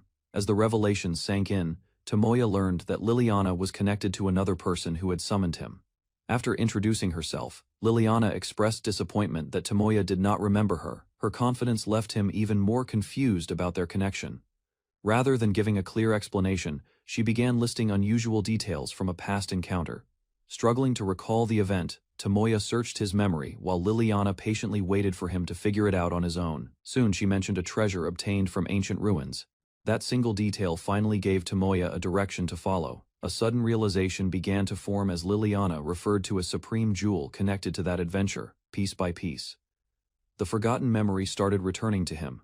The forgotten memory finally returned. To Tomoya's surprise, Liliana revealed that she had once been the Emperor of the Sacred Peak. Hilda immediately challenged the claim, recalling the terrifying legend of a dragon powerful enough to threaten the entire world. Calmly, Liliana admitted that the stories were exaggerated. Even at her strongest, she believed her limits had been far lower than the rumors suggested. After confirming her identity, Tomoya learned that her current power was only a fraction of what it had once been. Having taken on a new body, Liliana explained that most of her former strength had vanished. Explaining her situation, Liliana revealed that much of her original power had disappeared. Even so, she rebuilt her strength by hunting monsters and gradually raising her level again. Curious about her survival, Tomoya asked how a legendary dragon had ended up living as a human. Liliana admitted that she had once truly died. When consciousness returned, she found herself inside a royal underground tomb. A completely different life awaited her there. Further details revealed that the original owner of the body, Liliana Silk Blumfeld, had passed away years earlier. Others nearby had experienced a similar fate, making her story less unique than it first appeared. To explain further, Liliana introduced two royal sisters. Both revealed that they had once been powerful dragons before reincarnating into human bodies. With sincere gratitude, the sisters thanked Tomoya for helping rescue them from a terrible fate and restore their freedom. Answering his questions, they explained that their human memories had merged with their dragon memories. The fusion strengthened both their magic and physical abilities. They then described how dragons willingly exchanged their original bodies for new lives, while preserving their memories. Over time, the two identities blended completely. Any confusion faded away, leaving them as a single person with both pasts united. Continuing their explanation, the two sisters revealed that they were not only princesses of Blumfeld, but also daughters of the kingdom's queen soon. Tomoya learned that every female knight gathered there shared a similar past. The truth became even more surprising when Liliana explained that many of those women were actually dragons who had lived at the Sacred Peak. Some inherited fragments of their former memories, while others remembered very little compared to Liliana and the princesses. Finally, Liliana revealed that their reincarnation had a greater purpose. For reasons still unknown, they had been reborn to serve the god of destruction. When Tomoya questioned her title, Liliana clarified that the name Emperor of the Sacred Peak had only been a position. The discussion soon turned to the dragons of the Sacred Peak. Tomoya realized that many of them had reasons to resent him after their clan's destruction. Rather than seeking revenge, the reincarnated dragons seemed influenced by lingering memories and emotions from their past lives. Curious about her earlier words, he asked why she had wanted to meet him for so long. The question finally reached the heart of the matter. Smiling confidently, Liliana explained that she had sensed his power from afar for many years. Just as the discussion seemed settled, Liliana prepared to make a request. Before she could continue, an urgent report suddenly interrupted the gathering. The message brought alarming news. Forces from the Kaisler Empire had crossed the border and resumed their advance. Despite resisting bravely, the defenders were struggling against overwhelming enemy numbers. Situation grew even stranger when witnesses reported powerful monsters fighting alongside the invading army, including rare and highly evolved creatures. Faced with this unexpected crisis, Tomoya and the others immediately turned their attention toward the Empire. A larger conflict was clearly beginning to unfold. Far from the battlefield, a mysterious man reveled in the chaos spreading across the world and eagerly anticipated meeting Liliana. Seated confidently upon a throne, he embraced destruction as his goal. With dark ambitions growing stronger, he prepared to push the world toward greater conflict. Across the Castral continent, the powerful nations of Drumro, Blumdeld, and Kaisler maintained a fragile balance. At the center of that peace stood Emperor Muspel VII, whose affection for Princess Liliana strengthened relations between the kingdoms. Everything changed after Liliana's death, as Kaisler launched an invasion against Blumdeld. Months later, a mysterious man appeared within the Demon King's army, while Liliana and the other princesses unexpectedly returned, helping restore a ceasefire. Soon afterward, Blumdeld faced invasion once more when the man seized control of Kaisler and subdued its strongest warrior. Dark clouds hung over the imperial capital of Kaisler, as the occupied nation remained under new rule. Inside the palace, the mysterious man sat upon the throne and questioned the slow progress of the invasion. Frustration soon surfaced as he demanded greater results and revealed an unusual interest in a young girl from Blumdeld. Rather than obeying quietly, Kaisler's strongest warrior challenged the order and showed clear disapproval. Without hesitation, the warrior rejected the demand and prepared to lead an immediate campaign against Blumdeld instead. As the warrior left the throne room, the man who controlled Kaisler mocked his resistance and threatened punishment for failure. Meanwhile, his twisted ambitions became clear as he dreamed of dominating the world and gathering powerful girls under his control. Dark energy surged through the hall while he celebrated his growing influence and confidence. Far away, Tomoya and his companions discussed the worsening situation and agreed that returning home could no longer be delayed. Although the journey would take months, determination spread through the group as they prepared to depart despite the dangers ahead. Determined to return home quickly, Tomoya contacted Alicia and searched for a way to reach Blumdeld without a long journey. After explaining the situation, he asked whether teleportation magic could be used despite never having visited the kingdom. Unfortunately, Alicia revealed that Blumdeld had already fallen during the Demon King's campaign, leaving Tomoya without a destination he knew. Soon, a hidden function expanded his teleportation ability, allowing travel through locations stored within shared memories. With a new solution available, Tomoya immediately used the required method and gained access to the information needed for teleportation. After obtaining the necessary memories, Tomoya completed the final step and unlocked a direct route to Blumdeld. Without wasting time, he gathered everyone and announced that the entire group would travel together through teleportation magic. Ancient magic circles appeared beneath him as a powerful spell activated across the area. Moments later, a massive portal formed, connecting their location to a distant destination. Beyond the gateway, the group discovered the royal palace garden of Blumdeld and confirmed that they had arrived successfully. After arriving in Blumdeld, the group moved through the portal, while one princess quickly took charge of the situation. Observing the surroundings, Tomoya realized the enemy forces had grown stronger than expected and began assigning tasks. Several companions volunteered to assist the front line, while others prepared to support the kingdom's defense efforts. Meanwhile, Isis accepted responsibility for analyzing the battlefield and developing strategies for the commanders. Recognizing that a major conflict was approaching, Tomoya decided to gather additional allies and bring everyone together before the battle began. Before leaving to gather reinforcements, Tomoya listened as a companion offered support and asked to accompany him. Considering the scale of the coming war, she proposed assembling the Fenrir forces to strengthen their side. Accepting the idea, Tomoya prepared a teleportation gate and arranged for a journey to the Fenrir territory. After assigning responsibilities and entrusting the others with their tasks, he encouraged everyone to continue their preparations. Even so, an uneasy feeling lingered in his mind as he looked across the sky and sensed that something was about to go wrong. The peaceful Blumdeld Magic Kingdom stood protected behind its massive walls as its people carried on with daily life. Meanwhile, alarming reports arrived at the royal castle. Enemy Kaiser forces had advanced, bringing many powerful Grand Kaiser variants into the battlefield. Concern spread among the officers. A mixed enemy formation had appeared, and their forces were too widely deployed to identify every threat. Faced with growing uncertainty, the commander worried that the kingdom lacked the strength needed to respond effectively. Suddenly, reinforcements entered the room. Their arrival interrupted the tension, and attention quickly shifted toward reporting the latest battle situation.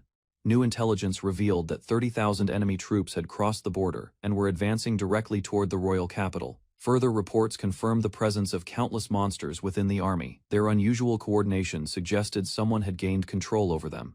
After assessing the threat, the young leader accepted command of the defense force and began planning the kingdom's response. Although lacking military experience, she recognized the urgency of the crisis and sought help from a trusted subordinate. Without hesitation, the loyal warrior stepped forward and pledged to drive back the invading forces for her master's sake.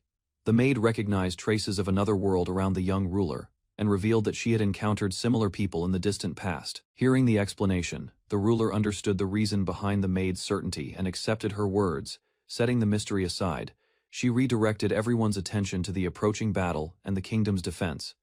Confidence filled the maid's expression. With her master leading the army, she believed complicated strategies would not be needed. Soon afterward, enemy monsters emerged across the battlefield, charging forward as the long-awaited clash finally began.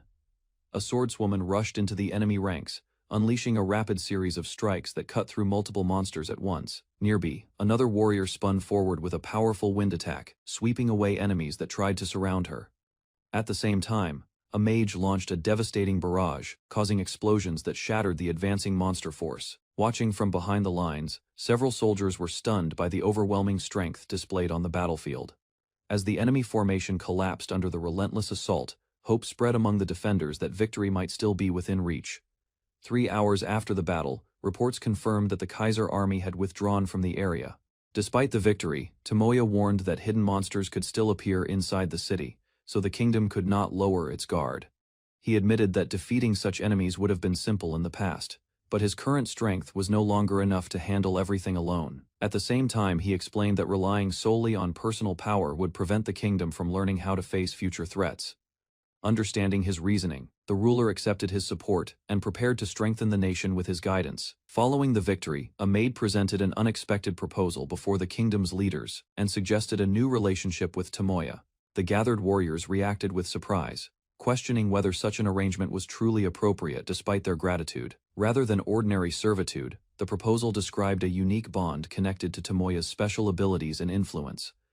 As the details became clear, interest spread through the room when they learned the sacred dragons could grow stronger through that connection. After careful consideration, Liliana accepted the proposal, bringing the discussion to an unexpected conclusion. Liliana respected the pride of the sacred dragons and declared that she alone would accept the burden rather than forcing others to follow. Before the matter could be settled, Tomoya stepped forward and objected to the proposal, drawing everyone's attention. Instead, he suggested creating special equipment that could strengthen soldiers without requiring anyone to sacrifice their freedom. Furthermore, he proposed a fair agreement in which the kingdom could obtain support through proper cooperation and compensation. Hearing the plan, the Allied forces agreed to provide supplies, resources, and additional military assistance for future battles. Tomoya acknowledged the pride of the dragon race, but pointed out that the kingdom lacked the strength and manpower needed to continue the war alone. He proposed defeating the current threat first, then training local soldiers so they could stand alongside neighboring nations in the future. After considering the suggestion, Liliana viewed it as a generous offer and asked the others for their opinions. One by one, the dragon warriors agreed, recognizing that their own strength was not enough to protect the people. With everyone finally in agreement, Tomoya felt relieved, knowing the kingdom had chosen a path toward lasting security. Far away in the Kaiser Empire, news of the failed campaign reached the imperial capital. The emperor reacted with anger after learning that the invasion force had been nearly wiped out and demanded an explanation. His commanders reported that an unexpectedly powerful opponent had appeared on the battlefield, forcing the army to retreat. Further investigation pointed toward a mysterious noble from a distant land, a man rumored to have defeated the Demon King alongside his companions. After hearing the report, the emperor concluded that such achievements could only belong to someone whose strength rivaled his own. Seeking more information, the emperor questioned his subordinate about the powerful individuals who had accompanied the mysterious noble. The report revealed that the group included renowned heroes and adventurers from several races, all possessing remarkable reputations. Descriptions of their battlefield performance showed overwhelming power, with even high-ranking monsters falling almost instantly before them. After hearing the details, the emperor recognized them as dangerous opponents and decided that a direct confrontation would be unwise. Nevertheless, resentment remained in his heart, and he resolved to deliver retaliation before considering any future course of action. While preparations continued elsewhere, the emperor decided to leave personally and head toward the battlefield, determined to act on his own. Dark energy gathered around him as he departed, and his followers could do nothing but obey his command. Meanwhile, peace briefly returned to Blumdeld Castle. Tomoya spent the evening resting in his assigned guest room. Before long, an unexpected visitor arrived at his door. The woman introduced herself as Liliana and requested permission to enter. Once inside, Tomoya quickly noticed her unusual appearance and began to wonder if she was truly the same Sacred Peak Queen from before. Inside the guest room, the mysterious visitor revealed that the real Liliana remained asleep, while she had only recently awakened through an external influence. She explained that Liliana's heart had become exhausted long ago, causing her consciousness to fall into a deep slumber. Lowering her head, the woman expressed gratitude to Tomoya, acknowledging that the kingdom would have been destroyed without his intervention. Tomoya accepted the thanks calmly, insisting that he had merely acted according to his own beliefs and intentions. As their conversation continued, he questioned how someone who had died centuries earlier could stand before him once again, but no clear answer was given. The woman admitted that she did not understand why she had returned to life, but believed it was connected to the kingdom's growing crisis. After revealing her uncertainty, she explained that her visit had a purpose, and came forward with a request for Tomoya. Kneeling before him, she earnestly pleaded for the protection of the Sacred Peak, its ruler, and the people of the nation. He listened as she described years of silent concern for Liliana, whose struggles had weighed heavily on her heart. Remembering Liliana's devotion to the kingdom, she concluded that such unwavering determination was likely the reason their fates had become connected. The mysterious woman lowered her head and desperately asked Tomoya to save Liliana, placing her hopes entirely in his hands. To explain her faith in him, she revealed that Tomoya possessed a rare divine power and carried the qualities of a chosen savior. Although surprised by the claim, Tomoya listened carefully as she connected his unusual abilities to that extraordinary origin. With unwavering determination, she pleaded once more for the safety of the kingdom, Liliana, and her daughters. After a moment of thought, Tomoya finally accepted the request and agreed to help them. Relieved by Tomoya's promise, the woman thanked him sincerely, while he assured her that he had no intention of abandoning Liliana. Just as the atmosphere calmed, she suddenly made an unexpected request and asked to become his servant. Embarrassment quickly followed as she admitted that meeting him in person had awakened unfamiliar feelings within her heart. Caught off guard, Tomoya tried to stop her enthusiasm, but she continued moving closer despite his objections. The awkward exchange ended with both of them stumbling onto the floor, leaving Tomoya flustered and the woman staring up at him in surprise. Accidental fall left Tomoya and the woman face to face, creating an awkward silence neither of them expected. Before either could react, the room door opened, and another woman arrived just in time to witness the scene. Shock immediately spread across her face as she misunderstood what had happened, and jumped to the worst possible conclusion. No matter how hard Tomoya tried to explain, the panicked accusations only made the situation appear even more suspicious. Moments later, more people entered the room, turning a private misunderstanding into a public embarrassment for Tomoya.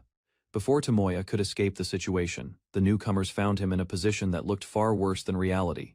Both women immediately assumed the worst. Their disappointed reactions left Tomoya struggling to defend himself against the misunderstanding. By the time the truth was finally understood, an entire hour had passed, leaving Tomoya exhausted from clearing his name. A massive army filled the frozen plain, spreading across the battlefield in countless formations. From a distant ridge, Tomoya and his companions observed the overwhelming force while monsters gathered among the enemy ranks. After assessing the situation, they estimated nearly 50,000 enemies, including monsters and human soldiers, making a direct clash impossible. Meanwhile, the warriors prepared for battle with powerful weapons, armor, and magical equipment provided by Tomoya. To strengthen their strategy, the Fenrir unit assembled as cavalry, ready to charge across the battlefield when the attack began. Tomoya listened as the warriors expressed their gratitude for the support and strength he had given them, despite their past misunderstandings. Recognizing how his help had freed them from a terrible curse, the knights reflected on their former hostility and offered a sincere apology.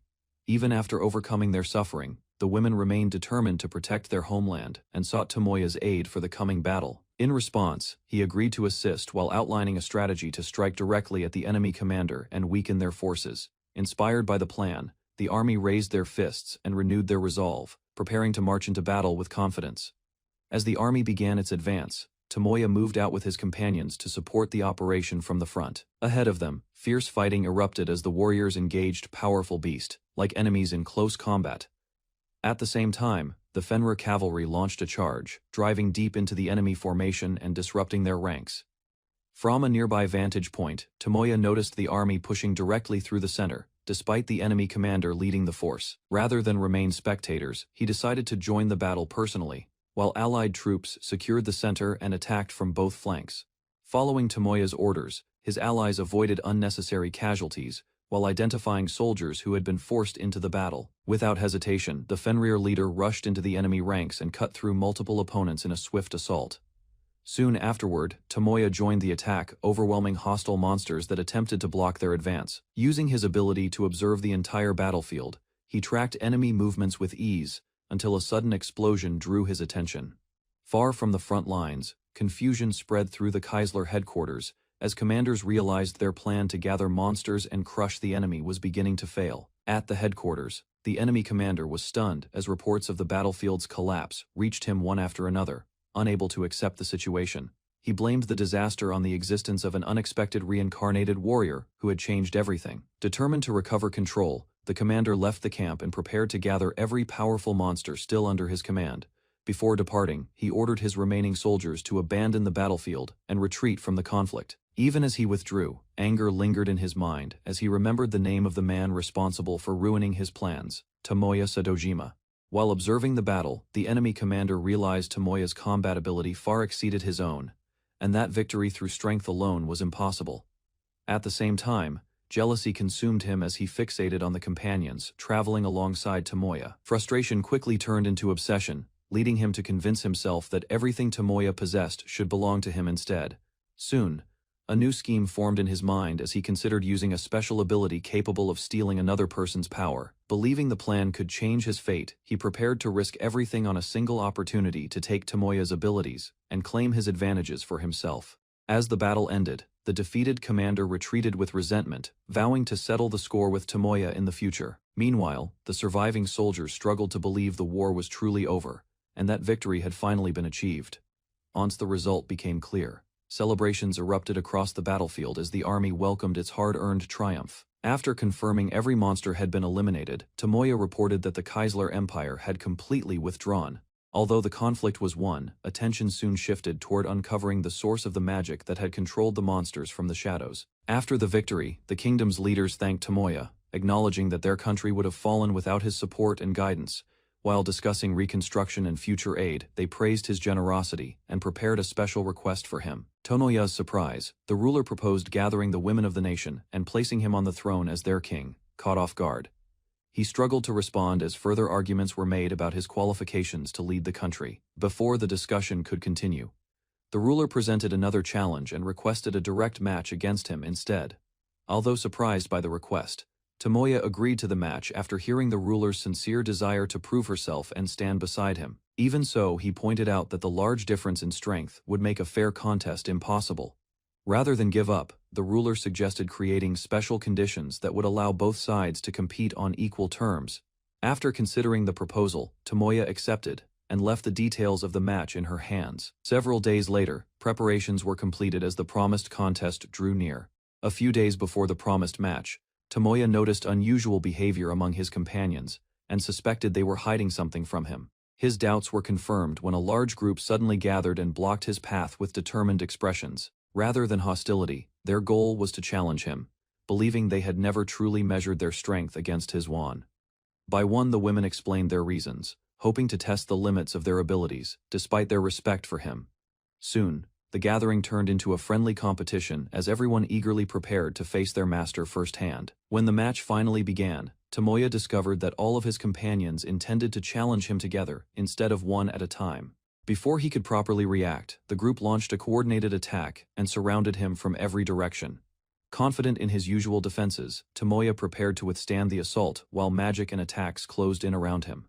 Suddenly, he learned that special rules had reduced his defensive abilities to 0 as part of the handicap. Caught completely off guard, Tomoya hurried to evade the attacks while wondering why such a critical detail had been revealed so late. As the battle continued, Tomoya was reminded that his overwhelming strength had often made him careless in dangerous situations. Meanwhile, his opponents advanced confidently, working together under Isis's plan to keep constant pressure on him. Watching their coordination, Tomoya realized the match was becoming far more difficult than he had expected. Relentless attacks forced him to keep moving, leaving little opportunity to recover or launch a counterattack. Over time, exhaustion accumulated while the imposed handicaps disabled more of his abilities, turning the contest into a grueling test of endurance. Despite the relentless pressure, Tomoya noticed that his opponents continued recovering and returning to the fight without slowing down. As fatigue mounted, he began questioning why Isis had deliberately designed conditions that placed him at such a severe disadvantage. Suddenly the battlefield shook as a massive surge of energy gathered at a single point and transformed the atmosphere. At the center of the phenomenon, Isis revealed that all the power generated throughout the battle had been collected for a greater purpose.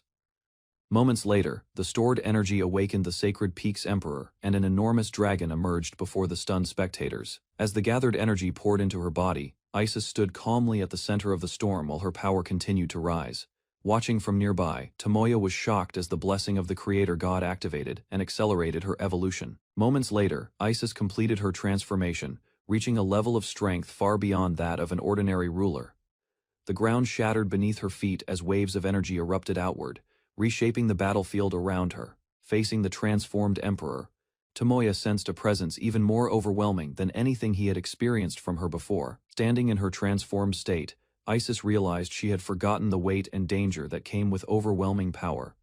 After witnessing Tomoya's struggle, she removed every restriction placed on him and restored his ability to fight at full strength. At the same time, all of the experience gained throughout the battle was transferred to Tomoya, causing a tremendous surge of energy. Empowered by the accumulated strength, he underwent a dramatic increase in power that shook the battlefield. With his abilities restored and enhanced, Tomoya expressed his gratitude to Isis as he prepared for the battle's next stage. After gaining immense power, Tomoya reflected on how he had relied on strength granted by others without fully understanding its burden. Facing an opponent of equal might finally made him realize the responsibility and growth required to control such power. With renewed determination, he accepted the lessons learned and resolved to continue improving through his own efforts. As the battle reached its conclusion, Tomoya and Isis stood facing each other, both recognizing how much they had grown from the experience.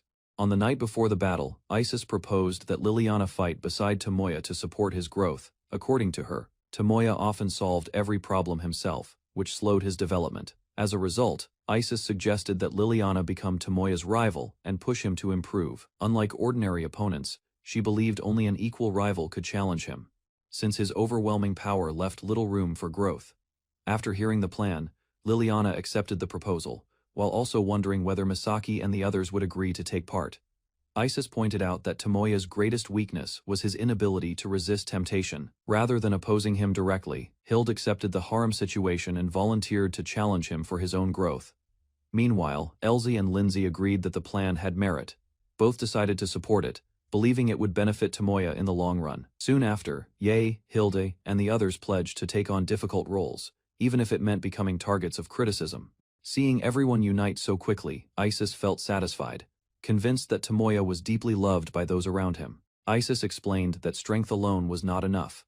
For partners who would spend their lives together, genuine feelings were equally important. After hearing her reasoning, the group agreed to unite their efforts for Tomoya's sake and move forward with one purpose. Soon afterward, they discussed helping Tomoya awaken more of his true potential through cooperation and rivalry.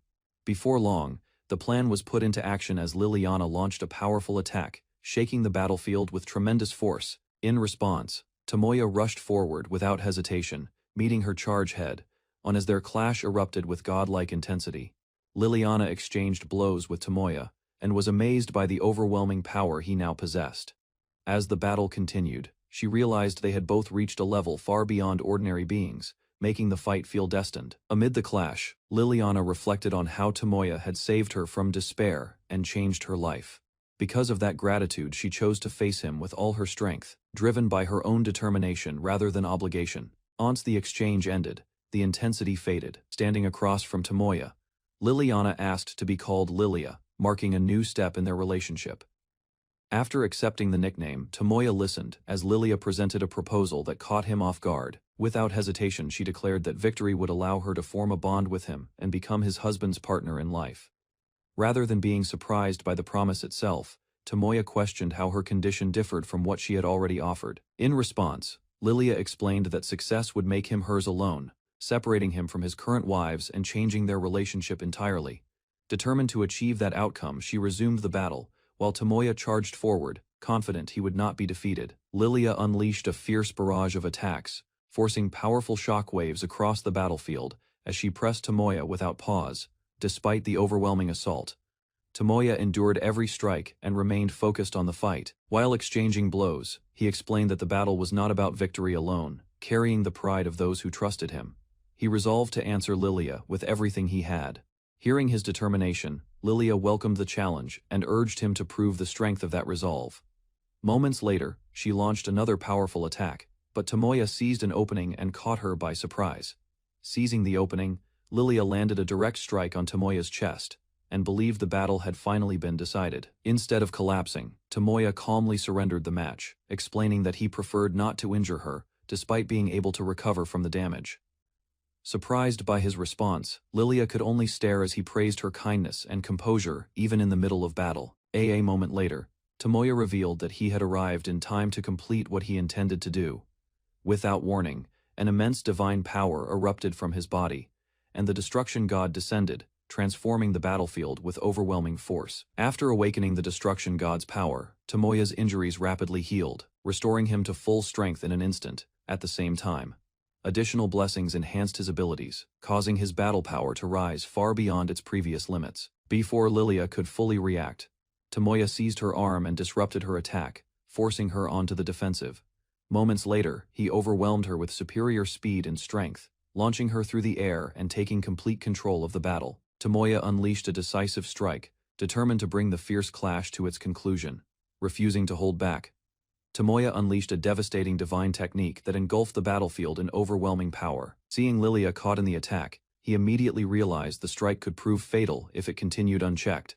At the last moment, Lilia activated her ultimate skill and restored her life force, refusing to accept defeat. Driven by pride and determination, she rose into the sky and declared herself the ruler of all dragons, gathering immense energy around her. With her power surging once more, Lilia summoned a sacred blade and launched a final assault, forcing Tomoya to face her strongest challenge yet. Gathering the last of their strength, Tomoya and Lilia unleashed their strongest techniques and collided in a brilliant explosion of power.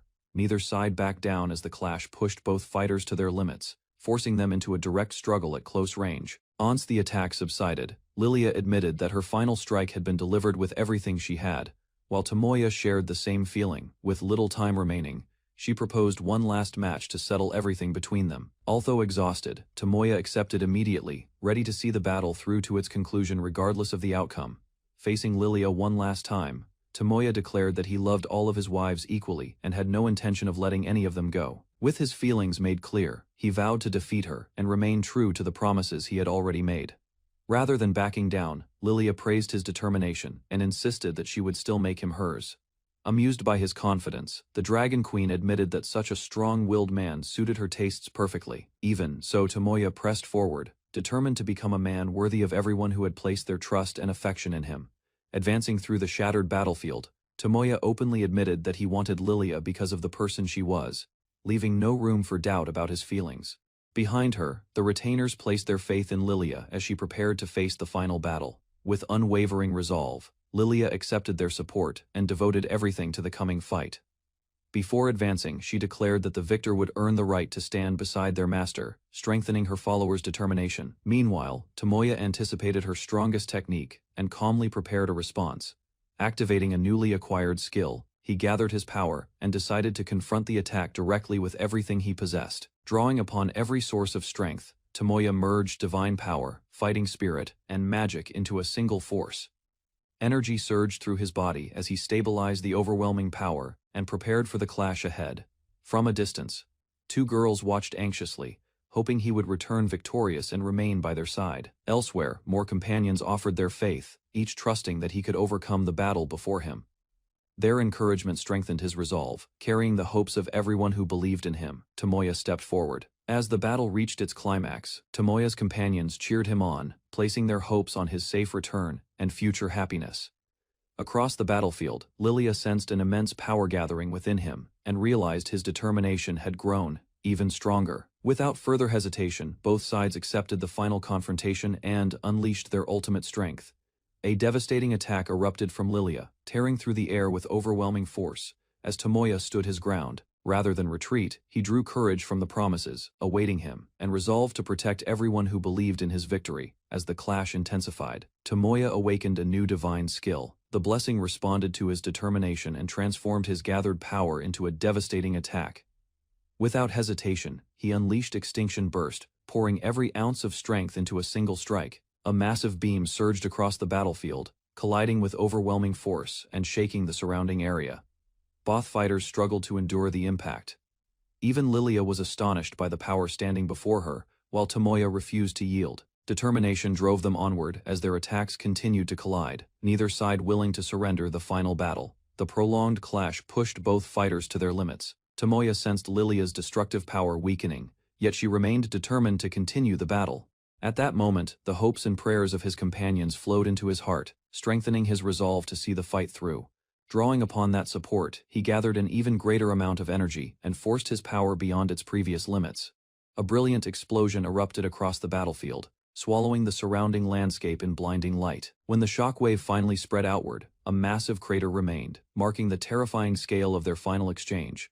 As the light faded, Tomoya caught the exhausted Lilia before she could fall, ensuring her safety after the fierce battle. While carrying her across the ruined battlefield, he reflected on how close he had come to losing someone important. Laughter replaced the tension of combat as he confirmed that Lilia's power had been completely drained by the final exchange. Suddenly, a dark force erupted from his chest. An ominous presence emerged from the lingering energy, catching him completely off guard. Before he could react, a mysterious figure appeared behind him, revealing that the true threat had been waiting for this moment all along. Elsewhere, a mysterious figure emerged from the lingering darkness and set his sights on claiming the spirit link for himself. Meanwhile, peace briefly returned, as Tomoya spent time with one of his devoted companions, enjoying a rare moment away from battle. Although embarrassed by her strong feelings, she expressed her affection through sincere actions and remained close to his side. Rather than rejecting her emotions, Tomoya reassured her and accepted the bond they had built together. Encouraged by his kindness, she gathered her courage and stepped forward, ready to deepen their relationship. Despite her lingering nervousness, filled with joy, Maria felt her bond with Tomoya grow stronger and treasured the happiness they shared together. Overwhelmed by emotion, she openly expressed her devotion, no longer hiding the depth of her feelings. As time passed, Maria reaffirmed her wish to remain by his side, believing their connection would endure into the future.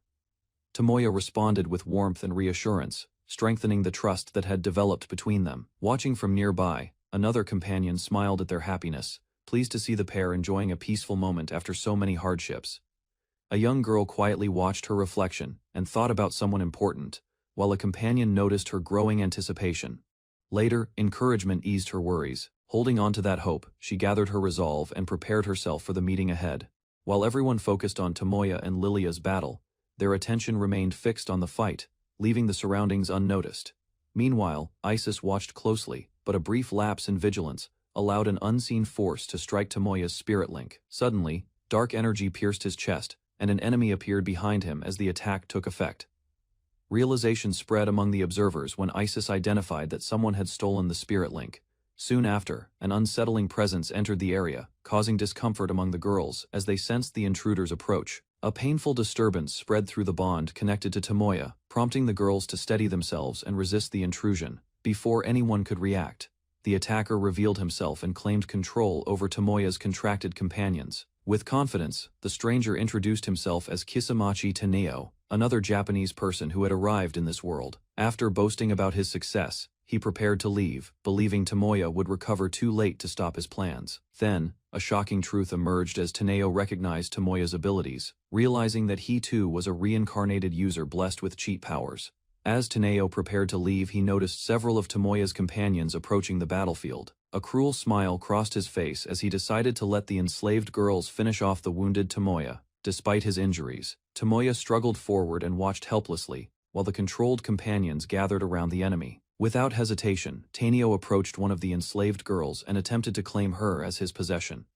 Greed quickly overcame his caution as he imagined a future surrounded by devoted followers. The moment Taneo reached for the cat-eared girl, a powerful strike sent him crashing backward across the ground. Shock spread across his face as the girls gathered before him and openly rejected his authority. Confusion quickly turned into panic when they identified him as the thief responsible for stealing the spirit link and harming Tomoya. Standing calmly, one of the companions explained that Tanio had misunderstood the nature of their connection from the beginning. Soon after, Isis revealed the truth. Spirit link bound hearts and souls together, but it could never seize control of another person's will, leaving Tanio speechless. The girls firmly rejected Tanio's belief, explaining that their feelings for Tomoya came from genuine affection, rather than the spirit link itself. Several companions then challenged his claim, pointing out that none of them showed any attachment toward him despite possessing the same connection. Before Taneo could respond, Tomoya appeared behind him, fully recovered, and ready to continue the fight. Disbelief filled Taneo's face, as Tomoya revealed that his abilities had completely restored both his body and Lilia's condition. Finally, the others condemned Taneo's actions, declaring that true love could never be stolen through a simple skill. Fury erupted among Tomoya's companions, as they condemned Taneo for corrupting the bond they treasured with him. United by the same feelings, the girls unleashed their power together, directing an overwhelming attack toward the stunned intruder. Their emotions resonated through the spirit link, causing the connection to strengthen and release a surge of energy that struck Taneo head on. At the same time, the amplified bond awakened a new ability within Tomoya, greatly enhancing the power shared between him and his loved ones. Moments later, Tomoya faced the fallen enemy with calm confidence, while Taneo realized that his entire plan had completely failed. Instead of accepting defeat, Taneo burst into laughter and praised the strength of the bond shared between Tomoya and his companions. Moments later, his expression darkened as admiration twisted into disgust and resentment. Driven by hatred, he unleashed a final threat, vowing to drag the people of Blumfeld and Keisler into destruction. A sudden report then arrived, revealing that countless monsters had appeared across Blumfeld, creating a crisis on an enormous scale. With a sinister grin, Taneo mocked Tomoya's responsibility, expecting him to watch helplessly as chaos spread throughout the land. Just as Taneo celebrated his scheme, magical restraints wrapped around his body and left him completely unable to move. Rather than gloating, Tomoya reflected on how easily he could have fallen into the same darkness without the support of those who cared for him. Soon after, Lilia asked him to save the people threatened by the monster invasion. Without hesitation, Tomoya accepted and reassured her with a gentle gesture. That heartfelt exchange further strengthened their bond, granting Tomoya additional power and a renewed reason to fight.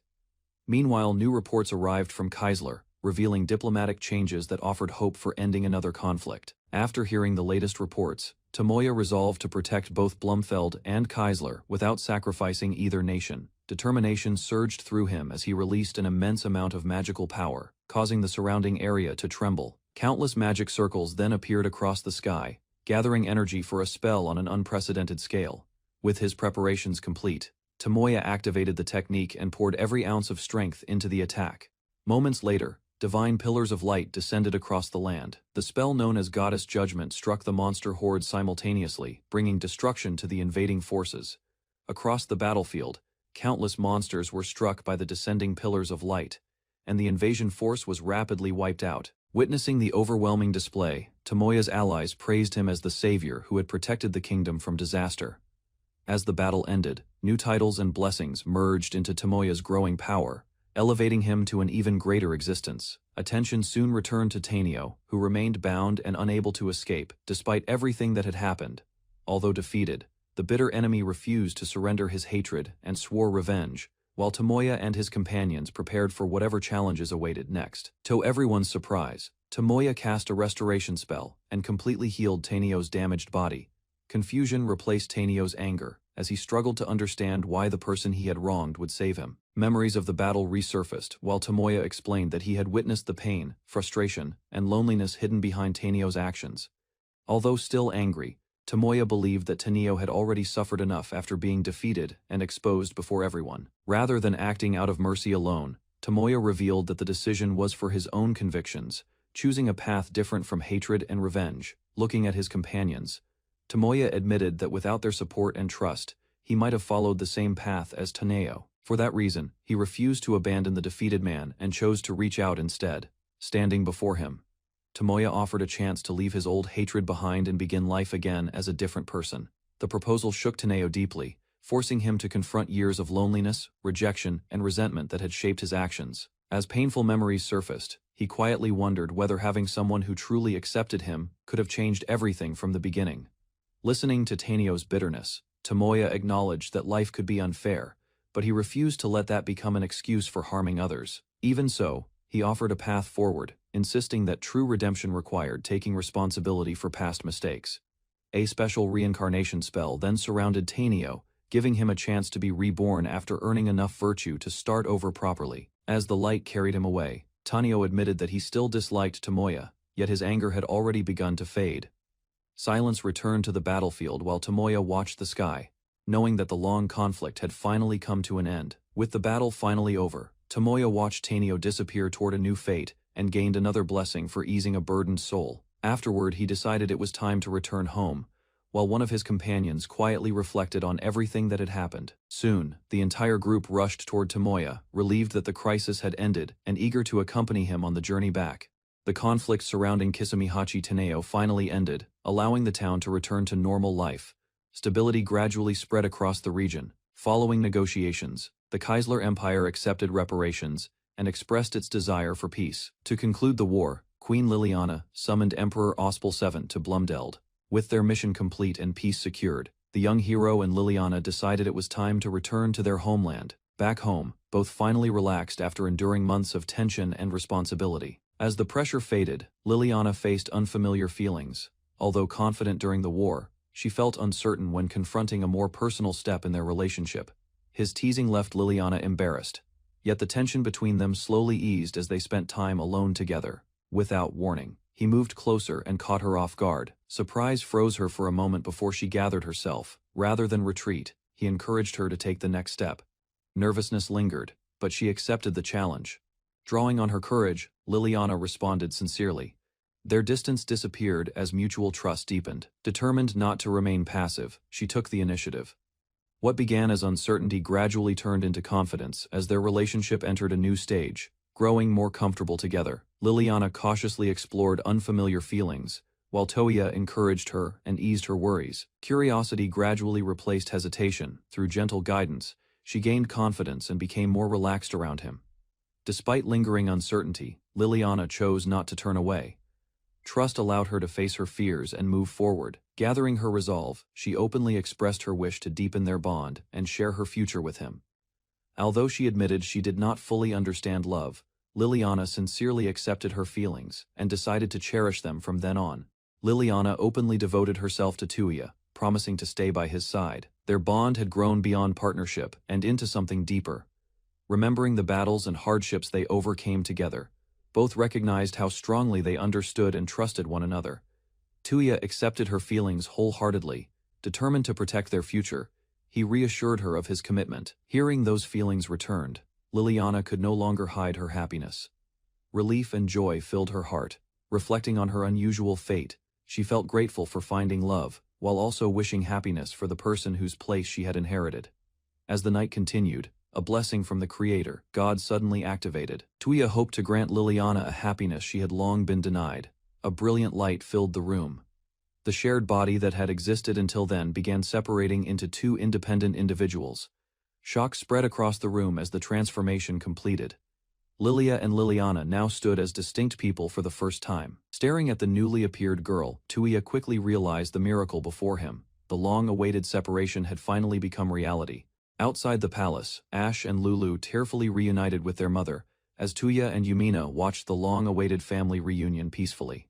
Overwhelmed with relief, the reunited sisters embraced their mother, while she welcomed both daughters after their separation through death finally ended. Meanwhile, Tuya explained that Ash and Lulu retained their former personalities, despite becoming dragons. Afterward, Tuya decided the Emperor of the Sacred Peak would be called Lilia, while the Queen would bear the name Liliana. Finally, Lilia expressed heartfelt gratitude toward Tuya for granting her another chance at life. Leaving him quietly reflecting upon her sincere appreciation, Lilia asked Tuya to accept her as one of his servants, revealing her desire to remain beside the man who restored her life. Instead, Tuya gently declined and encouraged Lilia to dedicate herself to protecting the kingdom before thinking about anything beyond her current responsibilities. Explaining his decision, Tuya affirmed his commitment to every wife he already had while gradually building mutual trust with the newly revived Lilia. Although Lilia looked disappointed, Tuya insisted accepting her immediately would disrespect both his family and someone he had only recently met. Before departing, Tuya promised Lilia she could visit his mansion any time through a teleportation gate. Lilia accepted Tuya's decision with a bright smile, promising to become someone worthy of his affection while Ash and Lulu admired their mother's happiness. Meanwhile, Liliana entrusted Ash and Lulu with Blumdeld's future, asking them to support the kingdom and remain beside their mother. Both daughters gladly accepted the responsibility, promising to protect their mother and offer assistance whenever unexpected trouble threatened the kingdom. Afterward, Tuya confirmed the knight's plans before Liliana reminded everyone they should rely on one another during difficult times. Finally, the knights divided their forces, leaving half to defend Blumdeld, while the remaining members prepared for another important mission elsewhere. Several loyal knights requested permission to become Tuya's personal knight order, leaving him surprised by their unexpected devotion, despite recognizing the political advantages. Although Tuya considered the proposal unnecessary, the knights insisted their combined strength already rivaled the kingdom's army, and accepted his decision without complaint. Hearing their sincere pledge, Tuya realized the knights entrusted their homeland, ruler, and futures to him, making their loyalty feel unexpectedly overwhelming. Later, Tuya arranged a teleportation gate, connecting Blumdeld with the Sutojima Principality. Tuya reflected on how former enemies had transformed into dependable allies who now served him with complete trust. The knights accepted Tuya's conditions, promising to restrict the teleportation gate's use only to authorized people entrusted with official permission. Grateful for his support, Liliana thanked Tuya for rescuing the kingdom and vowed that Blumdeld would repay his kindness in the future. Smiling warmly, Tuya encouraged Lilia to reassure her citizens, because rebuilding the kingdom would become a difficult task after the recent conflict. Before leaving, Tuya presented Lilia with a special pendant, while Yumina promised continued assistance whenever Blumdeld required additional support or military strength. Lilia carefully examined the pendant, wondering what purpose the mysterious item would serve in the days ahead. Tuya explained that the pendant allowed Lilia to contact Shizune through its enchanted gem before leading everyone back toward their home. His companions cheerfully gathered together as preparations for Tuya's upcoming wedding began. By the day before the ceremony, the entire town had transformed into a lively festival filled with decorations, crowds, and growing excitement. Across the bustling streets, cheerful residents celebrated together with food and drinks, filling every corner with joyful anticipation for the wedding. Meanwhile, Tuya quietly observed the festivities from a peaceful spot, appreciating the happiness shared by the people surrounding his future celebration. Tuya quietly reflected that both Brunhild and the Sutojima Principality had entered a festive mood as preparations reached their final stage. While enjoying a quiet drink, Tuya realized tomorrow's ceremony would officially make his beloved companions his wives. Unlike modern Japan, this world required neither household registration nor complicated paperwork, allowing marriages to proceed through traditional customs instead. Meanwhile, officials prepared to update Tuya's status to married during the wedding ceremony, completing every remaining administrative arrangement before the celebration. Left alone inside the mansion, Tuya admitted his boredom, because every bride had already departed for the royal palace to prepare together. Waiting alone, Tuya wondered how everyone was preparing while knowing he could not see the wedding dresses before the ceremony began. Inside, the Drumrow royal palace, elegant dresses and sparkling jewelry awaited the brides as every final wedding arrangement neared completion. Ye happily confirmed that everyone remained cheerful and reassured. Sud had no reason to worry about Isis or the celebration. Maria focused on supporting the wedding preparations, trusting Tuya's instructions, while quietly wondering whether he felt lonely without everyone beside him. Smiling gently, Maria reminded herself to trust her master completely, prompting another maid to notice her brighter expression and renewed confidence. Excitement filled Ariel's heart as she admired her wedding dress, eagerly looking forward to walking beside Tuya during tomorrow's long-awaited ceremony. Meanwhile, Maria shared the same anticipation, happily imagining the wedding, while everyone around her enjoyed the cheerful atmosphere inside the royal palace. Yumina mentioned that a traditional Japanese-style wedding would be wonderful, but the ceremony's many brides made such arrangements impractical. Later, Shizune reminded Lady Isis that one important condition still needed to be fulfilled before Tuya could complete the wedding preparations. Isis, Su, and Yei realized only a single remaining requirement stood between Tuya and the official wedding ceremony. Su explained that certain conditions once allowed free interference with the physical world, but only one unexplained requirement now remained unfulfilled. Meanwhile, Maria revealed the final condition had unexpectedly changed overnight, leaving even her unable to identify or confirm the missing element. Despite devoting immense computational power to the investigation, the system still failed to determine the mysterious condition blocking its manifestation. Lean suggested the creator god might have arranged everything intentionally, while Yumina expressed gratitude despite wishing they could join Tuya's wedding. Although disappointed, deciding their true purpose was supporting Tuya, rather than participating in the ceremony itself. Meanwhile, Su quietly accepted the final outcome, believing everything had been settled as the long-awaited wedding day finally arrived. Wedding morning began as Tuya prepared in formal attire, entrusted Queen Hilda's care to others, and confidently stepped toward the ceremony. Reaching the venue, Tuya admired every bride in their elegant wedding dresses, feeling grateful to stand beside the women he cherished. Facing the gathered crowd, Tuya solemnly vowed to protect his wives, kingdom, and everyone under his care for the rest of his life. Thunderous applause echoed across the ceremony grounds as the audience celebrated Tuya's heartfelt promise.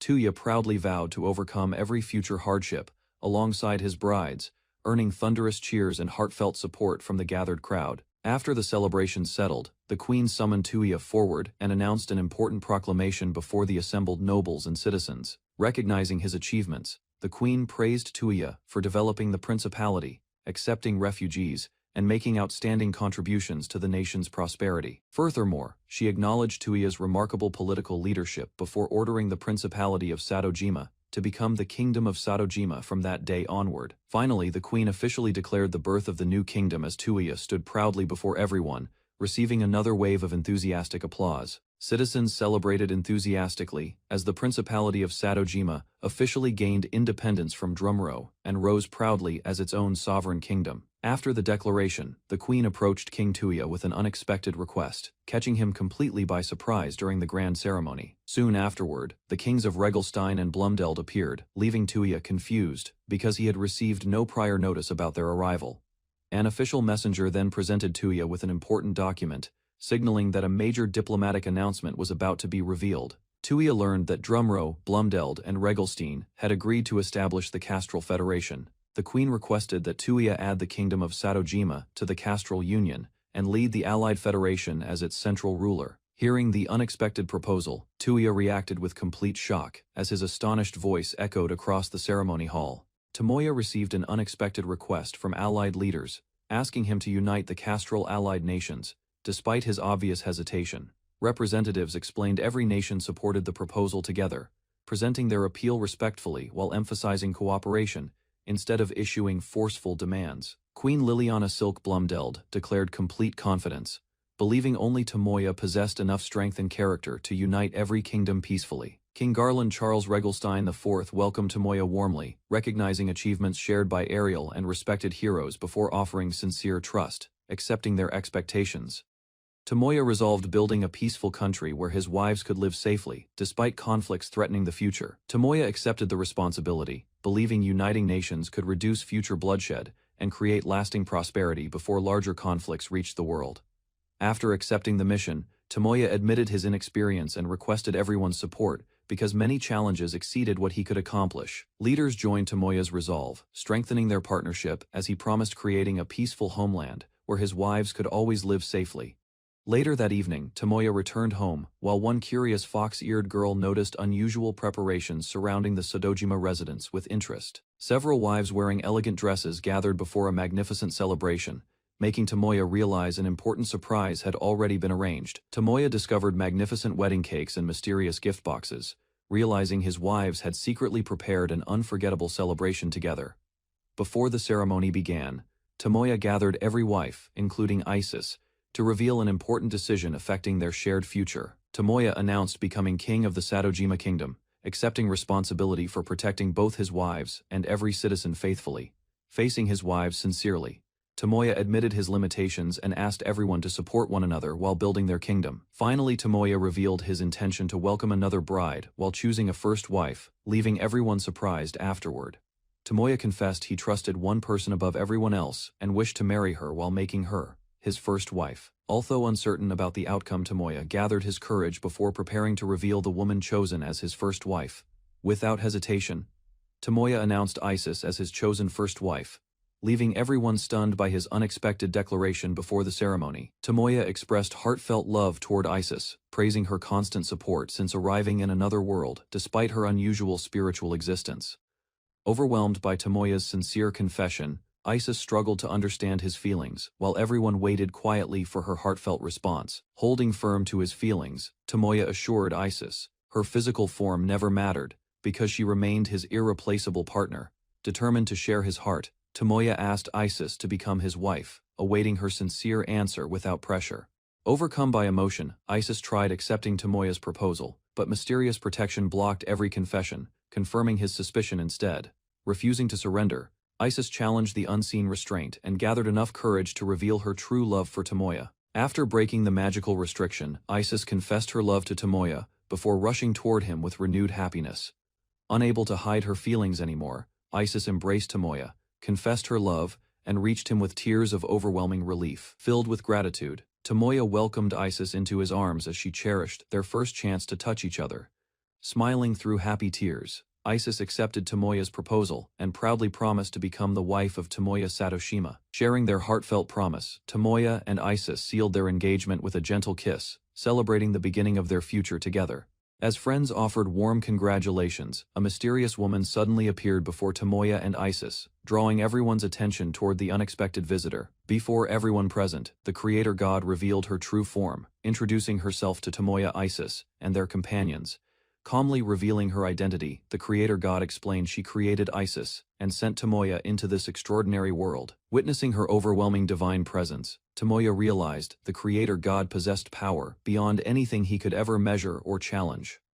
Offering warm congratulations, the creator god declared Isis had awakened as Tomoya's kin and officially qualified to become a true goddess. Grateful for the explanation, Isis learned Tomoya's heartfelt confession fulfilled the final requirement, before thanking the creator god with sincere respect. Answering Tomoya's question, the creator god explained her appearance was only one form, admitting she watched Isis's important moment as a parent. Accepting her request without hesitation, Tomoya promised to treasure Isis, earning the creator god's heartfelt trust before their farewell. Remembering Isis's long journey, the creator god thanked Tomoya for proving she had chosen the right person to guide her. Listening with growing understanding, Tomoya learned the creator god deliberately entrusted Isis to him from the very beginning.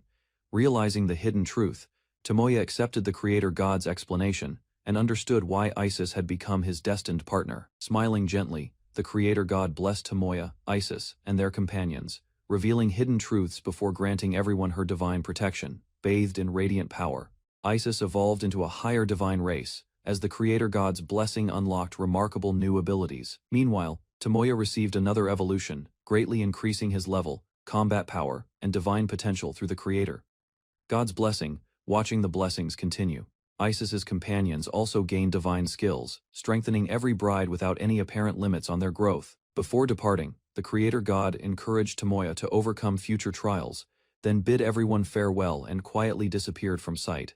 After watching her departure, Tomoya gathered everyone together and announced the beginning of their long-awaited wedding ceremony with bright anticipation. Hearing Tomoya's announcement, one bride stepped forward and asked him to reveal who would become his first wife before the ceremony. Using his astral soul technique, Tomoya split himself into several identical bodies, allowing every bride across the kingdom to hold her own wedding ceremony together on that very same day. Standing beside Rishia beneath the open sky, Tomoya exchanged quiet vows promising lifelong support for one another, and the two sealed that promise together with a soft, lingering kiss under the clouds. Turning toward his adopted sister in her wedding dress, Tomoya listened as she declared through happy tears that her childhood dream of becoming his bride had finally truly come true today. Holding hands together, Sayaka and Tomoya spoke quietly about the rings waiting nearby, and she asked him gently never to let go of her hand again from this day forward. Turning to Misaki, Tomoya reminded her that this time he intended to truly keep his old promise, vowing once more that he would finally make her genuinely happy going forward. His dark-haired bride confessed she had never felt such overwhelming happiness before in her entire life, promising to devote herself completely to serving him as both his wife and his companion. Recalling 4 long years spent walking beside despair after her homeland had been utterly destroyed, she told Tomoya she had never once felt more grateful simply to still be alive.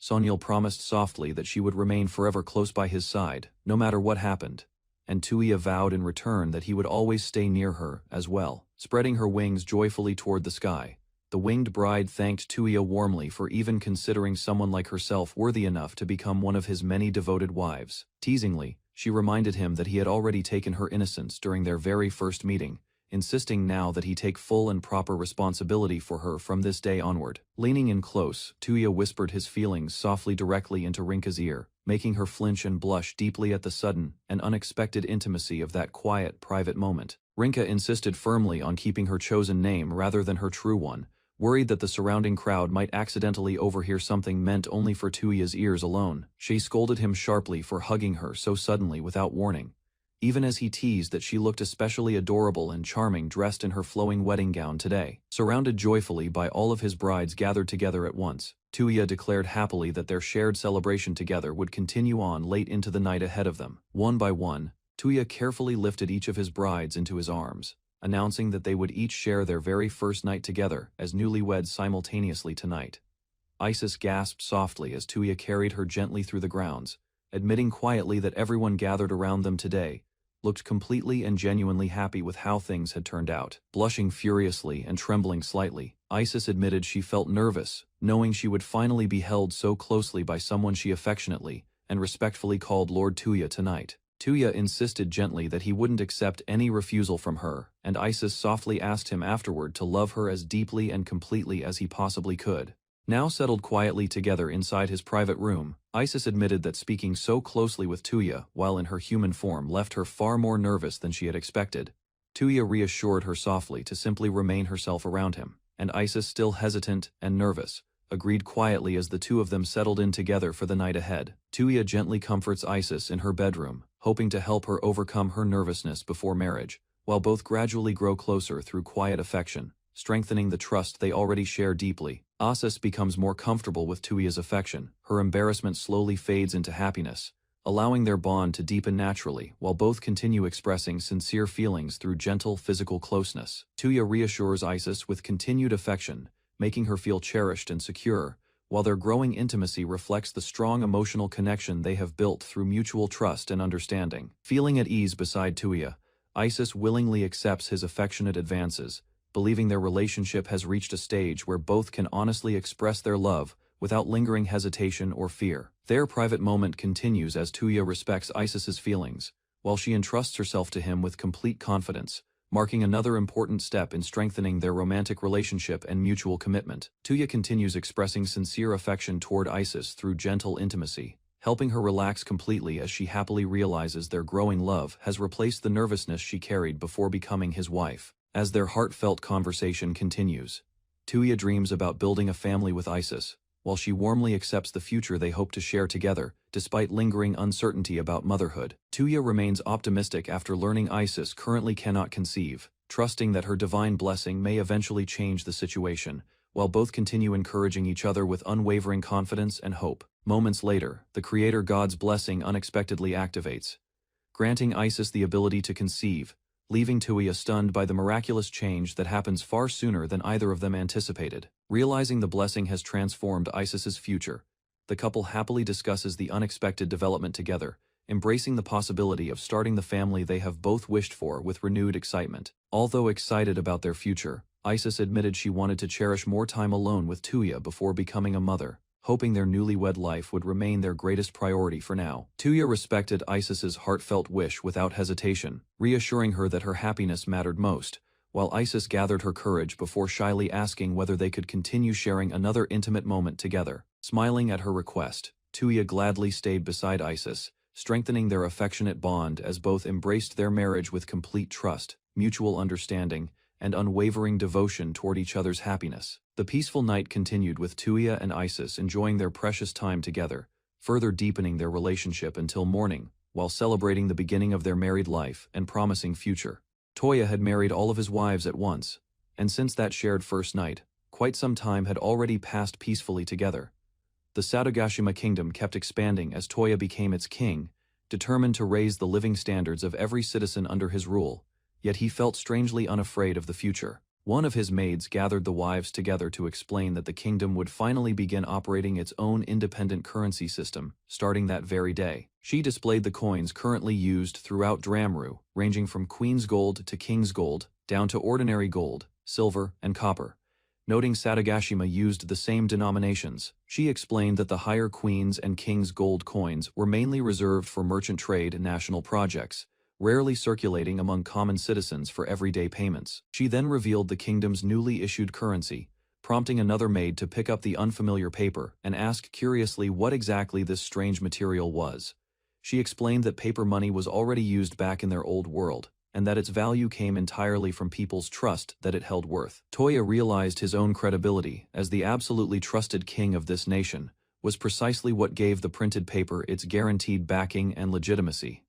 The maid pointed out that such trust only worked domestically, since foreign nations wouldn't recognize unfamiliar paper, making diplomacy and trade abroad considerably difficult. Another wife noted that gold coins carried inherent value from the metal itself, while paper currency originated from nothing more than ordinary paper.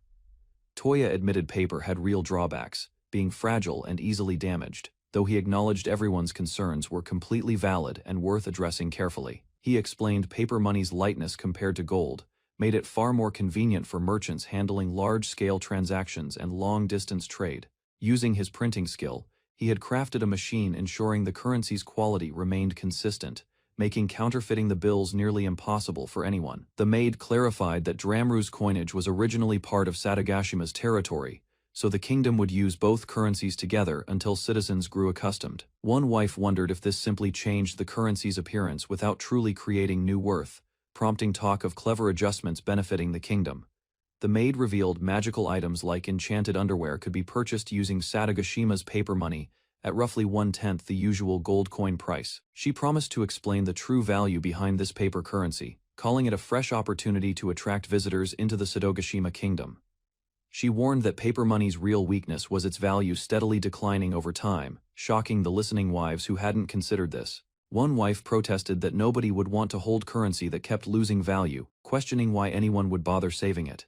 The maid asked what if that same currency contained Toya's own magic, exchangeable only for safe, high-quality, body-nourishing water unavailable elsewhere. The maids explained that keeping money continuously circulating prevented economic stagnation, since inactive currency risked creating deeper poverty among the kingdom's struggling lower classes. One maid noted their homeland once relied on a similar circulating system for 3,000 years, impressing everyone with such remarkable long-term economic stability.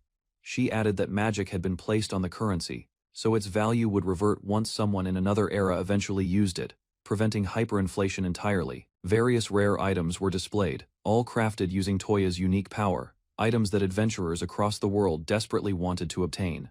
Enchanted boots granting automatic healing effects were highlighted as exactly the kind of rare magical equipment adventurers would eagerly pay anything to acquire. The maid explained that all these upcoming items would only be purchasable using Sadagashima's paper currency, further strengthening its practical value. Toya thanked his maid, deciding to hold explanatory sessions nationwide, so citizens could gradually adopt the currency, despite expected initial public resistance. Another advisor reported rising sexual crimes committed by frustrated men, alongside growing requests from security forces and adventurers for an official solution. Toya agreed serious offenders needed strict punishment, while considering both stronger law enforcement and outlets, addressing excessive desire simultaneously as complementary approaches. One maid suggested convicted men become semi-slaves under specific conditions, working at brothels using Toya's granted power to prevent future trouble. Rough, unruly adventurers argued that some deterrent measure was clearly necessary against men who wouldn't otherwise submit to lesser punishments. Toya agreed adjustments should ensure the women's self-defense abilities only failed against these designated offenders,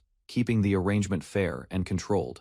An angelic wife proposed renting skilled prostitutes from other nations' brothels, paying commission fees to reduce training costs for dispatched workers. Toya promised generous compensation after data analysis revealed 12% of eligible women felt comfortable working willingly within this new brothel system.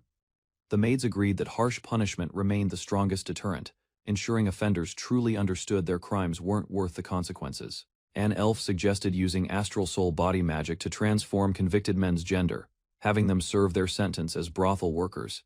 Toya realized this method let offenders outwardly work as controlled prostitutes while retaining awareness, understanding firsthand the suffering of unwanted advances. Toya approved the plan, insisting proper aftercare support be guaranteed for every woman working before officially launching this new operation. Days later, the transformed elf enjoyed the open wind, traveling alongside Toya toward her requested destination, her original home village. They reached her old treehouse, surprisingly well kept despite years passing, since she occasionally returned to maintain it herself. Toya agreed his village home shouldn't be left abandoned, deciding it could still serve elves as a useful summer retreat. Standing at the ruined village site, Toya assured Tina using the land that way posed absolutely no problem for him. The forest spirits were purely powerful here, meaning the location would likely feel comfortable and welcoming for elves settling nearby. Tina admitted she preferred fading away here, rather than continuing her existence elsewhere, prompting Toya's quiet, understanding acceptance of her words.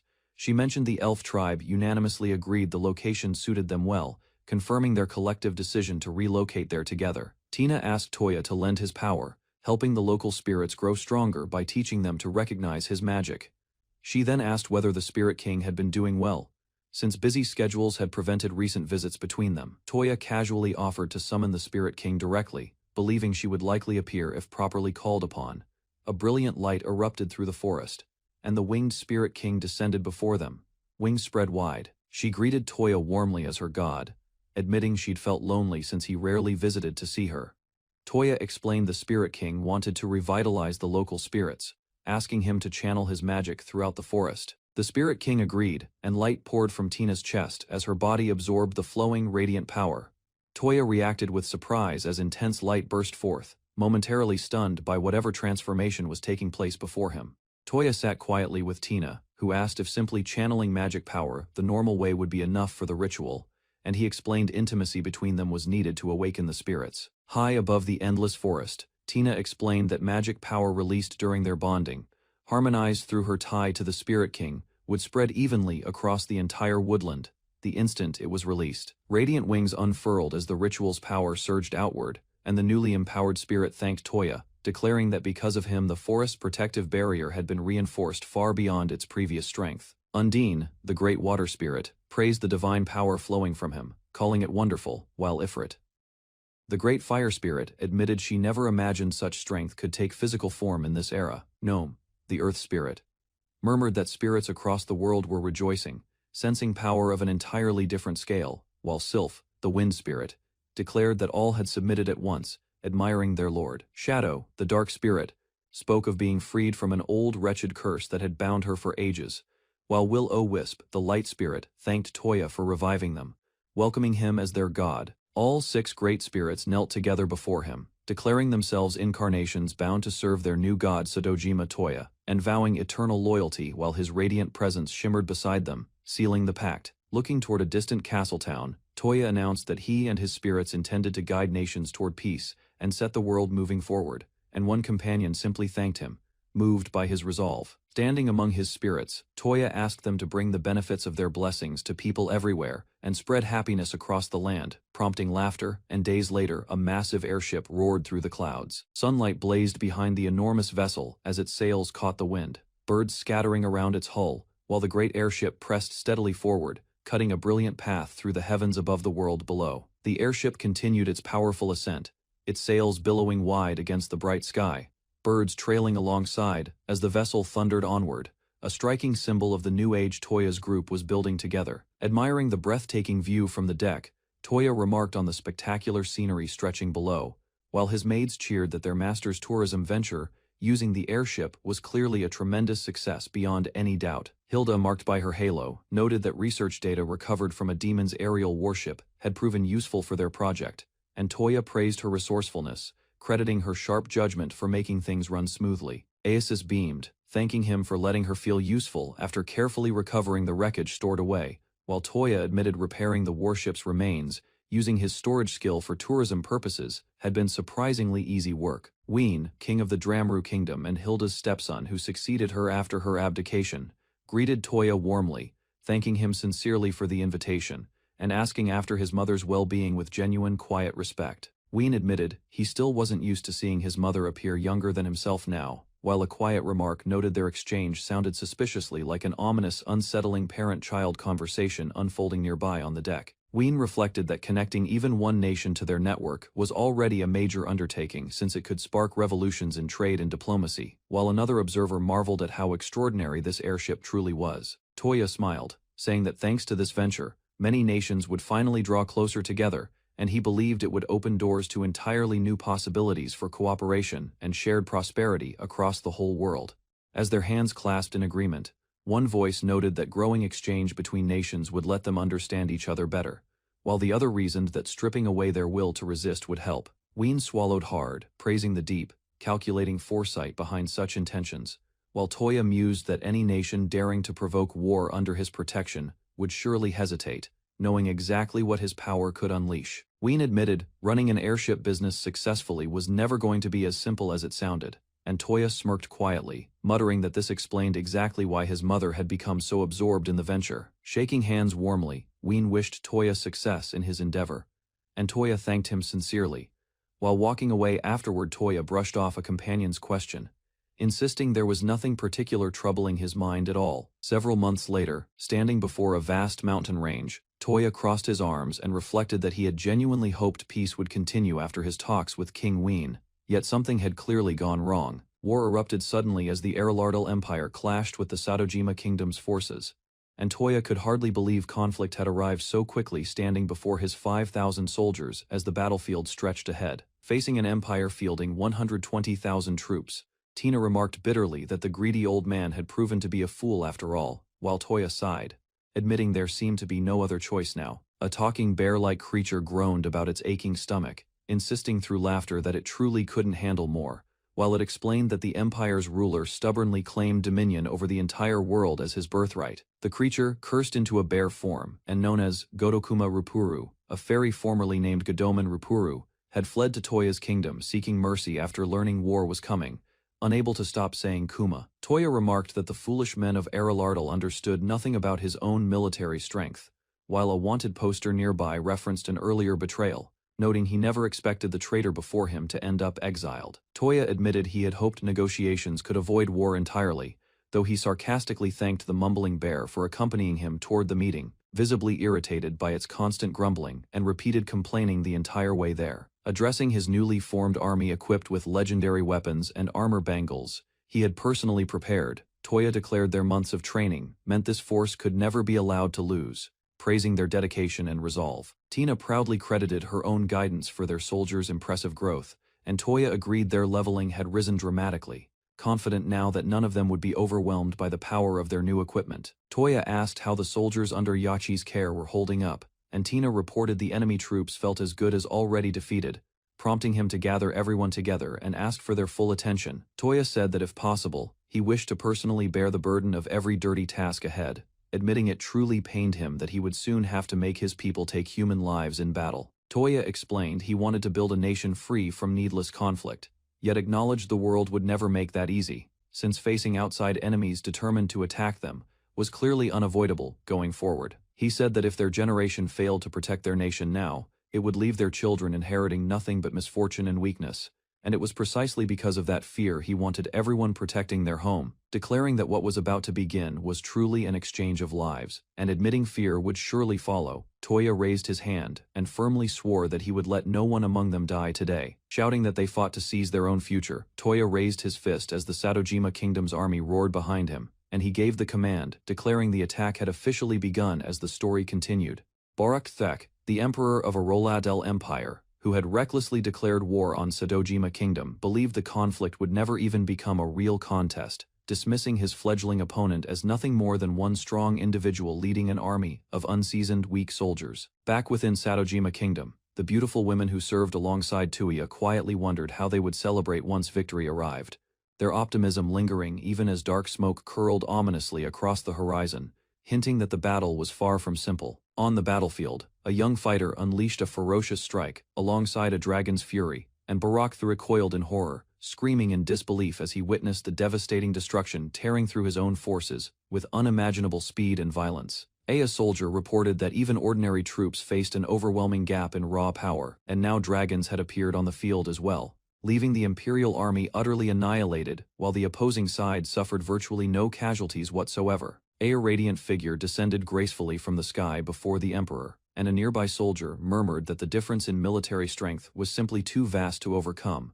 leaving Barak the trembling as the outcome of the battle became painfully clear. Standing calmly before the defeated Emperor, Satojima Tuya remarked that the man who had provoked this war now stood directly before him, and that losing his life here should already have been something Barak too was prepared to accept. Tuya swiftly struck down the remaining soldiers surrounding him one after another, then turned toward the emperor and asked flatly who was left to fight, leaving Borak II as the last person still standing amid the fallen imperial troops. Before Tuya could deliver another blow, Barak II suddenly collapsed, and it was later reported that the emperor had died purely from shock, overwhelmed by the sheer terror of witnessing such devastating and unstoppable power firsthand on the battlefield. Tuya then asked Isis to spread word across the battlefield that the war had officially ended, and the group raised their arms together in celebration, deeply relieved that the long and dangerous conflict had finally reached its conclusion. Several days later, inside the halls of the Aroladel Empire, conversation turned to post-war reconstruction, and the maids agreed that the first prince, Atlantis, had proven far more capable than expected, making it safe to entrust him with governing the empire.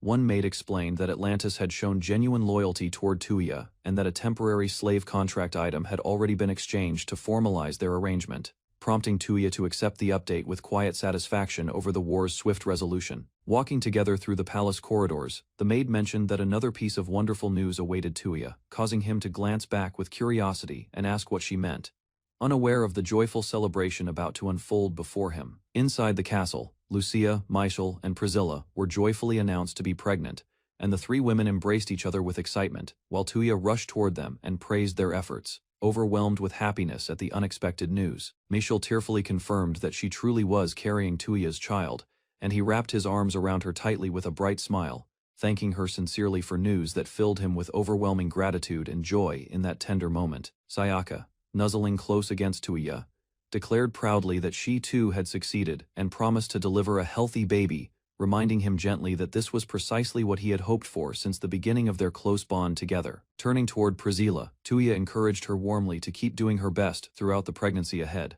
and she thanked him softly in return, leaning against him as the two shared a quiet, affectionate embrace amid the ongoing celebration. The entire castle erupted into celebration as everyone gathered to mark the joyous occasion, and one of the women teased that it was no coincidence every beast-folk wife had conceived, since Tuya had simply activated their fertility function beforehand. Two women whispered privately that Tuya's release must be remarkably effective at causing pregnancy, blushing as they noted how unusually potent it always seemed, leaving them both flustered yet quietly impressed by their shared realization about him. Tuya then asked specifically about Isis, wondering what species a child born from her would become, and one of the maids pointed out that since Tuya now belonged to the god race, no existing data covered offspring from such a union. Walking through town together, Tuya and his companion discussed how half-elves or half-beast folk often face discrimination in other nations, though Dramru and Satojima Kingdom seemed to hold no such prejudice, and Misaki quietly admitted she too wished to bear his child someday. Tuya pulled out the Heaven's Elixir, a rare item said to guarantee a woman's pregnancy with complete certainty, wondering quietly to himself whether this might finally be the right moment to put its powerful effects to good use. Standing before the three women, Tuya declared that if any of them wished for it, he would ensure they became pregnant that very night, leaving the group visibly stunned by the weight and sincerity behind his unexpected announcement. On a quiet afternoon, the maid Shizun suddenly declared to Tefeya that they should build a proper castle, and that single remark began everything. Tefeya questioned whether building something so grand held any real meaning, but Shizun insisted a king living in an ordinary mansion made little sense. She argued the castle would stand as a symbol for the citizens, and moved by mention of his own reputation, Tefeya agreed to build it for them. A wooden sign marking the future site of Satoshima Kingdom's castle stood alone near the shore. Weeks after the royal decree had been announced, a group of burly workers arrived eagerly, insisting they owed everything to the king who once took them in and wanted to help build his castle. Sonieru had only called for volunteers, but so many citizens rushed forward that the project had to be divided into separate assigned areas. Aishisu gathered everyone's scattered ideas into a single unified blueprint, and Tefeya thanked her for making sure nothing would be built wastefully. Stacks of gleaming silver bars piled higher as enthusiastic citizens poured their own resources into the effort, consuming an entire year's national budget. Taya moved on to discussing materials, while Shizun quietly remarked that despite such enormous spending, the kingdom's treasury remained astonishingly unaffected. In the Spirit Forest, the Spirit King happily offered her full cooperation, assuming she was helping construct a shrine, rather than a royal throne room. Walking through the columned hall, Ashisu explained the pillars were carved from Shinmer Fey Spirit wood, resembling pale gypsum stone unified in color. Tavia asked whether cutting down such an ancient 1,000-year-old tree was truly acceptable, and was reassured that only its branches had been used elsewhere. Tefesia and Ashisu suggested using Yggdrasil, the oldest ancient tree within the sacred forest, as material fitting for the royal throne. The legendary great tree, said to connect directly to the heavens, had long served as a pillar supporting the entire world's balance. Normally concealed by divine energy and invisible to ordinary eyes, the tree could only be reached once a god's own power was offered. Taya recalled that after being empowered by the creator god, he could now perceive things once hidden, and decided to seek the material himself. Standing before the towering ancient tree with a Shisu beside him, Tafeya quietly wondered whether this truly was the legendary world tree. The massive tree spread endlessly across the landscape, its weathered trunk, ancient and immense, towering high above the surrounding hills and fields. Ishisu urged Tafeya to channel his divine power and touch the world tree, noting how visible it would be if seen from anywhere. She explained the tree's own will should answer him, and as brilliant light surged around Tafeya, he finally reached out and touched its trunk. Blinding light burst forward as ancient roots shifted and split apart, revealing a massive carved face that had silently awaited a visitor beyond even the gods. The tree explained it had watched over the entire world, and Tafeya remarked it spoke, as though it already knew exactly why he'd come. He admitted he'd come hoping to receive a small portion of the tree's power, and it happily offered itself to whoever could rule this world worthily. The tree revealed that Tafeya's existence level already surpassed its own, though he insisted this only reflected an absurdly overpowered combat ability. It countered that he had also carried the darkness of countless people's hearts, referencing the harsh burden of his negative absorption ability. Beyond the trees, a peaceful city spread out, its people living happily while Tafeya continually sacrificed himself and his own wealth for their sake. The tree noted that humans typically crave wealth for themselves, yet Tafeya possessed none since everything he needed was freely provided by others. It reasoned that no matter how immense one's power, without virtue people would never truly follow, and his companion stayed devoted beside him. Uncomfortable with such praise, Tafeya admitted he wasn't sure how to respond, while the tree offered to grant whatever he desired in return. The tree proposed feeding him its own spiritual energy, concentrating an especially potent portion, explaining it held real expectations for what he'd become. It revealed something startling. Ever since Tafeya's arrival in this world, its own natural lifespan had extended far beyond what it once was. The tree explained that Tafeya ending wars and defeating the demon lord reduced people's despair, increasing the world's overall energy of happiness. Since joy itself fueled the tree's vitality, that shift directly caused its lifespan to lengthen, a realization that left Tafeya quietly stunned. Still, the tree warned that everything eventually meets its end. And even it, as the world's foundational root, could not defy that fate. It admitted it hoped to greet its own ending while watching people live surrounded by smiles and happiness, rather than fear or sorrow. With a burst of light, the tree expressed its wish that Tafeya remain forever compassionate, offering this gift as a token of that hope. Bundled with immense divine power, a fragment of the tree's own wood was crafted specifically to become the material for his throne. Tafeya wondered whether displaying something called the World Tree Core was truly safe, given it was essentially a mass of divine power. The tree reassured him the fragment remained intact, regardless of distance, as long as its branch itself wasn't physically destroyed or broken. It explained that placing the throne somewhere saturated with divine energy would let his own power and the trees strengthen each other, making him mightier still. The goddess explained that Tuiya's magic power, his skills, and his automatic recovery all came directly from the world's own energy being absorbed into him. Walking near an ancient tree with his companion, Tuiya considered aloud that if they both gave energy to each other, their combined power would grow far stronger.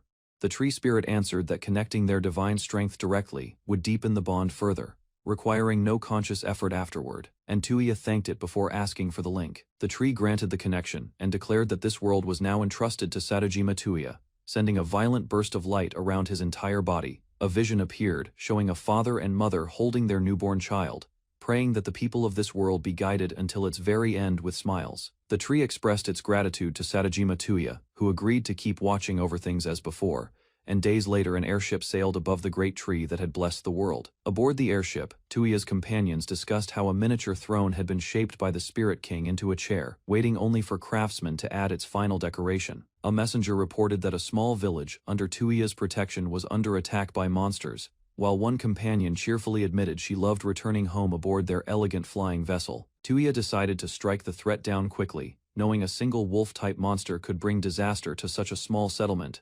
As villagers screamed and fled from the snarling beast, he crushed the monster known as the Crawling Serpent Pursuit Fang without hesitation, storing its remains inside his item box, and the grateful villagers asked if he had come through unharmed. Tuya introduced himself simply as someone passing by coincidentally, noticed their wounds, and released a burst of healing light that mended every injury among them instantly. The villagers thanked him deeply, unsure how to properly express their gratitude, while an elder marveled that his own recovering body felt like nothing short of a miracle.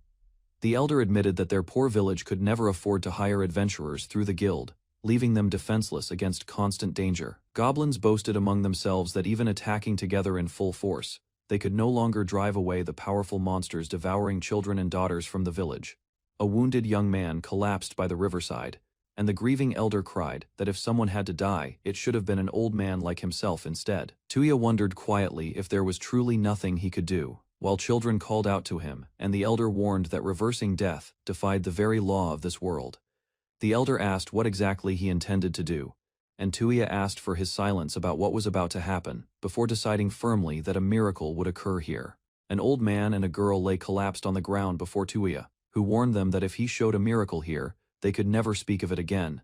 The old man asked what kind of miracle this could even be. Tuya asked bluntly whether they wanted him to save Lila.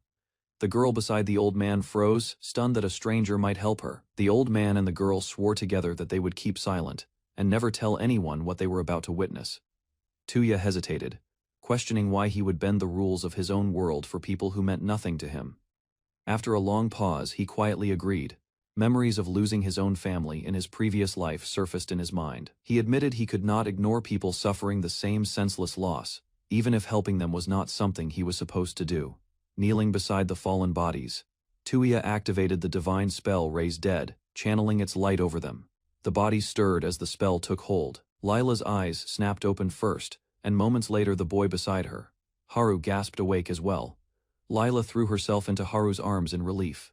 The old man and girl dropped to their knees, believing a true god had descended, while Tuya admitted internally that he was actually the god of destruction. Tuya granted himself the title skill Destroyer of Sorrow, and reminded the family once more to keep the miracle a secret. Days later, at a grand palace, a narration noted that this event would spark major changes later, though the full story would wait to be told. Shizune stood before 3 other girls, ready to speak. Shizune announced their third strategy meeting, dubbed the plan to seduce Tuya and pair him with Liliana. The girls teased that Shizune should confess her own feelings directly instead, but she insisted doing so wouldn't be dramatic enough. Liliana admitted Shizune was her first love, saying she wanted them to be united on the grandest stage possible. As queen, Liliana had once loved all her people equally, forgetting how to love one person specifically. She reflected that though her feelings for her late husband and her people differed, there was no real gap between them. Meeting Tuya taught her what having feelings truly meant, and the girls conspired quietly on their next plan. Liliana, now dressed as a maid, brought Tuya tea, catching him off guard. Tuya questioned having a queen work as his maid, but she insisted there was no issue at all. Asura noted Liliana had passed maid training and slave standards perfectly, calling it good experience, since she alone could handle politics. Liliana asked whether she could also receive the household's weekly date privilege with Tuya. The next day, Liliana clasped her hands together, delighted that Tuya had already decided where to take her out. He carried her in his arms as they set off, her expression full of quiet happiness. Flying high above the clouds, Liliana pressed close to him and admitted she felt completely safe, as long as she stayed by his side. She never imagined she would see Blumdeld from the sky. Looking down at the kingdom below, Tuya remarked that she truly loved this country. Liliana confirmed it, saying she cherished every single citizen deeply. Tuya recalled how Liliana once confessed she no longer knew how to love one specific person after loving her entire nation equally. He thought to himself how similar Liliana was to Shizune, both wanting to be loved yet unsure how to express it properly. Their feelings twisting instead of reaching clearly, he realized she was simply clumsy at heart. Others had once described her as a natural genius since childhood, yet someone who never quite fit in with those around her. Shizune, by contrast, appeared skilled at socializing on the surface, though she too kept a certain distance from others, as if slightly detached from the world. Tuya mused that despite their similarities, their true natures were opposites, perhaps the very reason Liliana and Shizune had become close friends. Suddenly, a plume of smoke rose in the distance, cutting his thoughts short. Liliana dashed toward the smoke as Tuya called her name, while an old man and a maid ran from a burning house nearby. Bandits stormed the village, their leader ordering his men to seize all the villagers' supplies as chaos erupted around them. Liliana struck one attacker down instantly with ice javelin, declaring she would never forgive such plunder. The stunned bandit demanded to know who she was.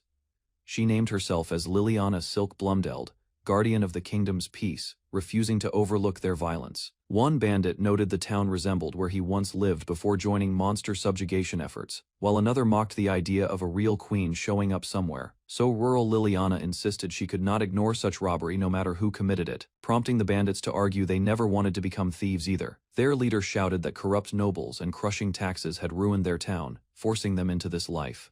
The men blamed her directly, but Tuya coldly stated that sympathy was no excuse for stealing from others, regardless of their hardship. Liliana's expression darkened with anger as she stepped forward, her aura flaring around her.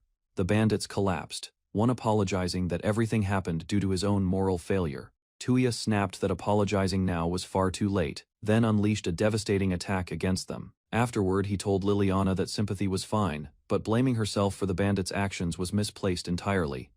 Tuya declared this was Blumdeld's problem, admitting he had stayed silent too long but could no longer ignore how selfish these men had become. The bandits protested that they had no other choice given their situation. Tuya asked directly whether the town they mentioned was nearby, and Asius confirmed it was called Sanafaria. A corrupt noble named Gamma Doncaria currently ruled the town, fattening himself through heavy taxation, while his son forced himself on a young woman, uncaring whether she was married or underage. The noble had hired skilled mercenaries as bodyguards, leaving townspeople with no choice but to endure the abuse silently. Liliana listened grimly and said she understood. The bandits asked in disbelief whether she truly intended to fix Sanafaria herself, and she promised she would find a way. One man admitted his wife and daughter had been taken by the noble's men, while another revealed his own daughter suffered the same fate. Tuya assured them their family's locations were already known through his skill, revealing a ship was involved in their situation. He asked Liliana if she was ready to set things right on today's outing. She agreed, declaring herself Liliana Silk Blumdeld, promising to protect, expressing how happy she was to do so. Toya's first date with Liliana had been decided as a journey to fix wrongs across the land. Their arrival at Sanafaria, a town under the Blumdeld magical kingdom, brought them face to face with the local lord, Dunclair Sanafaria, and his son Bonclair, both visibly shaken by their presence. The guards accompanying Toya wasted no time. They declared that the wicked deeds committed by Dunclair and Bonclair could not be forgiven, and ordered the pair to be bound immediately. Dunclair panicked, raising his hand and shouting that a queen would never set foot in a place like this. He accused Liliana of being a fraud who dared to borrow the queen's name for herself. Dunclair's men rushed forward with weapons drawn, screaming threats and closing in around Toya and Liliana. One of them roared an order to cut them down without mercy, swinging his weapon high above his head. The fight ended almost instantly, leaving Dunclair and Bonclair kneeling among their defeated men, utterly broken and in tears. Toya declared the matter settled, and Liliana cheerfully agreed. Their journey had, once again, cleaned out a den of corrupt nobles within Blumdeld territory. Later, Liliana reflected happily on the trip, saying how glad she was to travel alongside Toya while setting the kingdom's wrongs right together. She called their unusual first date a success. Not long after, back at the Adventurers Guild, a familiar voice greeted Toya casually. The voice belonged to Advain, who had since relocated from Dramru to settle as a resident of the Sadojima kingdom. He asked how Toya had been doing, keeping his usual energetic demeanor. Advain slapped Toya on the back, teasing him for being so modest, despite being the current king of the thriving Sadojima kingdom.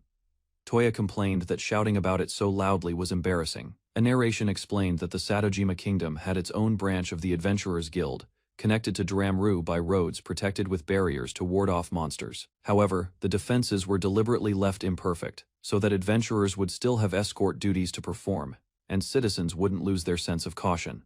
A pack of monstrous goblins and orcs was shown as an example of the threats that could still strike the town if no one defended it. Toya nodded to himself, reasoning that while he could handle any danger alone, doing so would leave the people complacent and their awareness of crisis would fade. Back at the guild counter, Advain asked what had brought Toya there that day, prompting him to recall his reason for stopping by. Before Toya could answer, a new voice interrupted, offering to explain the situation herself. A bunny-eared girl introduced as Samimi stepped forward. She had once worked at the Dramru Guild headquarters, and despite being begged to stay with a doubled salary, she requested a transfer to the Sadojima Kingdom branch instead, making her return after having last appeared back in Chapter 12. Samimi greeted Toya warmly, calling him by name. She added, almost teasingly, that she never imagined she would end up becoming his official slave. Samimi recalled how she had failed the qualifying trial to become an official slave, a staggering 13 times before finally passing just the other day. Toya, impressed, remarked that her persistence was incredible. Toya asked what the request was about, and Samimi confirmed it before presenting the details. She slid a request form across the counter, which showed the image of a dragon, along with a note explaining that this job would be about subjugating one. Toya reacted with surprise at the request, wondering aloud whether the damage might reach farther than expected. The report indicated the sighting was near the mid-slopes of a mountain known as the Dragon's Sacred Peak. Samimi explained that no human casualties had been reported so far, but the villages near the base of the mountain were growing increasingly anxious, since there was no guarantee the dragon wouldn't eventually make its way toward them. The dragon itself was described next. Its opponent being a dragon was reason enough for concern, since its massive body alone could cause panic among ordinary people just by flying overhead, normally. Toya decided to accept the request without hesitation. Samimi thanked him enthusiastically while he began considering who he should bring along on the mission. She praised him, saying that was just like him to take on the task so readily. Elsewhere, another woman recalled how, after she was no longer present, someone had apparently been throwing their weight around in her absence. Her expression shifted sharply, taking on the commanding air of a former ruler, resembling a retired biker gang leader, checking in on how her juniors were getting along. Tuya receives information that the Black Dragon army has appeared near a neighboring village. He asks Lilia whether she knows the Black Dragon King, believing the approaching force may be connected to someone from her distant past. Lilia remembers events from several hundred years earlier, when the Black Dragon King and another powerful dragon fought over supremacy at Dragon Peak. Their rivalry eventually became a serious war, leaving Lilia with clear memories of both dragons. Lilia explains that both dragons had persistently pursued her because they wanted her affection. Their behavior became troublesome, so she eventually defeated them and drove them away herself, ending their unwanted pursuit and showing Tuya how powerful she was. Tuya realizes Lilia had been extremely popular and admired long before meeting him. Lilia remembers Tuya as a cute younger man, while Tuya considers her surprisingly attractive. The mood between them quickly changes as they remain together privately. Tuya suddenly approaches Lilia and kisses her, surprising her with his bold action. He holds her close while she becomes increasingly embarrassed and flustered. Lilia struggles to process Tuya's sudden affection as the distance between them disappears completely. Overwhelmed, Lilia pulls away and falls backward onto the bed. Tuya moves toward her again while she watches him nervously. Realizing that Tuya intends to remain close, Lilia concludes that she probably will not get much sleep tonight.